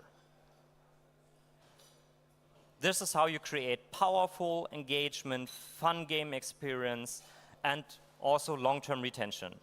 When you want to have something like a login bonus, I'm not saying per se login bonuses are evil, but don't just give them a reward. Give them a login bonus that pays into one of these three accounts, or at best all three of them. It's a bit tricky to figure out how that works, but this is why I give my workshops for clients, extensive workshops. We cannot do that today, unfortunately, but this is what I teach my clients. Use these verified psychological systems to create great game designs and successful games. So, sorry, yeah, I allow people. One example. One example. Relatedness, for example, very simple clan features. Build a clan feature in your game or something you can socialize with other people. That is not enough. You have to give people a reason that people use to communicate with each other. I've been working on horrible games. They're not really fun to me, to myself at least, that have great retention. How did they achieve this? Because they had this clan system in them. People came back every day to talk to the others, help the others out. The game had features that you can help other players with resources, with everything. They say thank you, they protect you for that, and all this kind of stuff. People come back just for other people. Build your game around this, for example, then you have a relatedness-driven game. And people will be incredibly engaged. Now connect your monetization to the relatedness factor. In your packages, let's say free-to-play games as a service game, in your packages, you put an item, like sales packages. You purchase the package, and there's an extra item. Everyone from your clan, from your alliance, will also receive a little prize when you purchase this package. You do something for the community. Show the other people someone purchased that package. Can be anonymous, it doesn't matter, but other people see someone else did something for me. I'm more tolerant now to also purchase a package. Also social conformity, I see, 5 people per day in my alliances purchase something, I feel like I should also do something. Power of relatedness, for example. In my workshops on this, I will go much deeper, I will give you much more examples, or you just check out my YouTube content, because it's there too, for free. In the center, if you combine these factors, each of these factors is already what we consider as fun. But in the center, if you combine these factors, it's extremely powerful. I have been analyzing the top 100 games of all time in terms of revenue. They are doing a great job on combining these three factors. Is that enough depth? Yeah? Go deeper? Okay, let's see what I can do for you. I'll skip that video for time reasons. It's not so important, it's just me, it's not so important. Log-in bonuses and rewards are great to keep players engaged. No, not necessarily. Short term, yes, you see a change in your numbers, and this is also why all the product managers out there are so happy with integrating a log-in bonus, and then the bosses come over and say, well done, but they do not see what happens in 2, 3, 4 years with these users. Because long-term retention is likely to decrease because the intrinsic motivation is destroyed, the fun. Focus on intrinsic motivation with all your game design. It's so important. Avoid the over-justification effect. Who knows Bartle? Who knows Quantic Foundry? A few people. Who loves Bartle? Who uses Bartle for their designs, for example, to show off their player types, for example? At least one person does that. I see that a lot. I see this so much when I look at game concepts and so on. Bartle player types. Bartles and Quantic Foundry's gamer types are great models to understand player motivation. I disagree. They are simplifying something and everyone is happy to have a simple answer. But it doesn't quite work. Why is that? So this is the Bartle model. Bartle, 1996, had some studies going on, some surveys, asking people playing certain MMORPGs in 1996. What are the audiences in 1996 playing MMORPGs? Think about that. Just think about what type of people played MMORPGs in 1996. What were those MMORPGs in 1996 even? Not even I did that at that time, because you had to be pretty much of a geek to play MMORPGs in 1996. Mainly male, I guess, at that time. Bartle himself, this model is outdated. He says it's outdated because it doesn't work anymore for games these days, for audiences these days. It works for some very, very particular games, maybe still, but don't use it now for all your games. This is not all your players. This is not the truth. Bartle himself said that. And still, I see game designers using this model so often. My sister is still studying that stuff at the university. They still teach that stuff. This model seems very similar to the previous three groups models. You're going to end up the same kind of lens, the same thought process. Yeah. That's correct. He says, this looks very similar to the model I showed before. And that is true, because everyone kind of understands what's going on, and somewhat is right to a degree.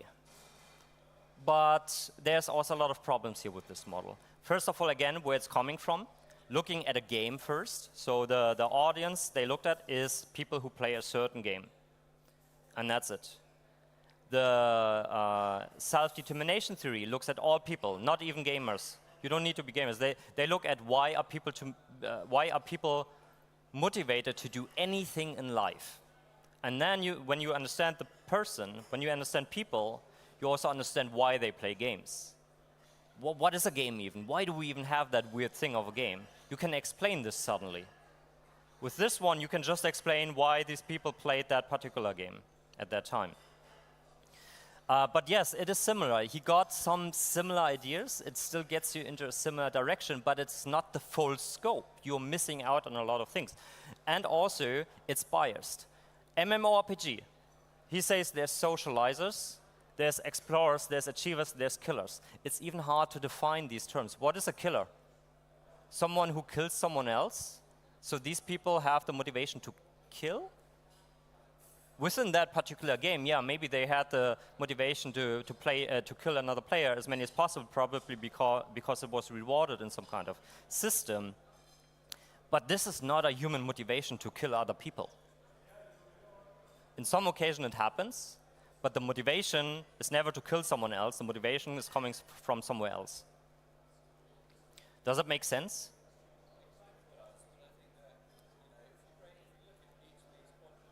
Yeah.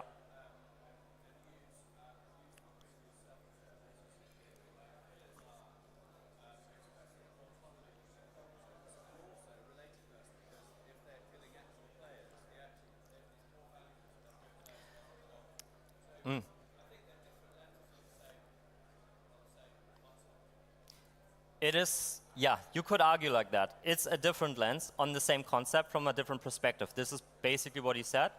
To a degree, yes, but it's a more limited lens, and that is what I'm saying.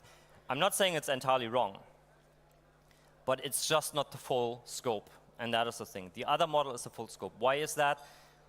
It takes longer to explain this. The other factors, usually for each of these factors, it takes me 1 hour to go through that with my clients to make them really understand. We don't have the time now, but again, I have content on LinkedIn, on YouTube that goes a little deeper than this. Good? That's why I put it here, actually, so you can check it up on YouTube later. So, Quantic Foundry's model. And again, you will say the same thing because it sounds similar. Action, social, mastery, achievement, immersion, creativity. On action, they use boom. I mean, you could argue, yeah, that's kind of maybe the competence factor. You want to feel competent, you want to make explosions and everything happening. Everything blows off because of your power. But from a scientific viewpoint, do you believe that a human motivational factor is to make things boom? Destruction? So these words I'm saying, they're not very scientific.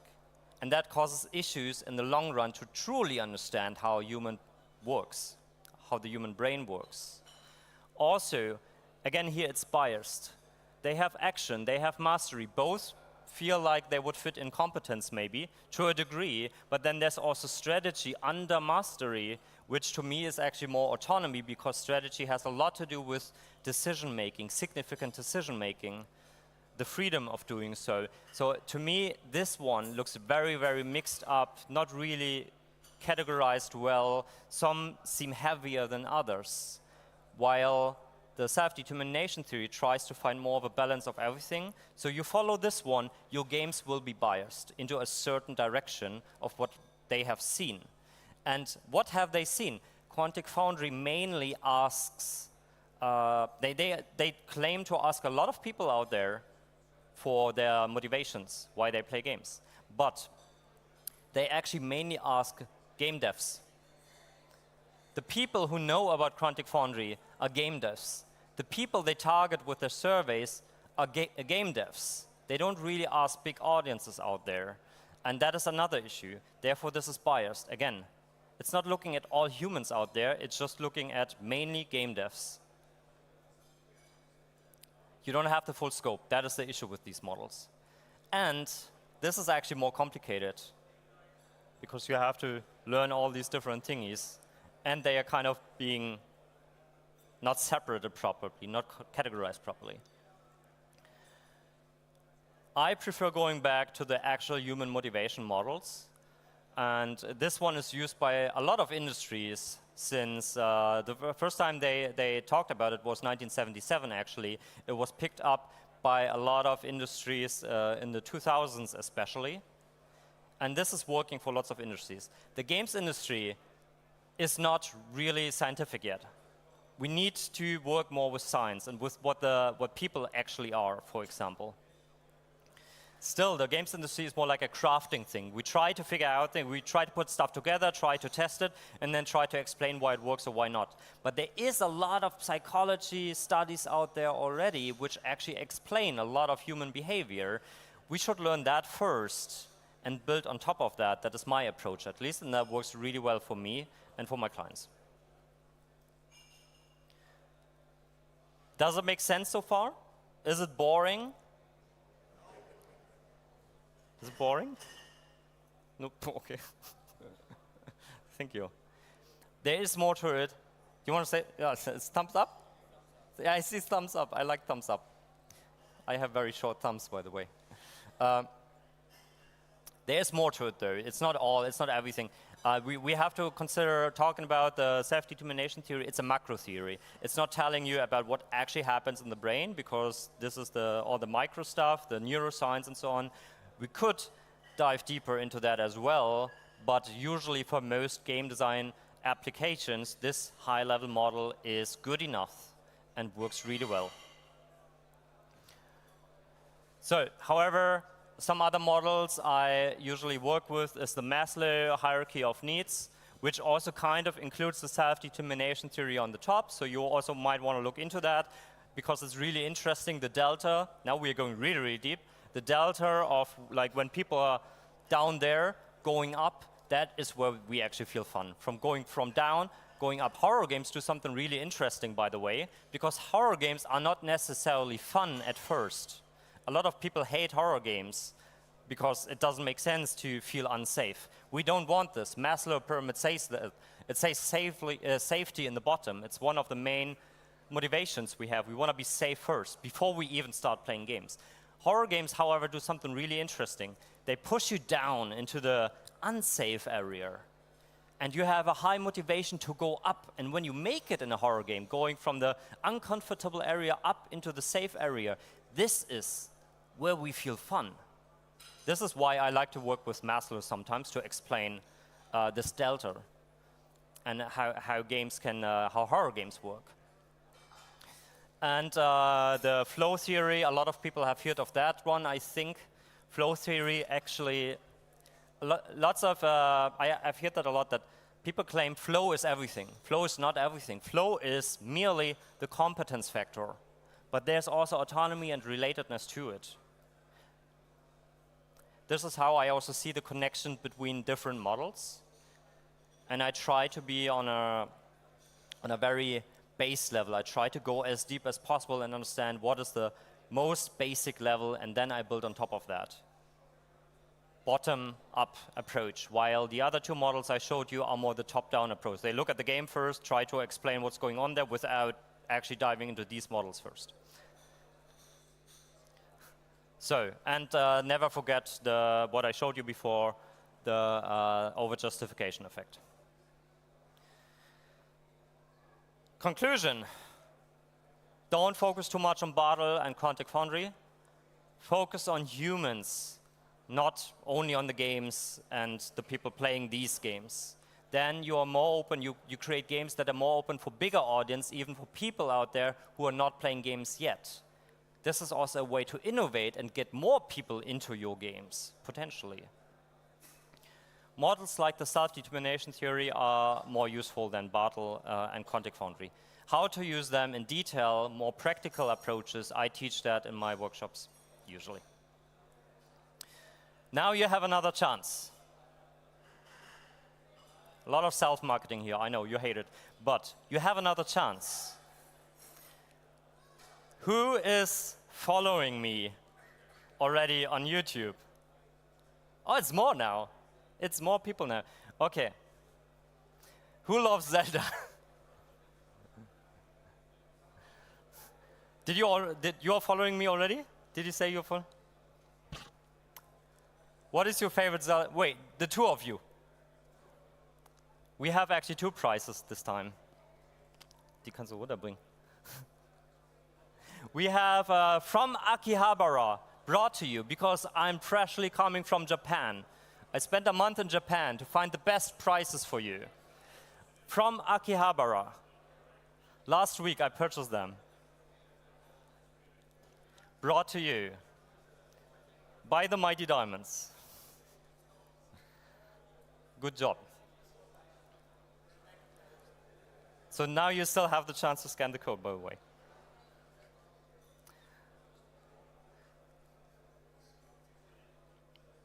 Okay, monetization.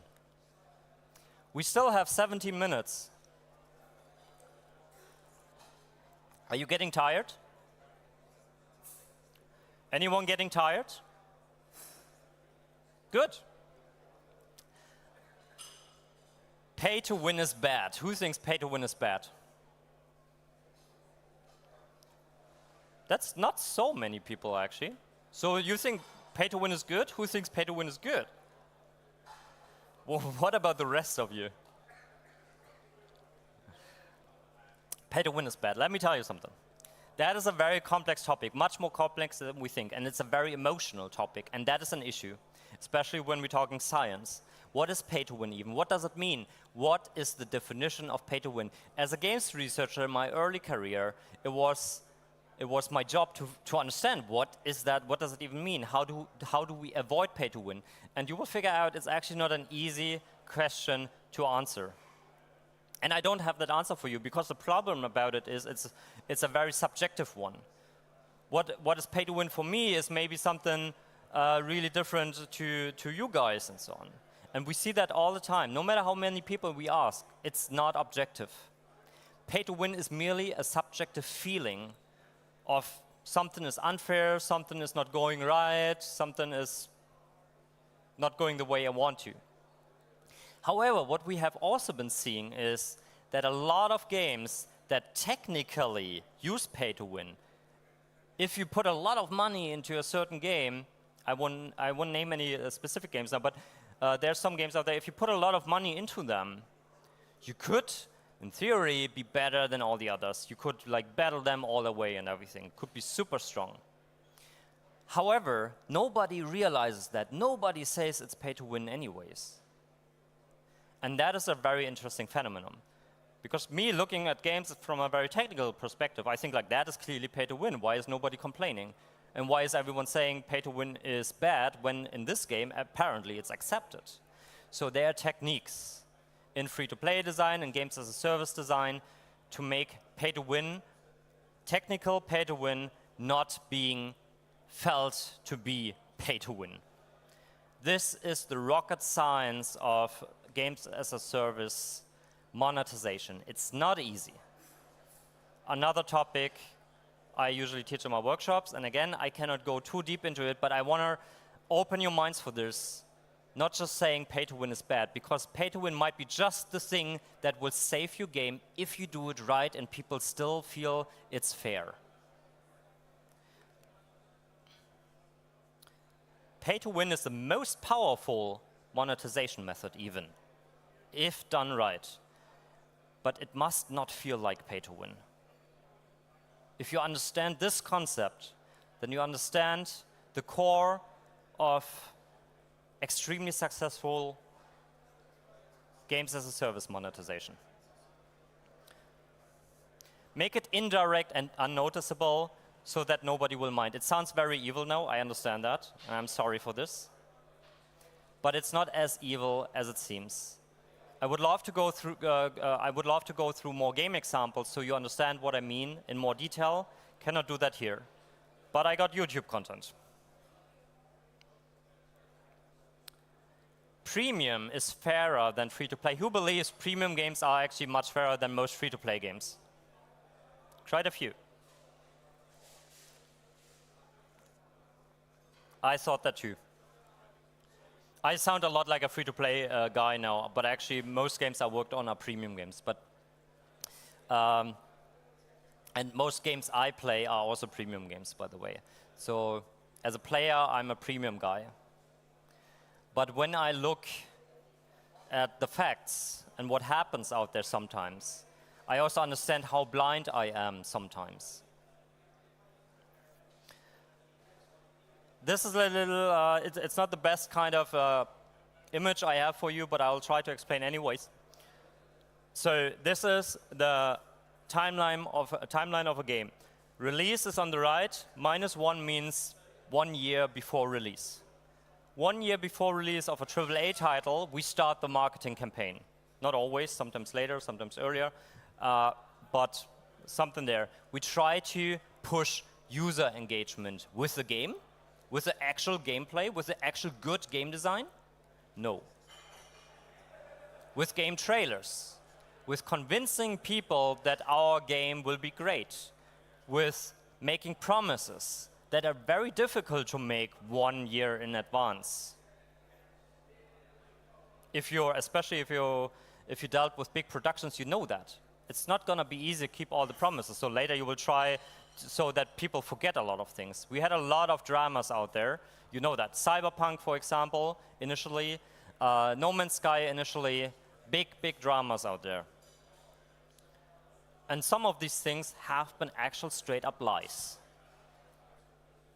And we still think premium is such a fair model when all our engagement comes mainly from the hype before the game even releases. So what do free-to-play games have to do? What do they have to deliver to engage you, to truly make you feel fun and being engaged in the game?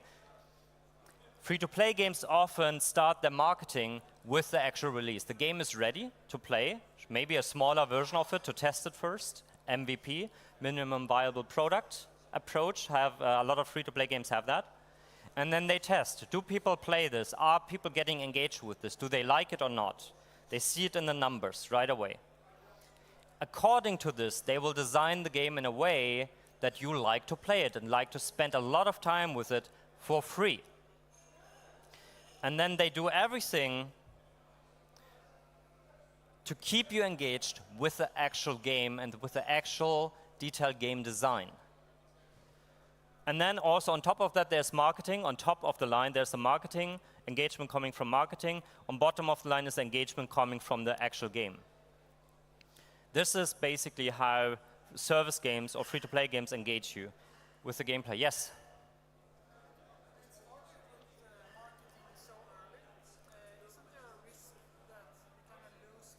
Yeah.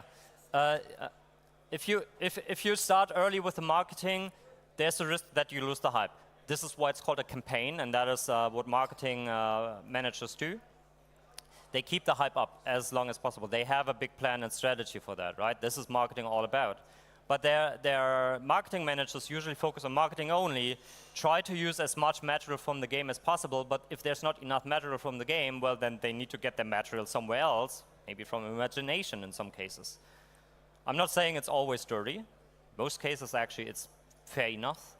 But there's also a lot of cases where it's pretty dirty. So, and in many occasions, I don't find it fair that there's a lot of good free-to-play designers out there who are really, really awesome designers. But they are often seen as the unfairer type of games. One very typical example is tutorials in AAA games. They are horrible in most occasions. Text boxes, text boxes. I want to play the game. I want to experience myself. If a free-to-play game came up with this kind of approach, they lose all their users day one. They need to have good design, which is fun in the first seconds already, and you don't have to fight through a big tutorial. If they do that too much, they lose their users. They cannot survive. AAA games sell you the game already for $60, $70, $80 these days. And maybe it's a very bad experience in the beginning, but you're so hyped from the marketing that you will play through it anyways. In a free-to-play game, you wouldn't play through it, even though the game is good, when the tutorial is not right, the onboarding. So therefore, I would really appreciate if all of us, and it took me some time as well, understand that premium is not always fairer than free-to-play. Free-to-play lets you try the game first, and then you decide, do you want to keep playing or not? While premium gets your money first, and then you already paid them the money. They can basically do whatever they want after that, which is not entirely true. It's not that easy. There's also like a long-term vision. But for some games, it has been like this. So, free-to-play needs very smart design to survive. Premium relies often on marketing more than we actually realize. Often the game is not even that much fun, but we believe it's so much fun because the marketing hyped us up so much, if you know what I mean. Round 4, I have to go a little bit faster, so maybe we can still have some questions in the end. Accessibility. This is a really important topic for me. And it's highly misunderstood. When I talk accessibility, most people think of something like this. Accessibility only targets few players. And it's a very nice thing to take care of accessibility, but it's also somewhat optional, and it's only for a few players, and we have to look at our budget. Can we really provide extra services for these few players? I'm saying no. I'm saying accessibility is not only for a few players, it's for everyone. And I think it is not the right approach to think of accessibility as just for certain smaller niche audience or anything like this. Why is that? Because I'm a busy person.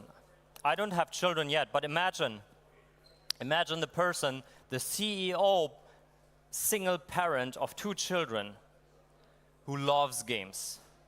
That person really would love to play Dark Souls, all these kind of games. Baldur's Gate even, maybe. But they cannot. Why is that? Because they have to take care of 2 children, they have to take care of their company and everything. They even have the money to pay for it. They could buy all that stuff. But they don't have time. It's not accessible to them. What do I need to do to play Baldur's Gate or Dark Souls or Demons or Elden Ring? I need to purchase a console. I need to set everything up. I need to turn on everything. Oh, there's an update. Okay, that's going to take 3 hours. All right. Okay, now evening is over. Let's go to bed. I'm tired. Just thinking about that process kicks a lot of players out of your game because they know it's not accessible enough for them. Even though they are very capable hardcore gamers, physically, completely, no issues, anything like this, but accessibility is still important for them. The accessibility basically is the quality of being understandable or enjoyable without a lot of effort in the context of games. The lower the effort required to enjoy the game, the higher its accessibility. High accessibility does not mean that the game cannot be difficult. It can still be a hardcore, difficult experience. Accessibility doesn't mean making your game easier or less complex. One example is Zelda Breath of the Wild or Tears of the Kingdom. A hardcore gamer enjoys that game. It's a deep and difficult experience, potentially, but it doesn't have to be. There's so many workaround solutions, so many different ways to beat the game, that a lot of people can enjoy that. Also, it's on Switch. The Switch is such an accessible console. I can bring it with me, I can just turn it on, jump right back into the game. That is a perfect game for the CEO, single parent of 2 children. Have that person in mind. Design the game for that person. Don't make it easier. Have it deep, complex, hardcore, but make it accessible so that person could also enjoy it. Then you will have a much broader audience. And that works. This is also one of the reasons why free-to-play games work, why mobile games work. Accessibility. Why Fortnite was stronger than PUBG in the end. They reduced the price to $0 instead of $40. They had a more accessible art style. Not everyone prefers that art style, but everyone understands it easily. All these kind of things. This is how we explain the great success of Fortnite over PUBG. High accessibility equals a game can be enjoyed by many people. More audiences for you.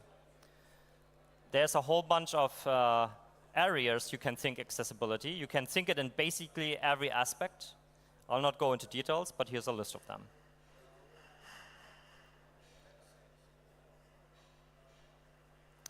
Curb cut effect. Anyone heard of that one? Curb cut effect? Curb cut effect, anyone? I thought so. Oh, awesome. That's great. Curb cut effect. This thing there, the red thing there, is a curb cut. It makes it easier, obviously, for wheelchair, people in a wheelchair, using a wheelchair, and also for a whole bunch of other people, like even the skateboarder there in the back. Maybe you see that one. Even that one, who's kind of your pro-hardcore gamer, who's really, really good at playing games, but even that person appreciates the curb cut with the skateboard. Think like this. Design your games like that. You will have more audience. People will appreciate it. They will actively think about it, actually. They will just think of your game like, oh yeah, I can play it and have fun with it in a very simple way. This is also why Candy Crush Saga makes so much more money compared to Dark Souls, which I find kind of sad, but it's just happening, and I'm just giving you the explanation for that. Accessibility only targets few players? No. Accessibility benefits everyone and is one of the greatest drivers for innovation. You want to innovate, don't focus too much on special, unique, crazy features. Focus on accessibility first. It's often cheaper. It doesn't need a lot of creativity. And it's just something people will appreciate. We need tutorials to explain players what to do. We only have 2 minutes left. How do I do this now? Oh my God. We don't need tutorials. I have 3 awesome videos for you, which I like to show you, but time. Oh, that one is looks sketchy, but it's not as sketchy. Let's watch that one. We have that minute. In general, That's why we're gamers, right? That's why we play games. I would enjoy a visual scene way more if there was maybe just a voice telling me, "Oh, you have to press that button now." You know, I don't want to read. Right, that is the whole topic of accessibility here, actually, I think.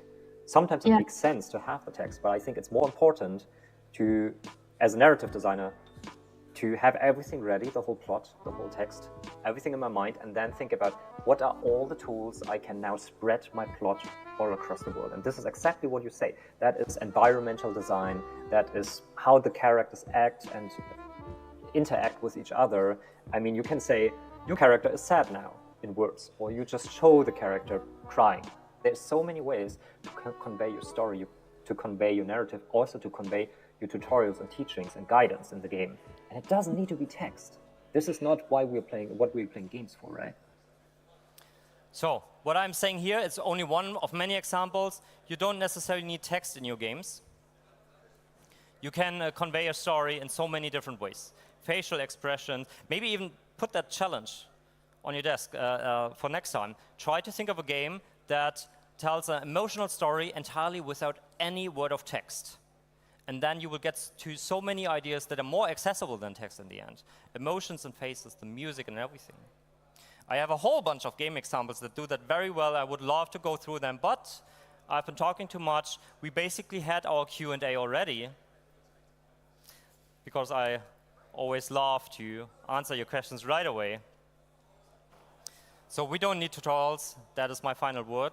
Accessible designs and the power of extrinsic motivation. That is what you need to focus on. Last chance to connect. Who is following me? You were the first person putting your hand up. You get the last prize, which is a Zelda music box. It's in there, somewhere in there. That's it. That's it.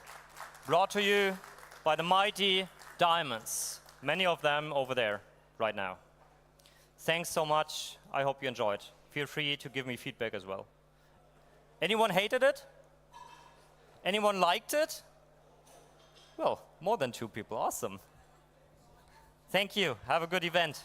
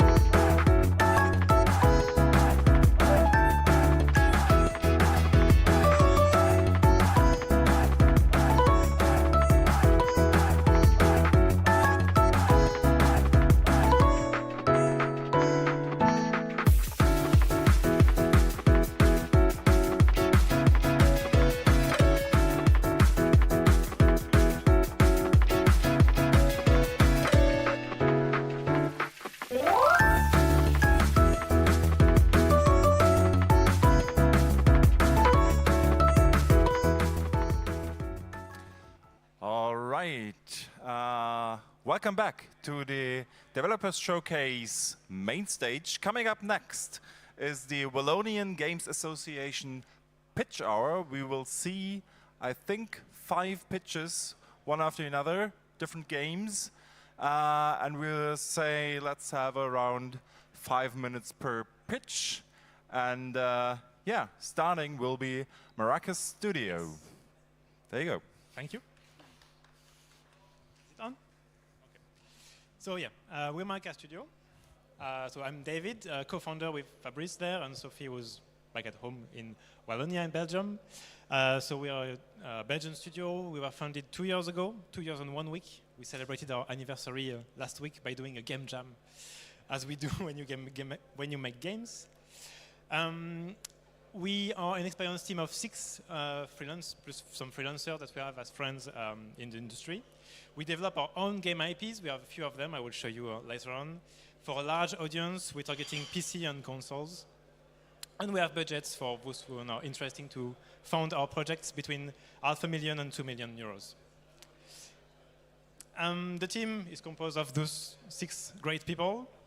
Here are their pictures. I won't stay for too long. We have planned to scale up to 13 people next year, and in the future be even bigger. The perfect scope would be about 30 people. We'd like to have 2 teams in parallel. That's the idea of what we want to do. We're also involved in the industry and the ecosystem in Wallonia. That's kind of our mission. We started the company by defining the values that we wanted to stand for. One of them is that we want to develop the ecosystem. We are encouraging synergies. You have a picture where we drink beers at the afterworks that we organize with Walga. That's a meetup every 2 weeks of game devs.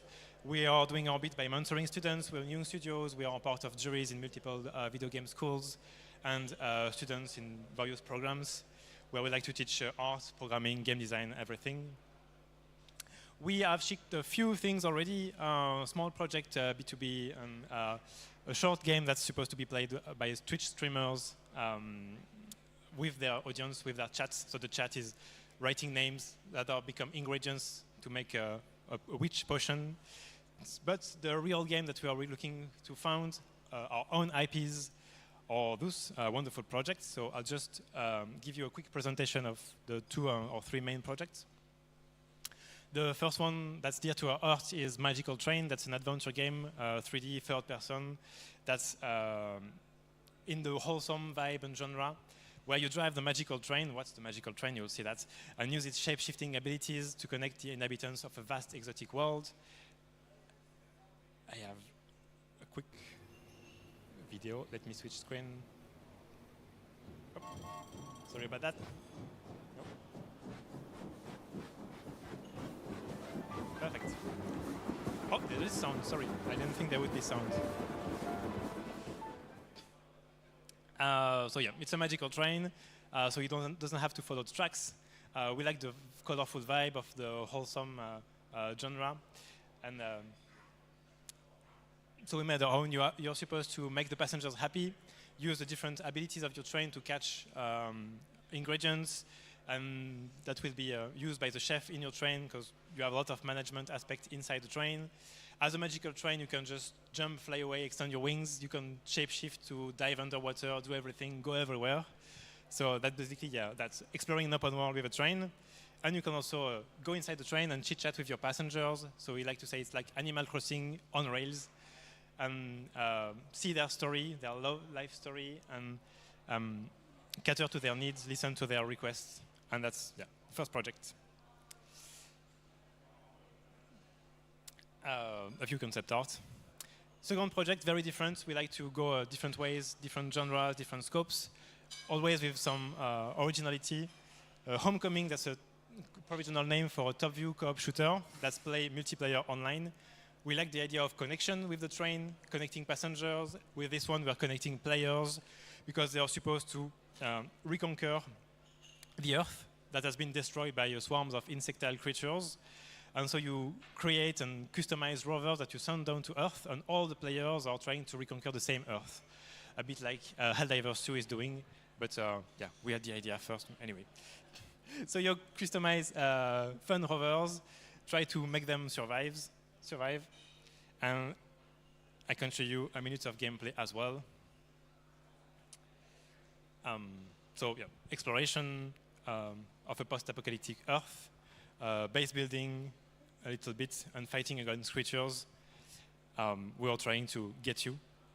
And the goal is to defeat those creatures, reconquer the Earth, little bit by little bit, to let the vegetation regrow in the hope of maybe one day come back to our home.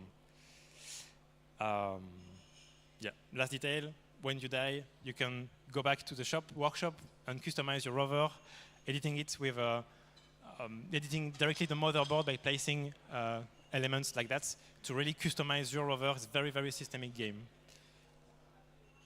And lastly, we're trying to pitch a new project in the vibe of Lethal Company, Content Warning, so a very social multiplayer game, but we call Fish Stick Protocol, and we have only a few concepts for that. You're traveling through dimensional portals to explore hostile alien worlds that are governed by their own rules. By their own rules, what I mean is that we change the rules of the game. Each dimension, each 15 minutes, you change world, and the rules change. The gravity can be different, the danger can be different, the weather, the color of the sky, of the trees, everything is randomized and procedurally generated. And your goal is to bring back weird artifacts from those dimensions to fill up the museum of a weird collector. And yeah, basically that's it for Maraca Studio. If you want to keep in touch, here is our contact, and we are at the booth number 27 right there. That's all for me. Thank you for your attention.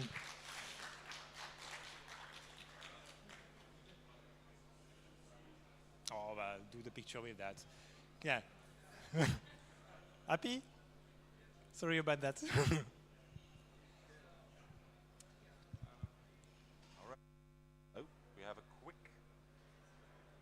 break.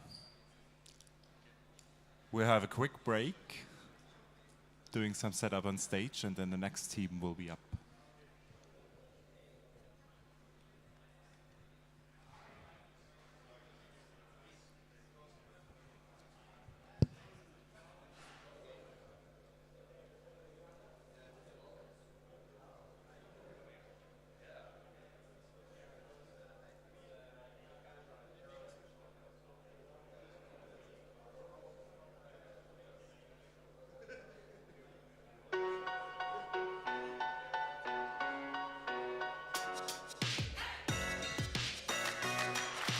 So I'm from Little Big Monkey Studio. We are a small studio from Belgium. We have 12 years old now. We create a lot of applications, interactive application for museum, exhibition, and a lot of stuff, advertisement, product activation, etc., etc. We also do indie games. We create already a lot of indie games from mobile, serious games, online games, webs, and now we are also working on our first PC and console games. I will show you some footage just after this. And we also do a lot of experimentation with hardwares, custom hardware for exhibition and other things. A lot of things to do with us. And now I will show you. Currently we have 4 projects we are working on. The first one is collaboration with 15 Flying Fish Studio. It's called 15 Prodigies. That's a JRPG style game where you have 4 characters to explore a dungeon. With those 4 characters, you have to improve your statistics, your skills. You have to uncover the mystery of the dungeon. And in the end of the dungeon, you have a final boss to fight. So there is a fight phase at the end. And in total, you have 15 boss to fight. It's a bit like the Senseiya saga, where you have a different temple to explore. And then that's for the improvement of the characters, and then you have the fight phase. The Void Phase is more based on the TCG combat system, where you select your skills you want to use. The opponent select the skill to defend, and you have a turn-based combat system that can generate a lot of fun and a lot of effects. Yay, win. So that's the first game. Our next game, currently in development, it's tactical horror games. It's called Final Girl. Final Girl is based on the horror movie from the 90s and 80s, where you are playing as the final girl of the movies. You have to survive the big villain of the movies using different tools in the sceneries.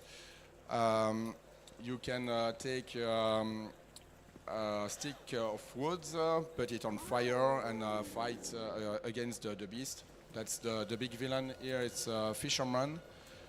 You have to try different solutions. There is no only one solution to escape and survive, so you have to find your own way.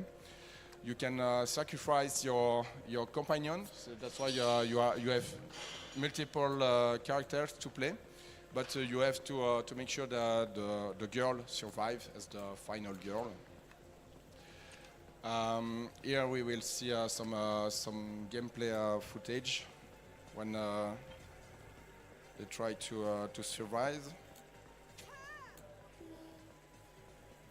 That's the big fisherman that will try to kill you.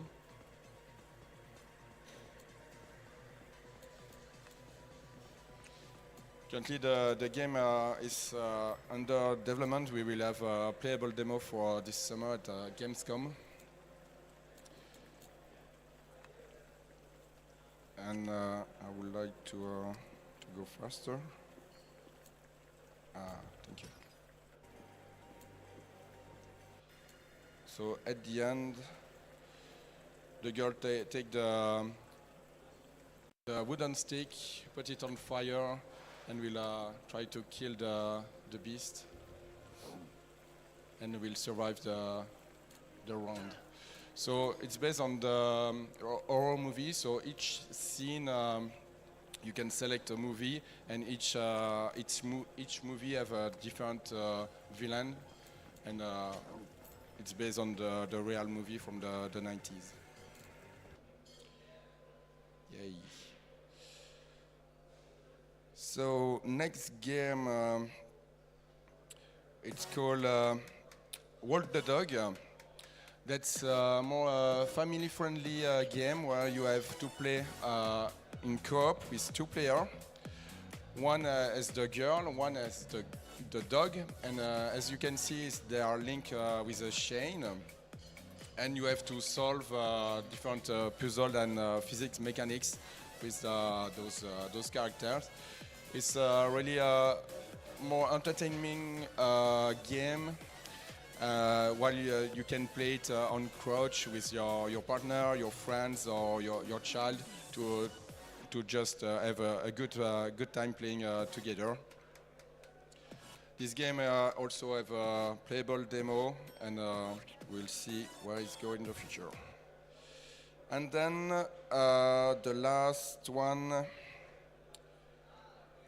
it's called Fantasy Quest. That's our future project for next year. We would like to create an open world adventure RPG where you have a samurai and a fox exploring a new world and try to fight against the shadows and that are coming from the skies.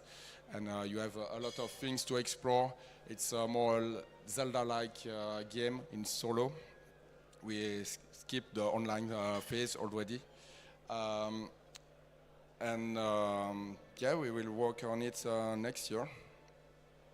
So that's the game we are currently working on, and we have still many other ideas in the basket. So that's all for Little Big Monkey. Thank you.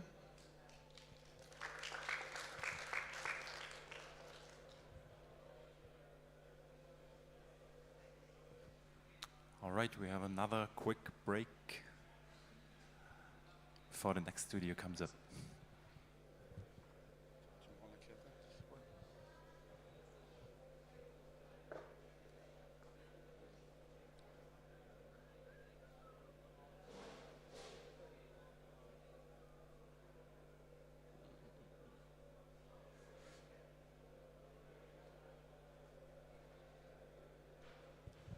Okay, that should be great like this.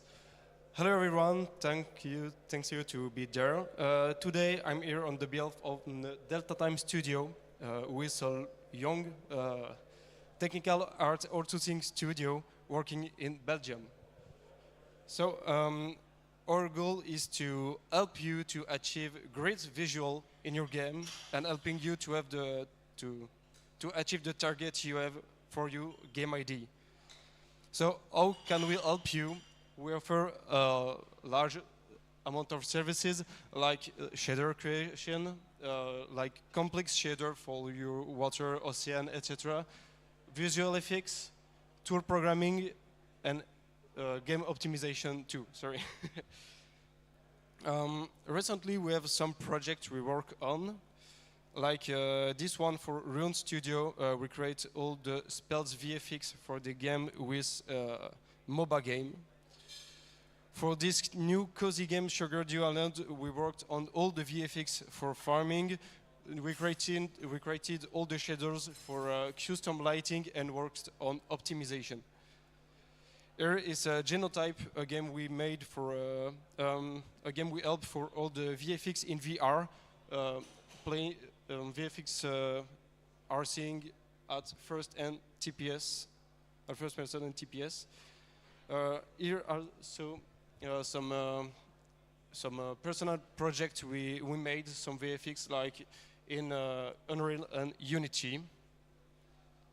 Here are the software used to use. And some clients that trust in us in our first years of development. And that's it. Thank you all. I invite you to take a peek of this screen. Do not hesitate to contact us if you have any needs in visual effect or other job in of these types. Thank you all.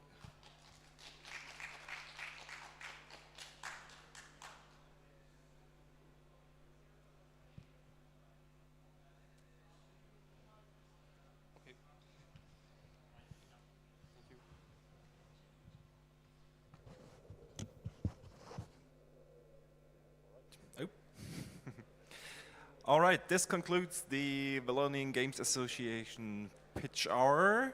We'll have a break for about 25 minutes, and coming up next is a talk by the Mighty Diamonds, by Vivi, about a topic of publishing opportunities between Asia and Western countries, an entry-level guidance to Asia. Looking forward to that one. See you in a bit.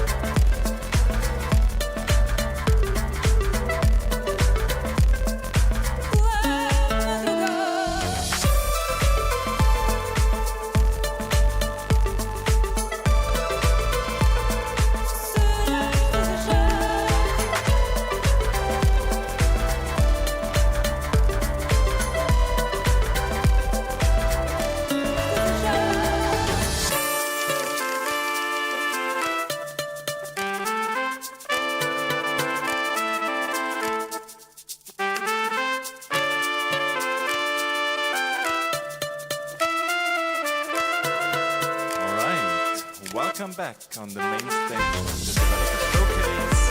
Currently on stage we have Wibby from the Mighty Diamonds, and she will be telling us about, as you can read yourself, publishing opportunities in Asia and Western countries, and entry-level games. Give it up for Vivi.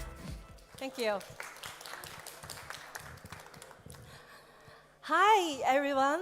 Welcome to my session. Today, our topic is publishing opportunities between Asia and Western countries. And this is an entry-level guidance.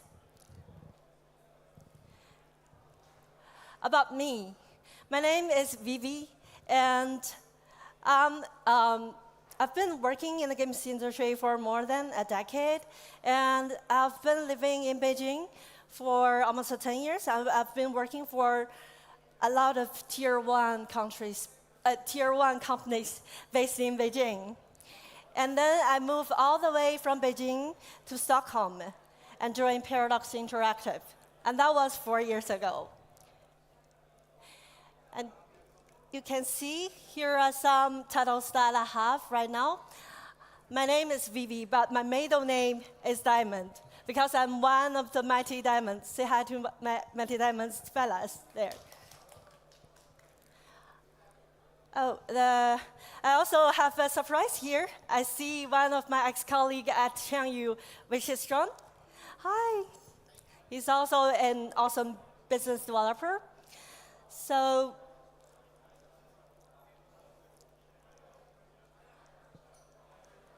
well, it's not.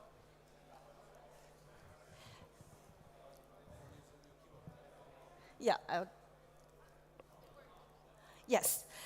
So you can connect me on LinkedIn via this QR code. And why does this QR code is so small? Probably you have this question.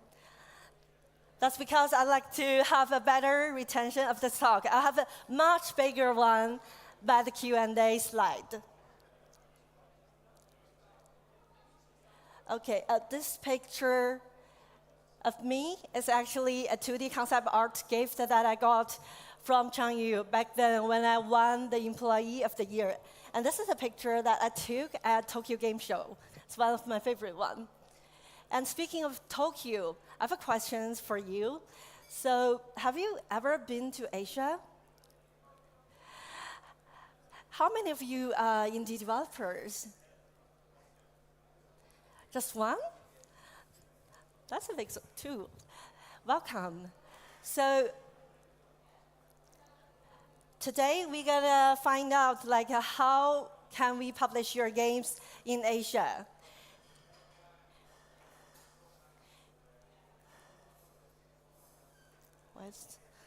Yeah. First of all, I'd like to give you a brief intro about the market overview. Speaking of Asia, what countries are there? Number one is China, that we're gonna pay really attention to. So it has generated almost 95 billion US dollars per year. Okay.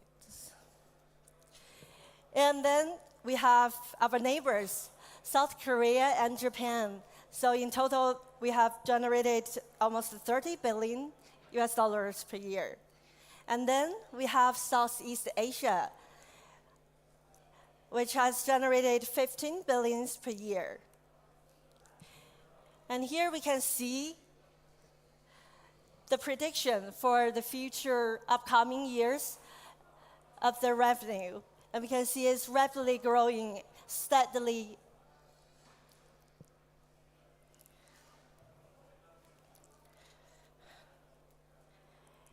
And by user scale, the Asian territory is a home to 1.5 billion gamers. Comparing to other territories, you can see it's almost 2.5 times bigger than European market. And let's learn about the market features. The keywords for China market is that it's the largest game market, and also it's a mobile-dominated world.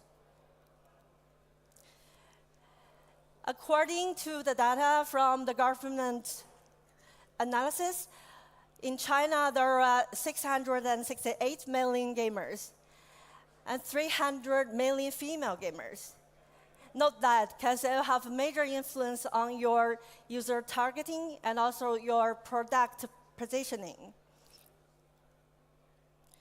You can see the market ratio of mobile and also PC is 76 versus 21, which is totally mobile dominated. Is there any mobile games developers here? Welcome. So there are 640 million gamers are playing their games on mobile in China. And the operating system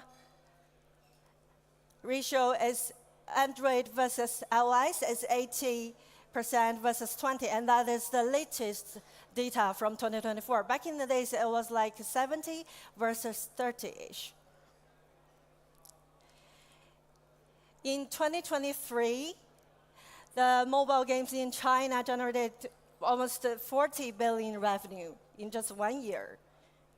And you can see here are some popular games from Chinese developers or publishers. Any of you has played Genshin Impact? Nice. So the Chinese game market almost capture 35% of the global mobile game revenue. And 78% of the domestic revenue are coming from mobile end. And there are also some, all of the, sorry, I was just so nervous. All of the giants from China, Tencent, NetEase, Mihail, probably you have already heard of. And most of the companies are going global. Sometimes you see some awesome games on App Store. Probably you didn't even notice that they come from China. So how about PC and console games in China? If mobile is dominating China, is there any space for us to publish our PC and console games? Here's the answer. We have 320 million PC and console gamers all over China, and this is just a vague number. That's because in China we have kind of a gray market. It's hard to calculate all. There are 300 million Steam gamers in China. And Steam is the #1 distribution channel for PC games. We have 30 million Steam MAU, which is generating 15 billion US dollars.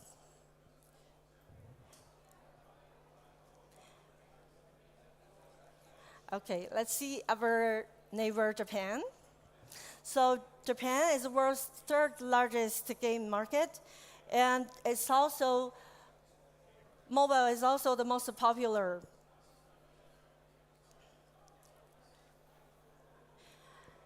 How many of you own a Switch? Play games on Switch? That's a lot. So in Japan, Switch has the best selling hardware. You can see it's leading from Switch, from PlayStation and also Xbox Series. And Japan is also a very unique market. That physical version of the game is also very important. So it has calculated 7.5 million physical copies sold. I used to be a big fan of collecting physical versions of game until that I moved too frequently, and then I gave it up. And there are 13 million digital copies sold. It's also on Switch. Generated 3 billion physical game on the physical version. And as for the mobile revenue, in total it's 12.6 billion. And Japan is also a very high-paying players market. Japan is the only market that iOS system is over Android in Asian territories, which is 61 versus 39. Did I forget something? That's PC market. So back in the days, PC market is kind of niche in Japan because console is one of the biggest distribution platform. And PC market boost happened in 2022. And that year has almost 39% of the raise than the past. Here are some players' preferences in game genre, and that is puzzle, brain, RPG, classic RPG, of course, this Japanese market, and some casual game, music game, and also simulation. This is kind of a result of, here are some more female players who are playing games, and that has major influence on the game preferences in game genre. And the other East Asian country is South Korea. It's the world's 4th largest game market, and it's also mobile dominated. And as for mobile, the free-to-play business model is over everything. And the best performing game genre is mid-core and slash casual games. It's also an Android system over iOS system market. As for PC, 55% of the East Asia's games revenue comes from South Korea. And the console revenue in 2024 is $250 million US. The priorities in Korean market is Xbox over Nintendo and some other platforms.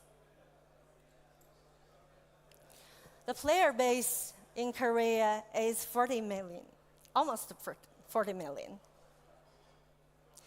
It's a market dominated by competitive multiple player games. Is there any mobile players here, like League of Legends? I'm also a big fan of League of Legends. So League of Legends actually generates the #1 revenue in South Korea. And also other MMORPG or TPS, FPS, Fortnite is also quite a popular game in Korea. And this leads to a special situation in Korea is that the internet cafe is quite a big thing. And the esports stars are kind of like K-pop stars in the gaming world. And move to Southeast Asia. We can see there are 6 countries there: Thailand, Indonesia, Malaysia, Singapore, Philippines, and also Vietnam. Those 6 countries has 90% of the populations in this territory. It's also a mobile over PC market. And Android is the most popular operating system there as well. The Southeast Asia market is generating $15 billion US by revenue. And the business model is free-to-play over a premium.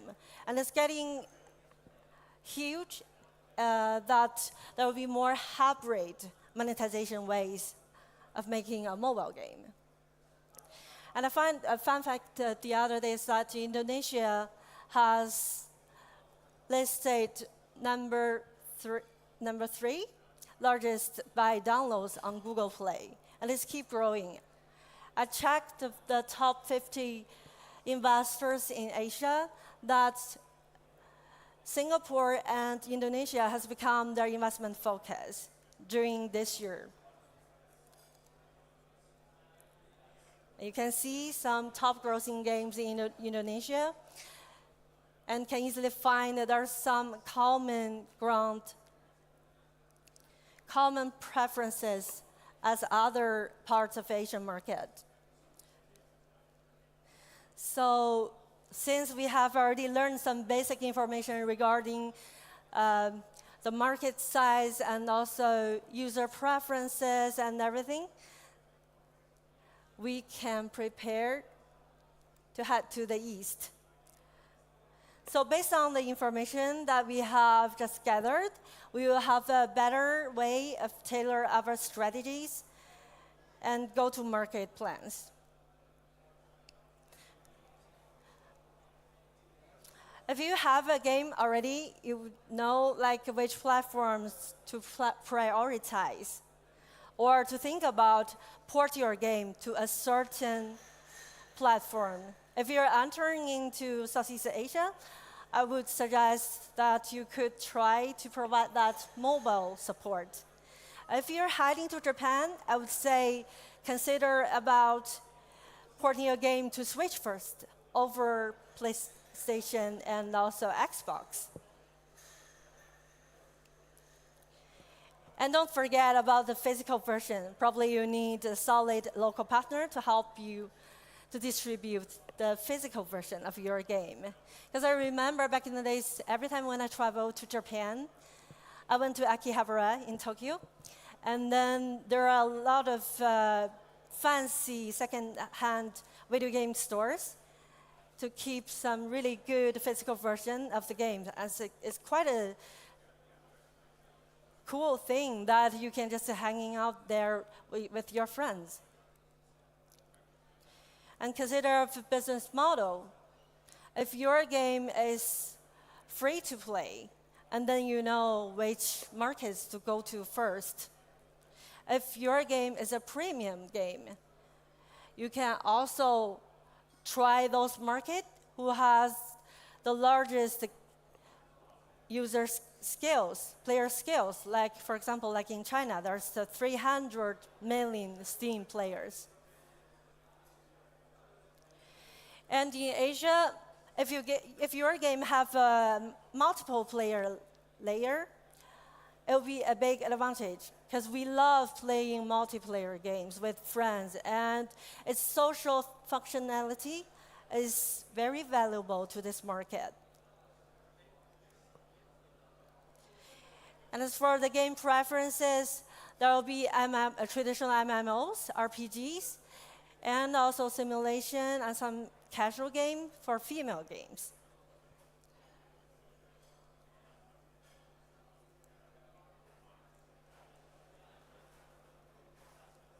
To get your game ready, what does that mean?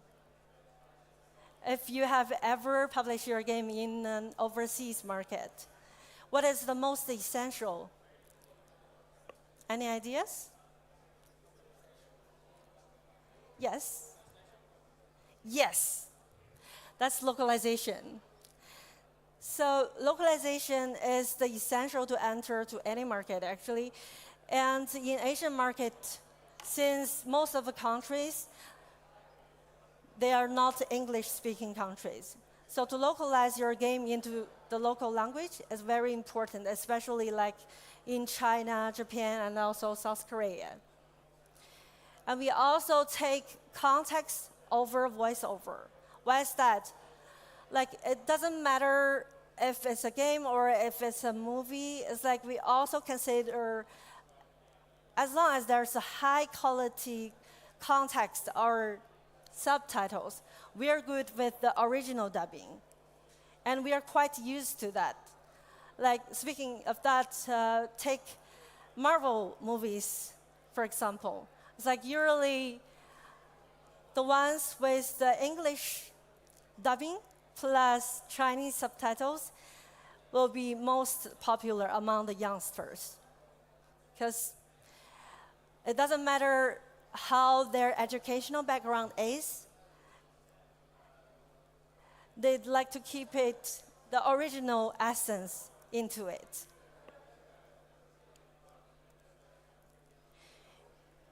And what is languages priorities in this market.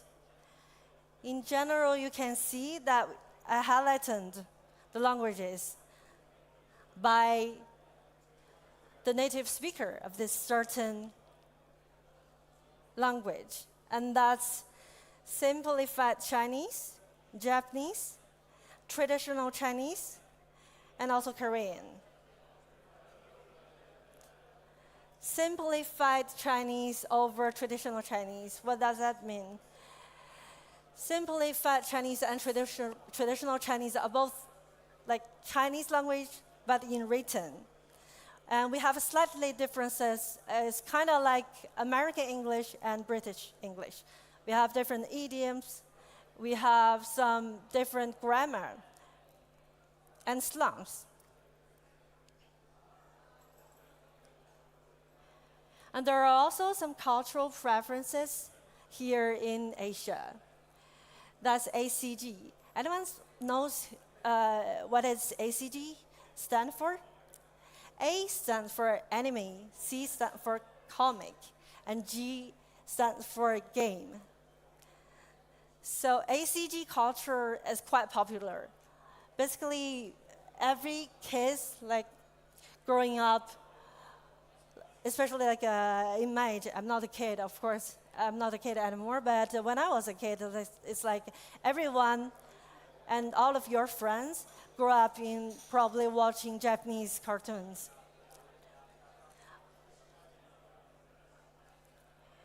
And the two-dimensional are quite popular among the youngsters.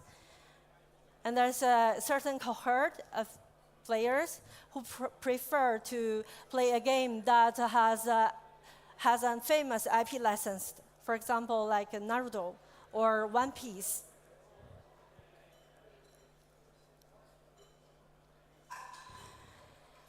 What are the opportunities out there in Asia? Number one is cross-platform play. If your game doesn't have a mobile version, consider to port your game to mobile. If your team doesn't have the capacity or you don't plan to do that in-house, you can also do IP licensing. To license your game to a certain partner that can port your game and design your game properly to switch it from originally premium business model into more of free-to-play, to add more monetization content and system into it. Here are some games. So Call of Duty and also FC, both from EA. So both of them has been like a long time famous IP among players, and they have ported the game to mobile. And that helps them to generate more revenue by expand their market geographically, and that is Asia, and demographically, to reach to more female players and also some Gen Z players. Female players, there are 46, almost 50% of female players plays on mobile and only. And half of them are paid users. They pay for games. They don't consider themselves as hardcore player, but the mature paying habit and the high conversion of paying is very high. So maybe your game can be the next big hit. These are some games from Asia, actually from China. Have you ever played any of these before? Oh, wow, nice. So actually, Macabellum is one game that I signed back in this when I was working at Paradox. And these are some other indie games, also from China. And they're actually coming from the same territory in China, which is made in China, made part in China. It's the Sichuan province. So Asian games go global. If you are a publisher, you can just considering to get more Asian games into global, because there are more and more indie games hub launched recently, in recent years actually, in different cities, except for like tier 1 and tier 2 cities, such as like Beijing, Shanghai. And you can also publish your game in Asia. Also, there are almost 88 investment that has happened during the past 5 months, starting from January this year. So there are VC investors and also angel investors that has invested in video game startups. So what are the challenges and risks? The number one could be government regulations. So you have to apply for the certain ISBN to publish your game legally in China. And as for the regulation rules, these are the aspects that China would focus on first. And as for Japan, there are some different elements that they pay more attention to.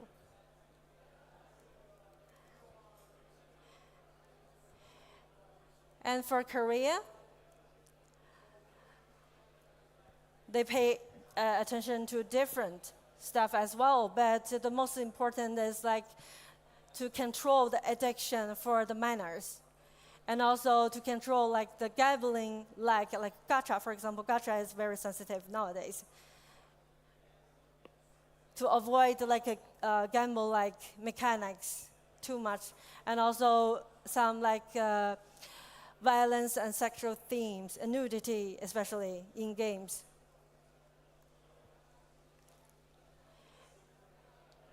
And the other challenge and risks, the major one, is cultural barriers. What does this mean? Anyone can read Chinese? I can translate it for you, actually. So, 瑞典蠢驴和波兰蠢驴. 瑞典蠢驴 means Swedish silly donkey. And the other one means Polish silly donkey. Does that sound an insult? What does it stand for? Actually, each of them stands for a popular game companies. One is Paradox, that I have worked for, and the other is one of the most popular Polish companies based in Poland.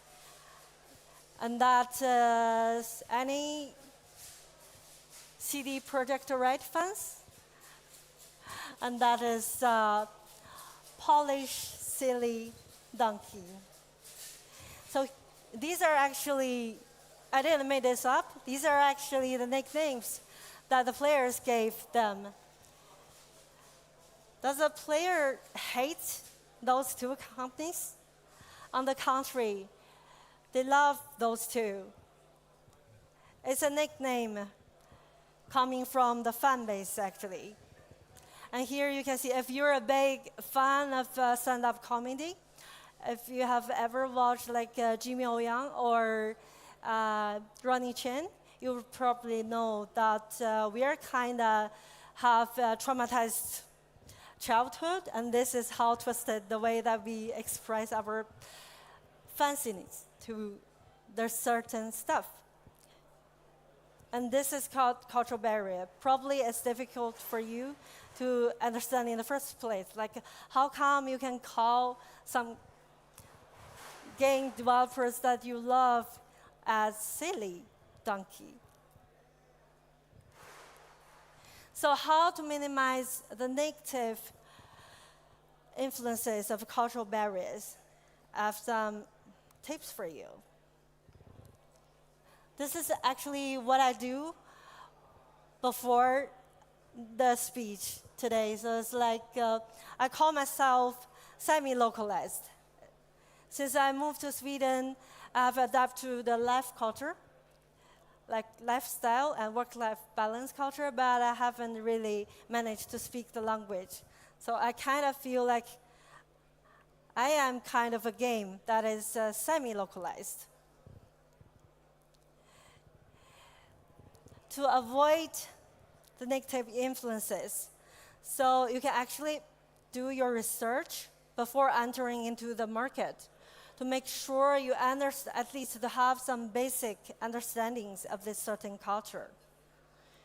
And also you can consult diverse perspective to ask around if anyone has the information or knowledge regarding this territory, or they have their experience in publishing your games into this market. And the third one is avoid stereotypes and offensive content. Actually, to avoid stereotypes is really difficult. It's because somehow we have our own stereotype to something. For example, me. So I'm originally from China. Probably you will have some guessing regarding me, like if I can play piano, if I can play violin, or if I'm good at math. Actually, all of these three are true in this case. So I would say to make it in a more positive way is to leverage it as a basic understanding and information.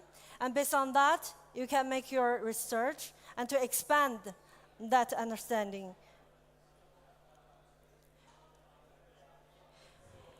To avoid some offensive content, and that means, for example, like in Chinese market, so be very careful with some historical themed games.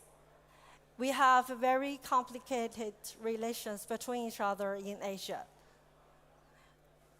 So it's kind of like we have this love and hate triangle between the East Asian countries.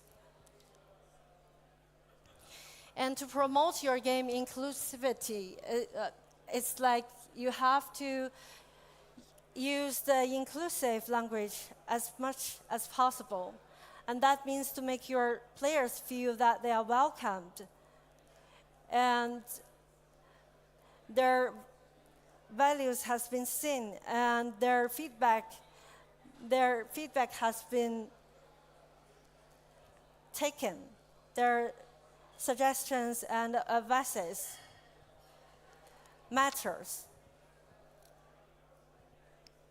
And to listen to the feedback is that, imagine that you build up your Discord community. You can always gather feedback from the players, and based on that, you can make your slightly changes and optimization on your game. And also don't forget to consider the cultural sensitivities in marketing and promotion. And that means in some certain local promotion channels, you have to avoid some, for example, nudity in your image ads, or to show like blood, too much blood in the video ads, for example. So there's a question for you is that if you're an indie developer, to get a publisher or self-publish. There are some pros and cons between getting a publisher or do it by in-house team. So it depends on if you're looking for some financial support or just like pure investment, or you're also looking for publishing support. Like, for example, like for porting, localization, PR, and everything. based on your team's situation, you can consider if you need a publisher or not, or just a pure investment from investors. And they won't get in charge of the publishing. And the other pros, if you get a local publisher, they can help you to get in touch with other channels, other promotion channels.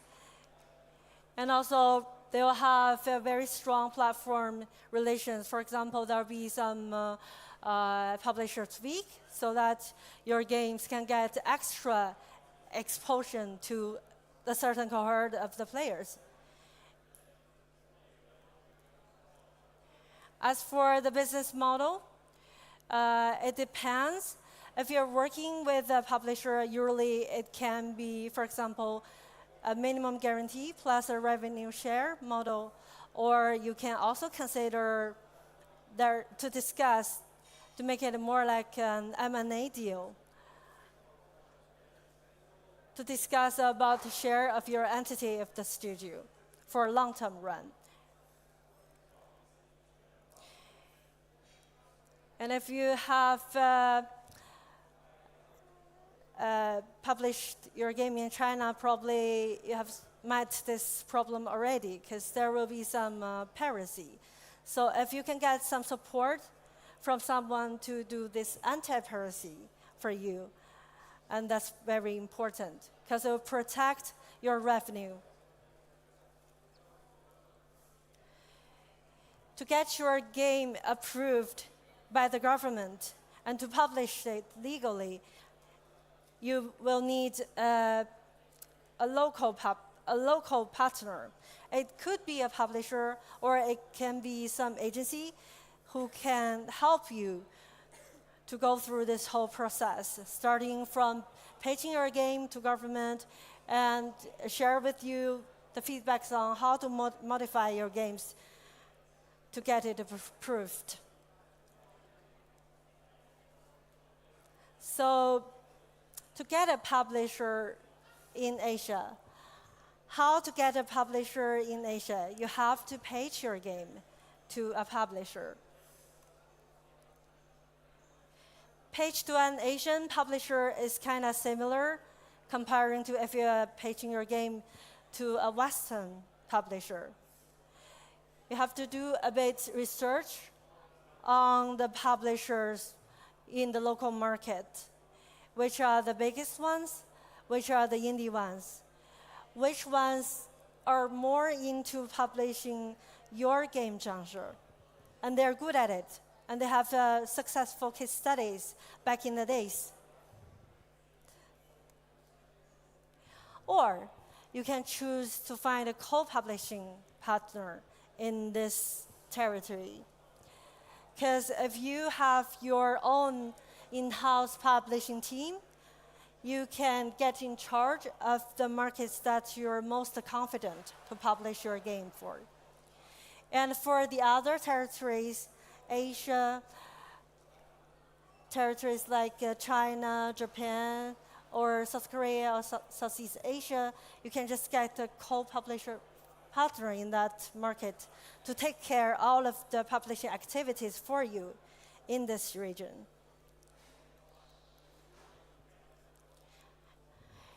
And based on your game genre, your game scale, your expectations on the market performance, you can decide which ones to go first and which business model to work with them. And you can also choose to do this by yourself, by self-publishing. And as we just talked about, is that regulation is the first thing if you consider to bring it to the certain local platforms.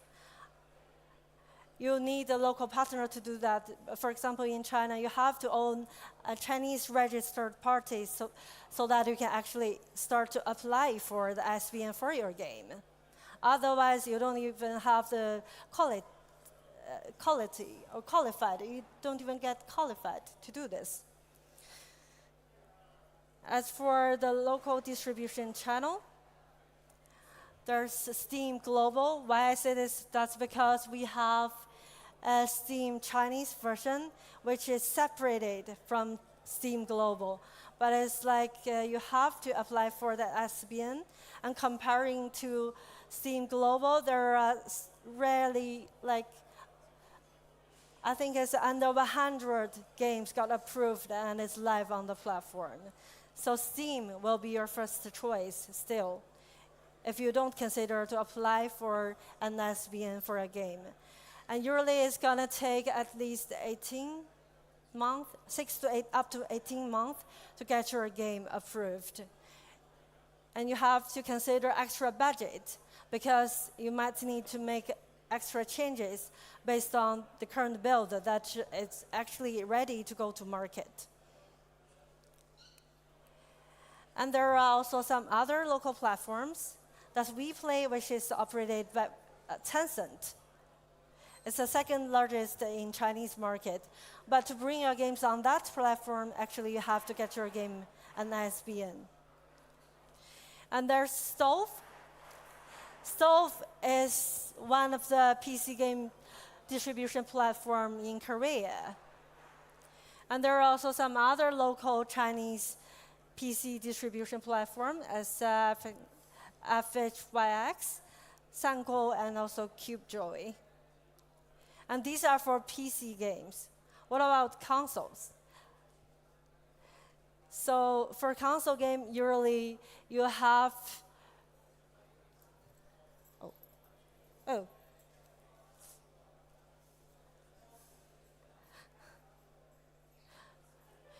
You have to work with a local partner because to get your game approved, you need a local publisher.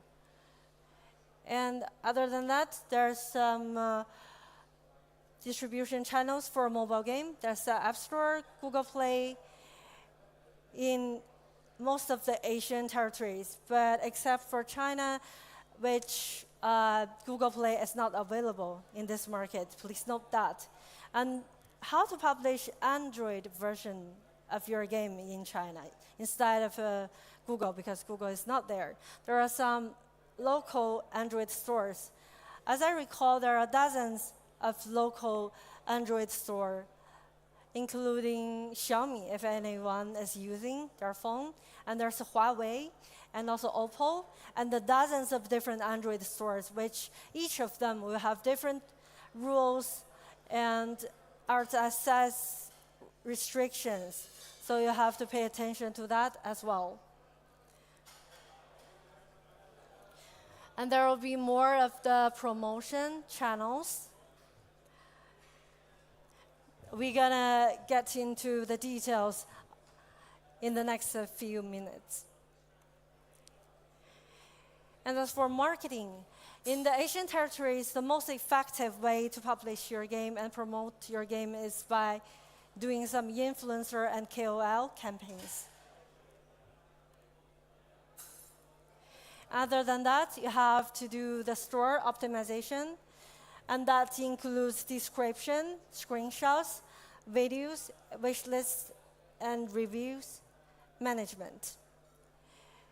Just to make sure to localize your description in the right language and in a simplified and readable way to articulate it. As for screenshots, to make sure that these are the actual in-game screenshots, to make it align with what it really looks like in your game. And there are community and PR. In different countries, there are different local communities and also media that you can approach to.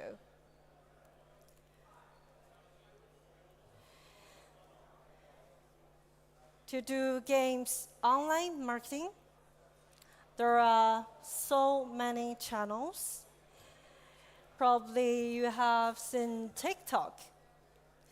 So TikTok is one of the largest. There will be TikTok-like channels, which is owned by ByteDance. So there's a TikTok Chinese version, which is called Douyin.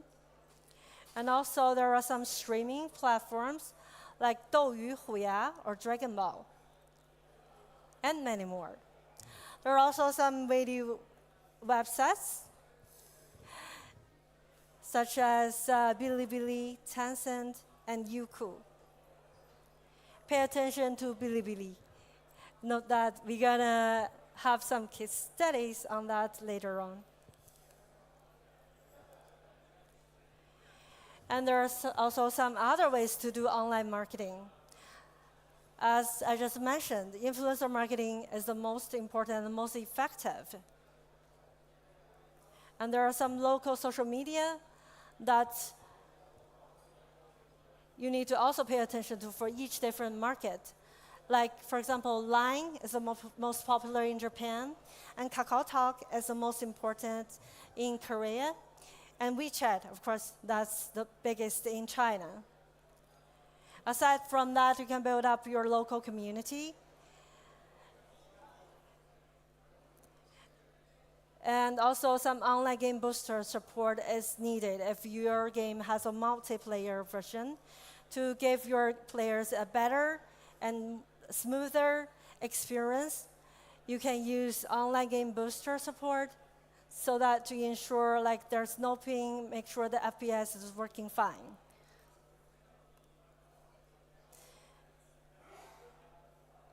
There are also some offline game events in Asia.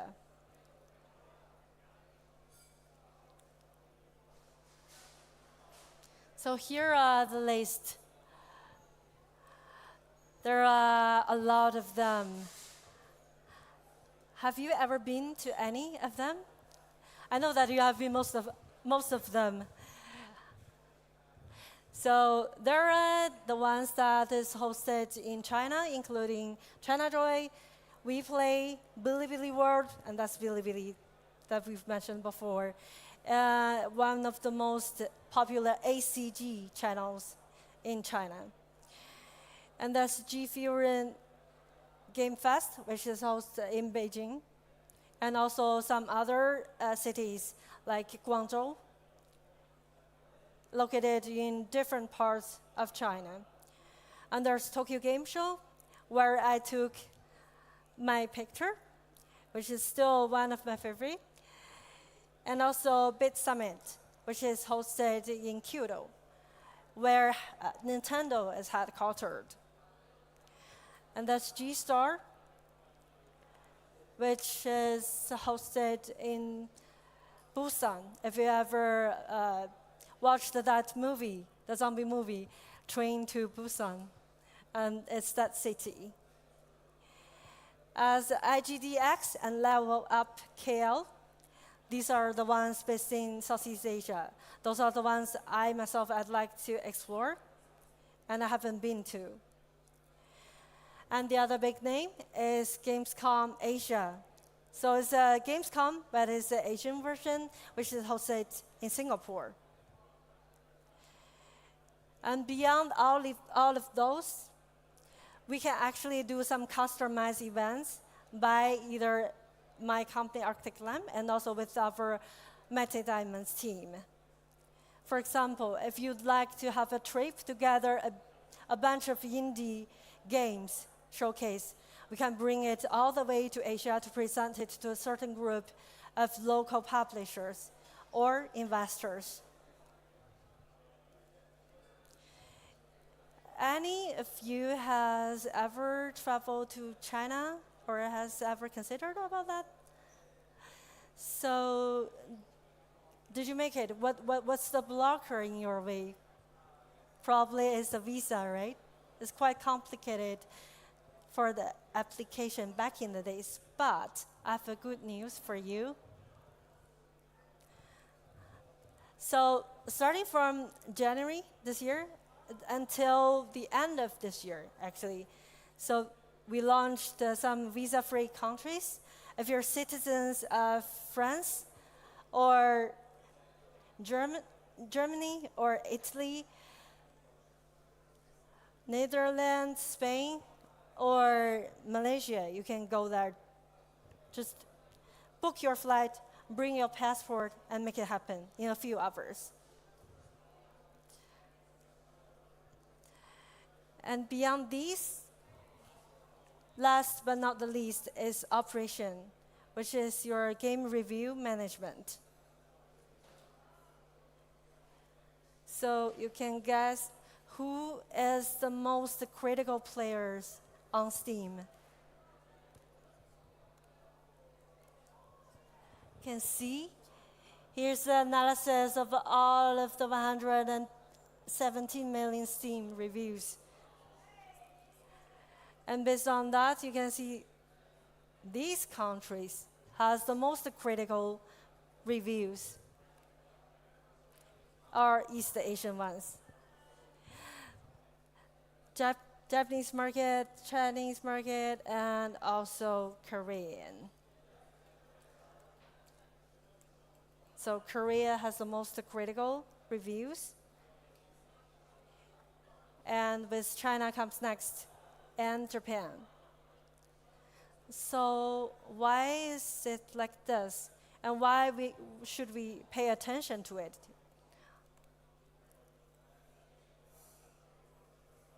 Why? And why should we care about it? The first most important factor is because of the culture, that the local players usually considered that the negative reviews would draw the developer or the publisher's attention so that they can take the advices or the feedback seriously, so that they can optimize their game and modify the game to bring the players the better user experiences. While they think like the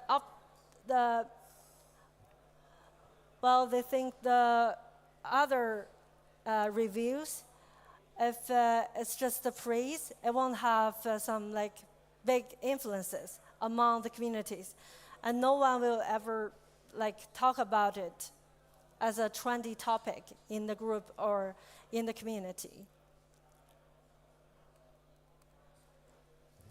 And the other reason is pricing. In Asian territories, you probably need to make sure that you have a smart pricing strategy. And usually in China, for example, the pricing of your game would be 50% lower than other territories. That's because players are so used to play high-quality games at this price. You can check on Steam that even some AAA titles, the most popular ones, they are pricing their game like 50% or 50%-ish lower than any other territories. If your game pricing is too high, probably you'll receive some negative reviews from the players. And also the social environment is also one of the most important reasons to cause this negative reviews. And there's actually an analysis regarding the amount of the negative reviews on Steam, and that has obvious increase trend pre, in the middle, and post the pandemic.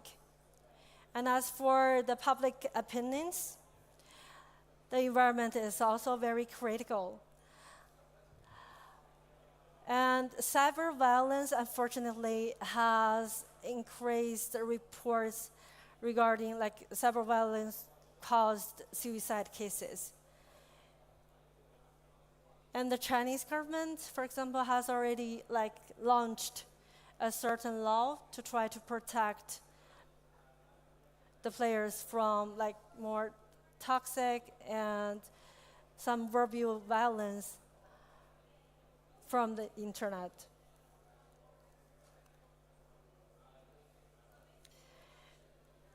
We can see a case study, which is Overwatch 2. So comparing to the total overwhelming negative reviews, you can see the two major languages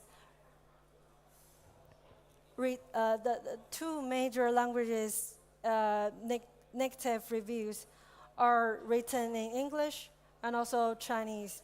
But the portion is quite differently. the Chinese language only has weighted almost 56% of the negative reviews. And that means you have to care about it. Why? Because it will have a major influence on your Steam rating.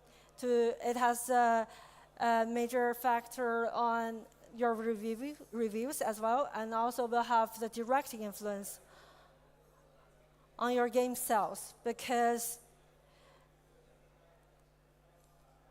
some of the KOL will try to raise some like a controversial topics amongst the players, and that may cause some negative reviews to your game.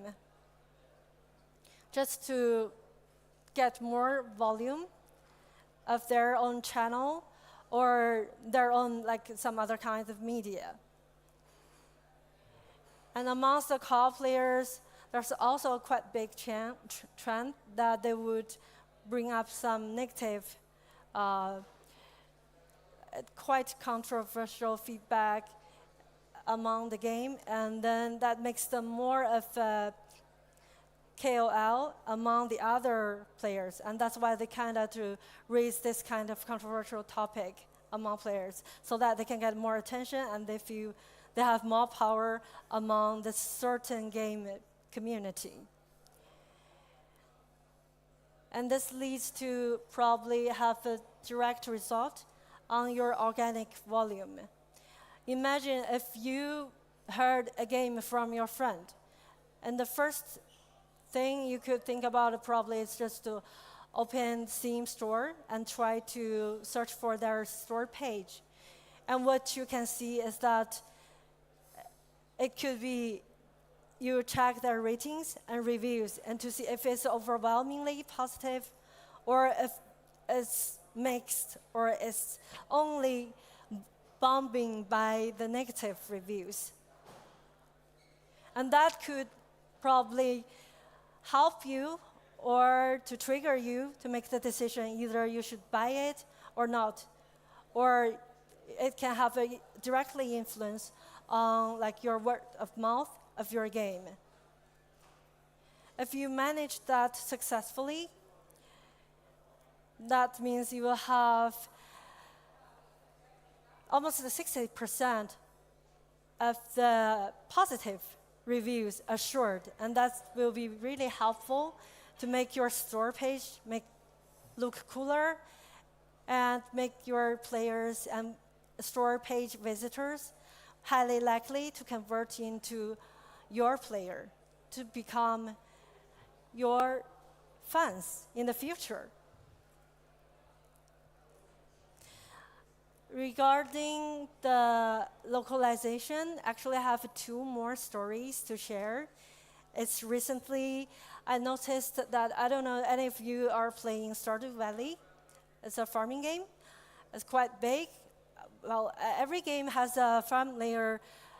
It will have probably draw major attention from Chinese players, because since we have like thousands of years of history of being an agricultural country, so it's kind of like it's in our genes.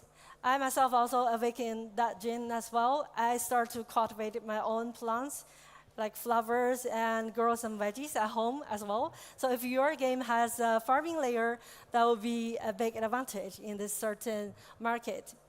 And let's circle back to Stardew Valley. They have recently launched their update in April, and the following day, they have been kind of like negative reviews bombed. What has happened? That's because they not only update the gameplay, but also they kind of update the localization, especially in Chinese. What happened? They have changed their fonts into a less readable version. Because imagine if you're playing the game for a few years even, like for quite a long time, you're already quite used to a certain font, which is readable, and you're already like, it's kind of like an old friend of you. And suddenly it got changed. And there's strong opinions towards this change. There are some people that are like, okay, I don't care that much. it's okay. But the others has strong opinions on this. Why did you do this? Why did you do this to us? You're raising your hand.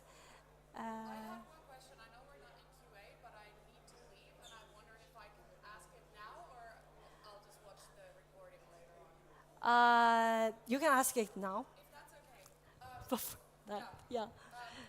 Working with a Chinese publisher, Right. back to publishing in China, what's your advice in making the deal with the publisher Mm. to make sure that everybody's happy in the end and the game gets launched and it's a trust-based relationship? Mm. What do you think we should look out for as Western companies in that? That's a great question. But it's a big question as well. It's gonna take, let me give you this advice. Scan my QR code and get back to me with that question. Lovely, thank you so much. Let's continue with our Stardew Valley story. So where were we? So they changed the font of the game, and some of the people, they're like, okay, we don't care. And the other part, like they have strong opinion, and they use the negative reviews to boom the reviews of the Stardew Valley. And what happens after is there's a localization team has, I won't say that's the best approach to do the feedback with the players. It's kind of like, they're like, we have a reason to do this, you have to accept it, etc., etc. And that's like, make the players more irritated after that. Until the developer of the game has actually showed up and he is like, okay, they have heard the players' voices, and he actually writes an apology letter in Chinese to the players. And they decide, okay, we are getting back to the old version with the font, and also since they have already also changed some of the frequently used items in the games, the translation. So they decide to like switch it back to the version that player has already getting used to, and they are also like it very much. So that's kind of one of the great practices to show you that what localization power it can have and how powerful the negative reviews can influence on your game. And beyond that, any of you has heard Manalores, has played that game? Great. So it's also a very popular game in China since it makes a lot of sense because it also have a farming layer of that game. And it has sold, as I recall, 2 million copies so far. And what happens in China when during their promotion in China, they actually upload a video letter from their CEO guy team. And this is launched on Bilibili, which is one of the most popular video channels in China. And it reaches as I recall, 2.8 million views so far. So it's not a few, yes, sorry. It's yeah, it's like not more time than that. I don't have many more time so for the Q&A, but this is the last chance. You can scan my QR code and get connected with me, or go to that booth directly in the corner to talk with me if you have any questions regarding Asian market and also publish your games in Asian territories. Yeah. Thank you. Thank you so much, baby. So, next up will be Elsa Tong here on stage. Hello, hello.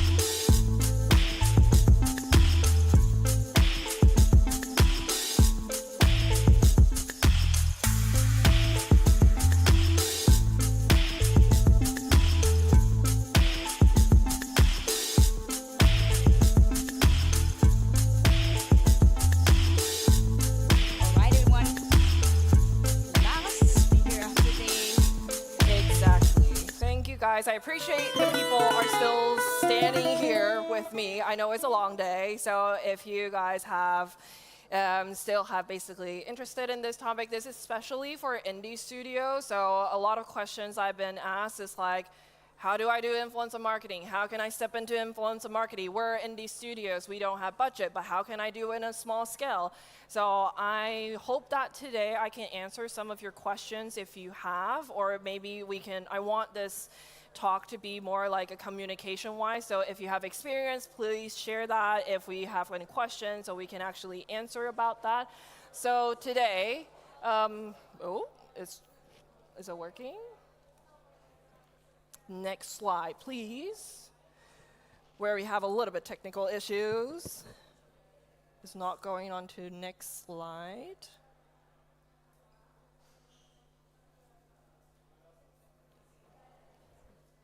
Now it just goes away. Oh my God.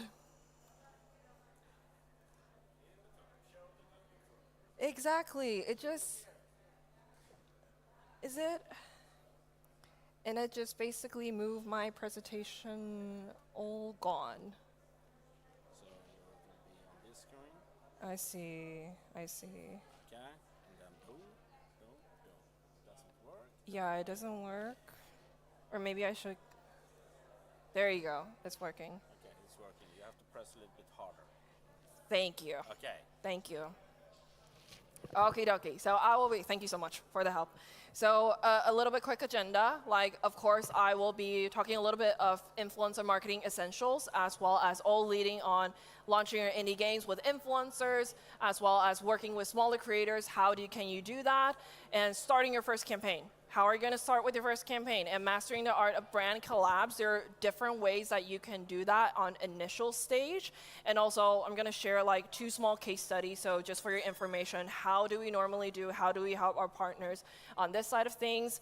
Of course, and we have an in-house solution for that. If you're looking for that, if you're utilizing a small budget of that, we can help you with this.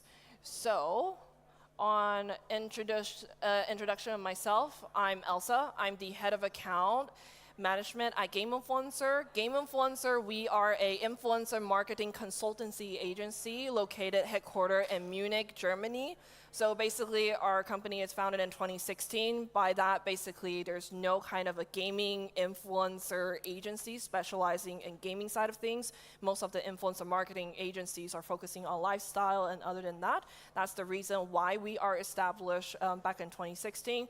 Afterwards, we're basically just helping all of the client, like gaming partners that we have to help them scale with their influencer side of things. I've been in the influencer marketing space for over 6 years, and I moved to gaming industry basically 5 years ago. So working with different projects from, like I mentioned, small indies, all the way to normal studios and to publish, all that stuff.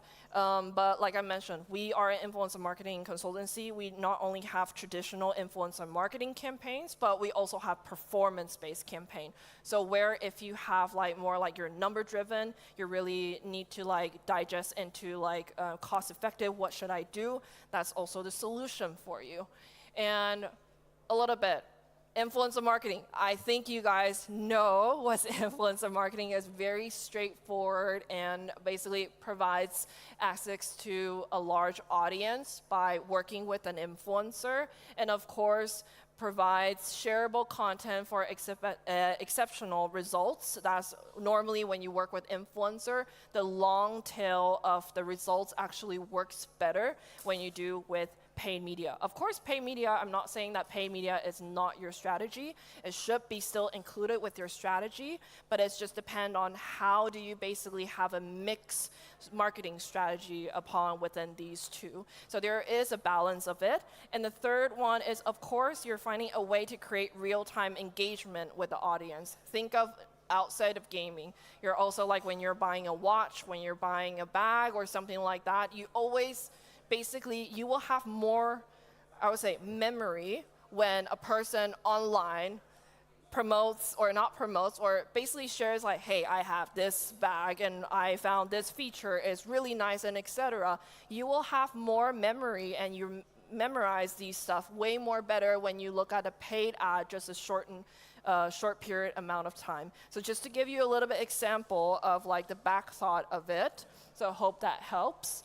And influencer marketing in 2024. So basically, throughout the survey by influencermarketinghub.com, like 90% of the customer actually trusts their peer recommendation. That's where influencers as well as creator that plays into the role in any of kind of the marketing strategies here. And 85% of the marketers are going to run influencer marketings in 2024. Of course, it's a part of the strategy. Depends on micro influencer, mid-size influencer, or even with macro influencers, or even the big size of people. 71% of the customers actually are more likely to make a purchase based on social media referrals. Depending on, I believe you guys also like your friends basically share something on Instagram Reels, something like that, then you obviously will be like, hey, my friend is using that. Maybe I will be checking out that as well. So that is something, the powerful thing that when you're working with influencer that you can get the outcome from it. Of course, top 4 ingredients for influencer marketing campaign. I got a lot of questions basically asking us, it's like, I don't know how, I have no clue right now for my game on marketing side of things. What should I do? Like, what is the first step that I should know about influencer marketing?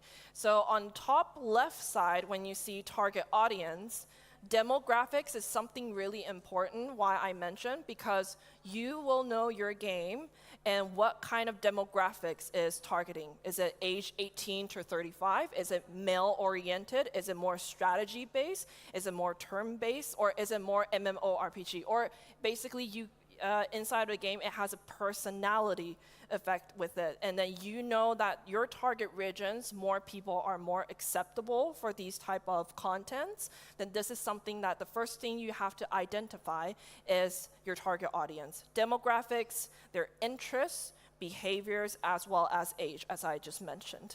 And obviously, on the other side is engagement metrics. You want to work with some influencer, basically have high engagements.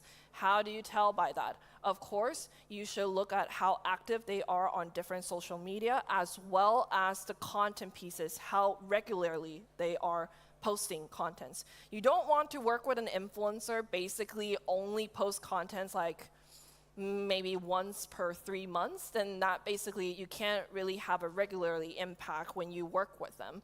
Obviously, when it comes to games, you can work with influencer has, let's say, weekly updates. Some people even have daily updates. Then depending on your strategy, then you can decide which influencer is best suitable for your game. Depending on the playable time, like basically within your game, is it like one session is 5 to 10 minutes, or a gameplay session is basically 1 hour. So depending on these differentiate stuff, that will also identify which type of influencer that you should be working with.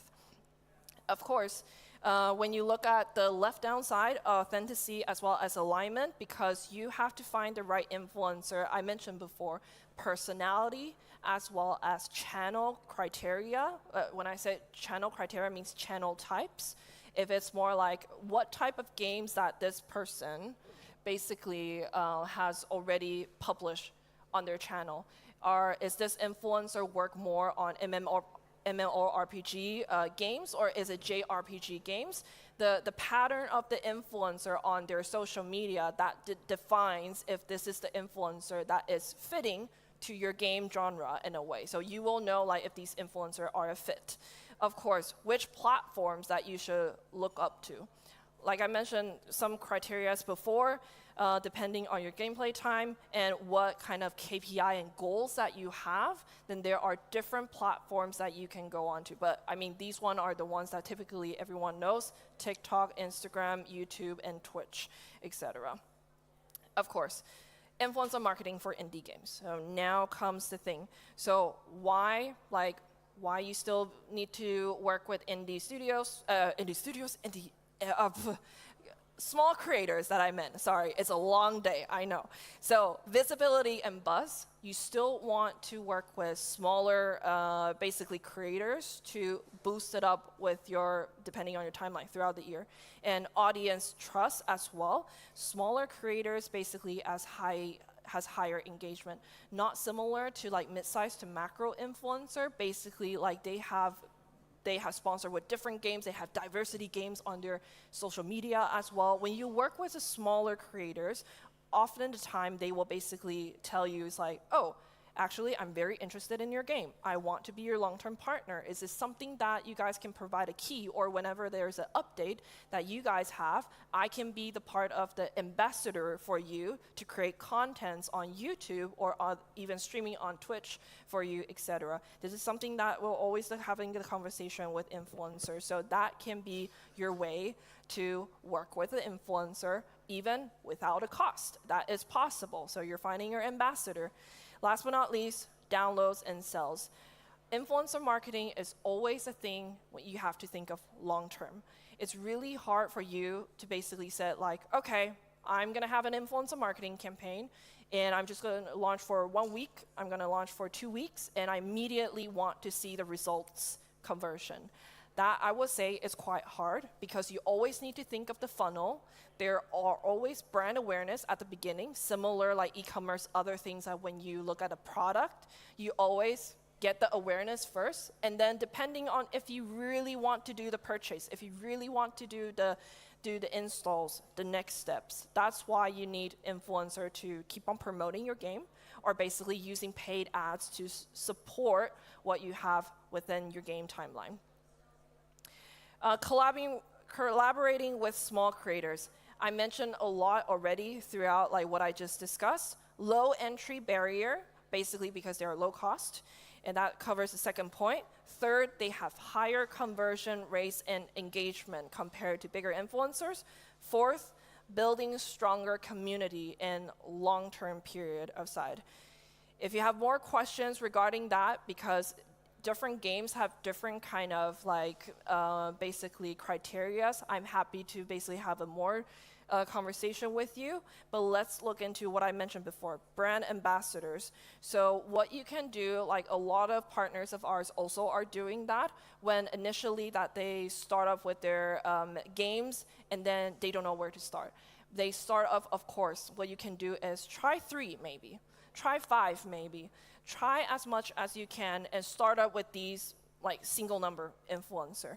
Try to build, let them know what is your goal and feature of the game. This is really important because influencer at the end of the day, they are your speakers. They are trying to talk about your game. So you as an indie studio, you also need to communicate with them, like what is your highest game feature as well as value, what is the objectives that you want to basically convey via those creators. So these are very important. So by that, you can create trust and credibility, which means influencers are more willing to work with you in long term. So that can secure for you with a longer collaboration just in general. Second of all, consistent messaging.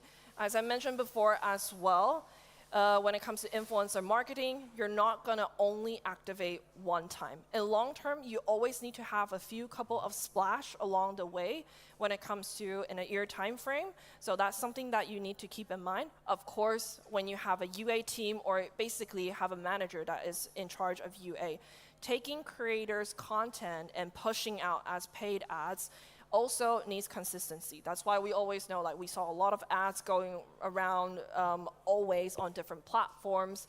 After a boost or after an update, you always have these kind of activities. So these, you can also utilize smaller creators to become your brand ambassadors, licensing their usage rights, and then push that out for your consistent messaging when it comes to campaigns. Long-term collaboration. That can bring you deeper engagement as well as cost efficiencies. What we want to focus here, of course, is basically long-term success. Short-term success is mainly focusing on brand awareness, as I mentioned, but when you want to think of building up your player community, you want to increase your new players that jump into the platform, jump into your game, you always need to think in long-term side of things. So, next slide, small creators and big impact, how you start your first campaign. So first, of course, you have to think of your strategy. This is a must. You cannot miss that at all. You have to leverage your influencer's niche as well. Identify the niche creators whose content resonates with your game genre and target audience. Once again, target audience is very important. Second of all, use cross promotions. When you have limited resource, try to utilize what you have in hand at the moment. Maybe you have a lot of brilliant content assets that you can reuse at the moment, or maybe you have already built up some basically, like, how do you say that? Like communications already among different social medias. Utilize that. Utilize the cross promotion, what you have, as well as basically influencers to help you secure that part. Third one, craft unique campaigns. Why I mentioned that? Nowadays, there's so many games out there. You have to find your unique messages. What is the value of your game? And what is basically why this game keeps the player want to continue playing. When we have a lot of partners at the beginning fail on the first and second campaign, but after we have a long brainstorm on identifying what is the factor that keeps the player on your game, and as well as what kind of personality of the game or what of the key message that you can brainstorm on your concept when you want to let the influencers speak about, then focusing on these 2 points basically will massively increase on the next campaign your results. Top 3 components of your influencer marketing campaign. First, I already mentioned, set your clear objectives. That basically is either brand awareness, or do you want to drive more wish list, or you want to basically you want to build up a community engagement. All these 3 different objectives leads to different strategies. So you need to identify clearly at the beginning, know what you want to do first. Second, plan your budget. Marketing, influencer marketing is something that quite hard not to spend budget. Of course, there are different ways that you can do it. For example, like what I said, utilize your own assets, create your social media landing page already. These are the stuff that you can already do on your own. You don't have to spend anything. But these are the stuff that you have to keep in mind. So plan your budget clearly. Of course, if you have any questions on how do you plan your budget, or maybe you want to have some insights, feel free to let me know and ask me, or maybe later in the Q&A sessions, you can ask that questions and maybe we can just brainstorm together and see how we can figure out together. Maintain open and transparent communication with creators. I mentioned that already, because the clear goal that you share with your creators or clear objectives that you want to talk with them, they can know how to bring your message out there more directly to their community and help you bring that with the brand awareness kind of message, and then turn that convert into installs or pre-registration or even wish lists. Choose your social media platform. I know a lot of people tells you like, hey, TikTok, of course. When you launch when you launch a game, I would say it's only still quite effective when you want to do brand awareness campaign. You have a big splash when you have, of course, when you have fundings. Go with TikTok. When you want to generate some viral contents on, attracting some people are interested in your game, do TikTok, but this is something that you can do already by yourself. Try to reuse your assets, post it on TikTok, reshare on different social medias. That's something that you can already do. So short form content, but if you want to have additional boosts, because we know that there are some funnel issues on TikTok, right? You like LinkedIn bio has some, like you have to jump in different funnels, and then you can finally go onto the landing page. So if that is in your plan, of course, we can help with full features, which is like #challenge and all that stuff. Of course, Spark ads help you directly land that to your landing page, as well as Infi ads help you whitelist and then basically help you track each of the paid campaigns, paid ads on TikTok. Second of all, YouTube. YouTube, everyone know, but most of the time for indie studios are basically evergreen content. YouTube is a platform that you can always, people like SEO, like they search contents when you, right now when you look at a game, or when you're interested in something, even you will just type in YouTube and say like, oh, MMORPG, what is the top 5 MMORPG of the year? And you go to YouTube and search for that. So YouTube is a place where when you want to build up, like even when you want to share game features and all the stuff, it's a great way to do that. Third part, which is Twitch, which is live streaming. I would say this platform, depending on your game play session time, if it's a long one, has a really rich storyline, Twitch is a way you go. And then there are different like deliverables that you can talk with curators, that you can partner with them, but Twitch will be something that is for you in this case. Of course, then you will ask me, what kind of content formats can I do? Of course, this is just a few. There are a lot. Influencer marketing, you can tailor any kind of customized deliverables that you discuss with creators, but it must fit into your objectives. So just listing out a couple of views, streams we know on Twitch, Let's Play is basically a full gameplay video on YouTube, and then also on Twitch you have VODs, for example, and then reviews. Reviews is also similar, like Let's Play and tutorials. Tutorials like more like tip and tricks that you teach. You have people to search it on YouTube. It's like, okay, how do I play this game? Like beginner's guide, for example. And social media takeovers. You can basically share, like you can ask influencers to do like behind the scenes. It can be a talk with the developers, or they've been invited into the studios and do some like Q&A talk. So get a little bit more, get into the deeper side of things, like why do you make this game? Why do you want to choose this community, et cetera, et cetera. And personal experience as well as gameplay highlights. A lot of creators not only do Let's Play content, but they also do highlights. Highlight is with nowadays with a lot of people just like scrolling through a lot of content very fast. So gameplay highlights is something that you might want to consider as well. Third part, exclusive in-game content. This is something that when you have different updates, you might give out some goodies. When you have some goodies, obviously you want to communicate that with creators as well, so they basically can attract more creators because they know that they can level up inside of the games, they can do better inside of the game, so this is something that will also be quite important. And early access to new features. One thing is quite powerful for indie studios, especially for exclusive events. Some people will do, like before launch, they will do a closed beta phase. And these closed beta phase, they only basically give out a couple of keys, or just invite few influencer as ambassador, or just spread out the words, or only share some features is only available via them. That is sort of a way that you can do as a sneak peek event. Is quite useful in the influencer marketing side of things. So that, I would say, also try to explore this kind of format will help you a lot. And also, when it comes to finding the right creators, you might ask, it's like, okay, I want to look at their demographics, I want to look at their average views. Where are there, like, are there free tools at the moment out there that I can use to look at these stats?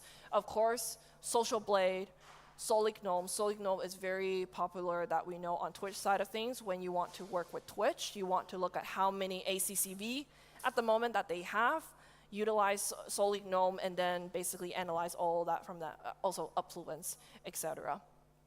And of course, networking events. When you go to TwitchCon, you can also meet with a lot of creators. That's where you can also basically find your ambassadors or just connect it with creators at any sort of way. And this is the strategy that normally we work with our partners. So if you want to take a screenshot, please do. The way that we work with our partners, there's different points in the timeline. Of course, you're testing your influencer marketing with UGC creatives. This is when you basically said like, okay, maybe I don't have that much budget at the moment, but I do, our team is indeed pushing out paid ads, but I don't want to spend much. So UGC creators, we will basically help you come up with creative strategies as well as the concept, different concept for you to work with UGC creators. Then these user-generated content creators will help you make those kind of very authentic contents that you can push out as ads. So that's the first thing that you can try off. And the second of all, premium campaigns for launch. When you look at premium campaigns for launch, basically it's the circle dot there. There are certain timelines within a year that you're launching a campaign. So premium campaigns that you work with, mid-size or macro influencer, you're basically focusing on launch. And the other part, scalability, GIO scalability campaigns. What is GIO? GIO is short for GameInfluencer.io. We have a platform which is performance-based marketing, where a lot of people is like, you know what, sometimes when we activate influencers and they have flat rate, but they basically did not meet the criteria, either underperform, and then we need to basically ask influencer for additional content to compensate what they did not meet. So that's why we have the performance-based platform where we basically, our partners simply just like, okay, every month they have a update, every month that they have a requirement, they set up a campaign in 10 minutes, and then they set for CPM, for example, North America for $18, and then just let it run immediately. On the platform, there are 2,500 plus micro-influencer to mid-size creators on the platform is eager to basically create contents. So that's why we found a solution to help long-term, to help our partners to create the community there via the micro-influencers. At the end, you can also license content for ads. So I hope this helps. You always have the creativity alongside a way to basically identify what is the best for your next update. But with a certain point of like brand awareness campaign, you always add that dot that you do. But other than that, alongside the way, you always want to take consideration, like what can I do with performance marketing, and then mass having a lot of contents to support you until you have that one point you have that big update. So that's something that we always talk with our partners, hope that helps. Last but not least, case studies. So Knights and Pen and Paper is from Paradox Interactive. This is a very niche game. It's like a tabletop and also basically by the graphic, you know. So by that time, we're really like, and there's a lot of criteria from the client as well. You know, they said like, we want like age that to that, and then we want their demographics to be that and that. So at the end, we really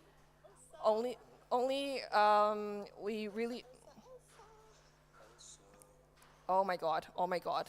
My team just basically are calling me right now when I'm on a panel, which I'm just going to quit at the moment so they don't disturb me. Sorry for that. But basically, we're focusing on a smaller and mid-sized creator. And basically, with what we check is the demographics that I mentioned, as well as the audience affinity, because demographics as well as categories of influencers, categories of channels, etc. That's really important. At the end, we work with tabletop audience. Like these channels have tabletops interests, community, as well as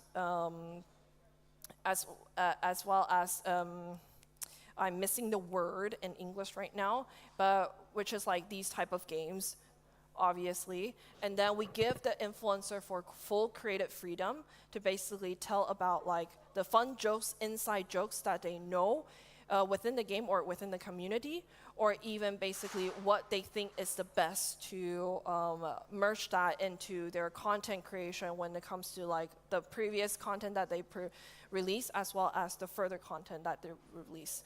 Basically, we have achieved click-through rates of 8%, which is quite impressive. And then later on, of course, there are other strategies supporting them. But this is one of the case studies. I hope that that can help you guys. I can share more of the case studies in more detail if you're interested. I'm happy to share that with you, so just let me know. And the next one is Snood. Snood is a puzzle game that is basically back in 1996. And then when the partner is coming to us, it's like, hey, we want to revive this game, and we want to activate some influencer. At the beginning, this is a short game, but they want to do it on Twitch. So this is also a very challenging part. But what we did is, that's unexpected. What we did is basically we activate all the Twitch streamers, but we utilize the middle gap. We utilize their break time. So we even activate a streamer called Snood himself. So the very funny thing that happened is basically when that Snood streamer is going on break, and then it just becomes a norm. All of the audience in the chat is basically like, oh, Snood plays Snood. Snood plays Snood. And that just become a trend. And even after the campaign, all of their audience is like, when the streamer is getting on the break time, they just like, oh, Snood plays Snood again. So it's like a organic marketing way. So try to think of these kind of creative strategies when they're like the time spent of your game is not too long, but how can you break into different sections, utilize that with the Twitch streamers as well. Maybe there are other options and creative strategies that you can think of, but this is one of the way that you can take into consideration as well. Last but not least, what is our solution? Our solution on performance-based campaigns, as I mentioned already, you can basically create your campaign under 10 minutes. We have really like 2,500 plus more, and we are having more and more influencer each month on our platform is willing to basically create different contents and post it on your YouTube channel. Basically, that will help you to have more evergreen content on the social media side of things. And basically, we have really a lot of partners down here that are currently still with us monthly on utilizing these strategies to sustain and slowly grow their community, including updates, including trying to increase new players, as well as just like maintain the community there via the micro-influencer. Last but not least, we have live tracking. Live tracking, you can basically see all the creators go live, all their contents, as well as views, clicks, click-through rates. Even if you're a mobile client, mobile partner, you can integrate your MMP. So all the things like when it comes to revenue, when it comes to how many installs, or even you have events set up within the game, you can also track it via that. So you have an overview for everything. What we also do is after that, we will give you analysis. We will help you basically scale up and see how can you do better based on all these criteria influencers been activated. What is the best criteria and channel types that we found throughout the last campaign? What is your best ECPM?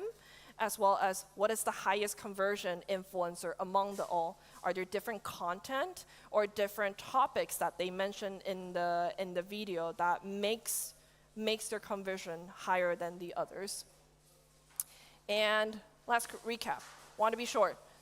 Influencer marketing is more effective than other marketing channels. This is a little bit debatable, but I truly, in the influencer marketing field, I strongly still believe activating influencer is the way to go when it comes to long-term success, and collaborate with small content creators. Try to work with them. There are different ways to work with them. Don't be afraid to say like, oh, I don't have budget. Really, there is a lot of different ways to work with them. Third one, invest in long-term collaborations and partnership, as I mentioned previously as well. Last but not least, creativity as well as consistency on cross promotion is basically your key to your success on influencer marketing side of things. That's pretty much it for today. It's a long day, I know, and I basically spent, I think, 30 minutes on the speech, but I'm open to Q&A at the moment if you guys have any or want to share some experience. But thank you, everyone, today.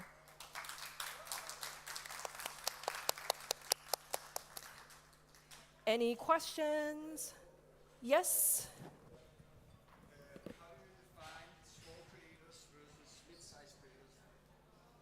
I'm sorry? How do you define small creators versus mid-sized creators? Like, do you have like, okay, 100,000 views on each video, or Yes. I don't know, something So like that? we focus on views. We don't really focus on followers. Views are more important. So for example, on YouTube, how we identify micro-influencers are whoever is between 5K views up to 15K views.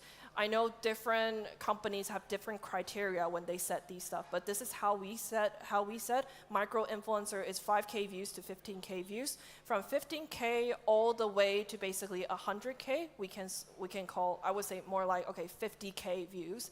Then these are like small creators. When it's like mid-sized creators, it's from 50K views all the way to basically 200K, I would say. And then whoever is above 200K, then that will be like macro and big size influencer. And think about Mr. Beast. He's basically categorized as mega influencer.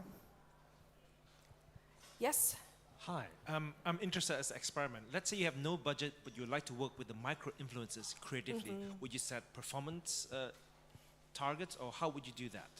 So it depends on what the goal that you really want. Is it that you want wish list? And like I mentioned before, influencer marketing, you have to put in budget. But there are ways that how you can generate sales as well as wish lists by your own. For example, like I mentioned before, when you have all the assets in-house, videos and some sort, you can already set up a social media profile, utilize these, try to repost them, and then utilize, if you have a Discord community as well, try to reshare all the stuff. And then at one point, also collaborate, share out game keys, right? Utilize the Steam platform, put out game keys and see who will actually willing to cover your game. Utilize that part for initial steps. Of course, at some point, when you want to generate more brand awareness, let's say you want more pre-registration, you want more wish lists, and you might want to do an offline event. I have a partner, basically, it's like, oh, I don't have any marketing activities right now, but we did an offline event. We host an event in Barcelona, and then we just basically show that on our social media and say like, hey, come play with us. And then we basically have like, in 10 months, we will have our launch. And then they didn't really expect anything. But on that day, they expect like maybe 200 people to be on site. But at the end of the day, the result is they have more than 2,000 people actually saw that post, because that post got reshared on X and reshared by smaller influencer as well. You never know. And then more people come onto the site to play with that game. So try to use any way, I would say, before you want to like think of budget. That I will say that I will recommend to go in that route. Yes, here?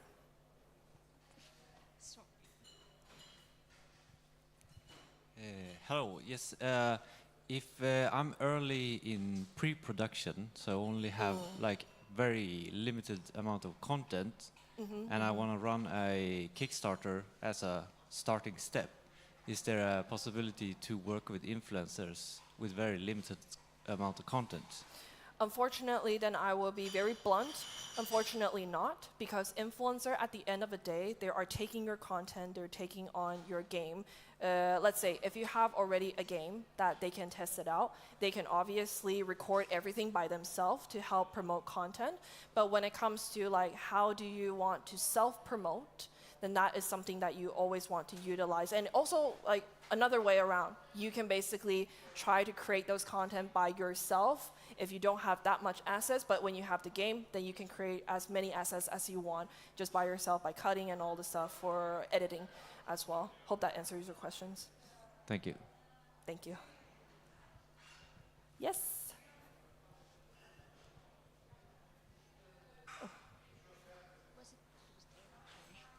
Hi. Hi. One of the previous panels Yes. drew a difference between a content creator and an influencer. Yes. What do you think about that? Do you see a difference between those two?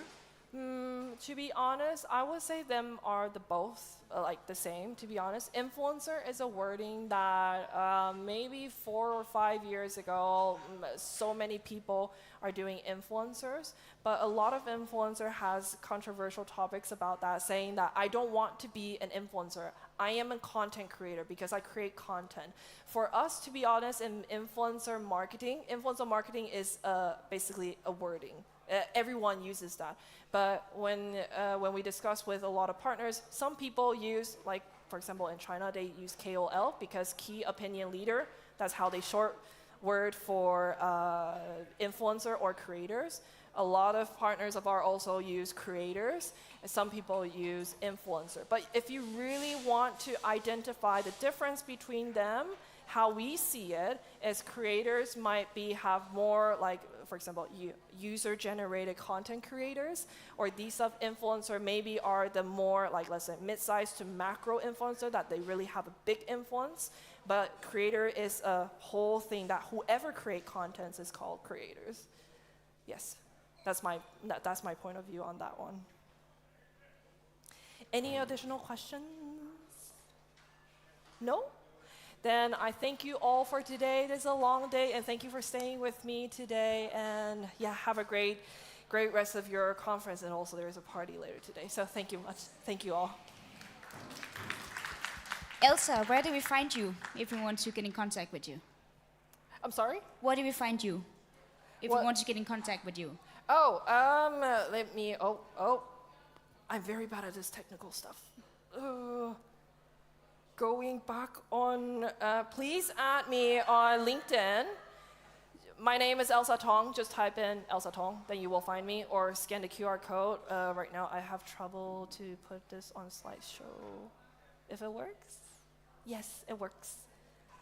So please let me know if you have any questions. Connect me on LinkedIn. I'm happy to basically answer most of your questions. Give a round of applause, everyone, to Elsa. Thank you. Yes. All right, everyone.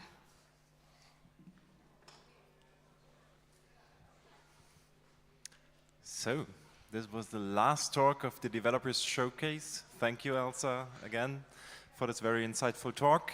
Thanks again to all the creators, all the people who gave talks, the developers we had the honor to interview. I think we had a lot of fun, right, Sophia? We had so much fun, and it's a delight to have that many talented, dedicated, and passionate people on this stage. So thank you so much, and also thank you for those who stayed tuned all the way for the stream. I hope you gained something out of it, and I hope you had a great experience and also learned something. Yeah, whatever you do this evening, if you go home or if you have a party, have a nice evening, have a nice trip home if you have one, and maybe see you next year when we celebrate the 21st anniversary of Nordic Game. See you then. Bye. Bye.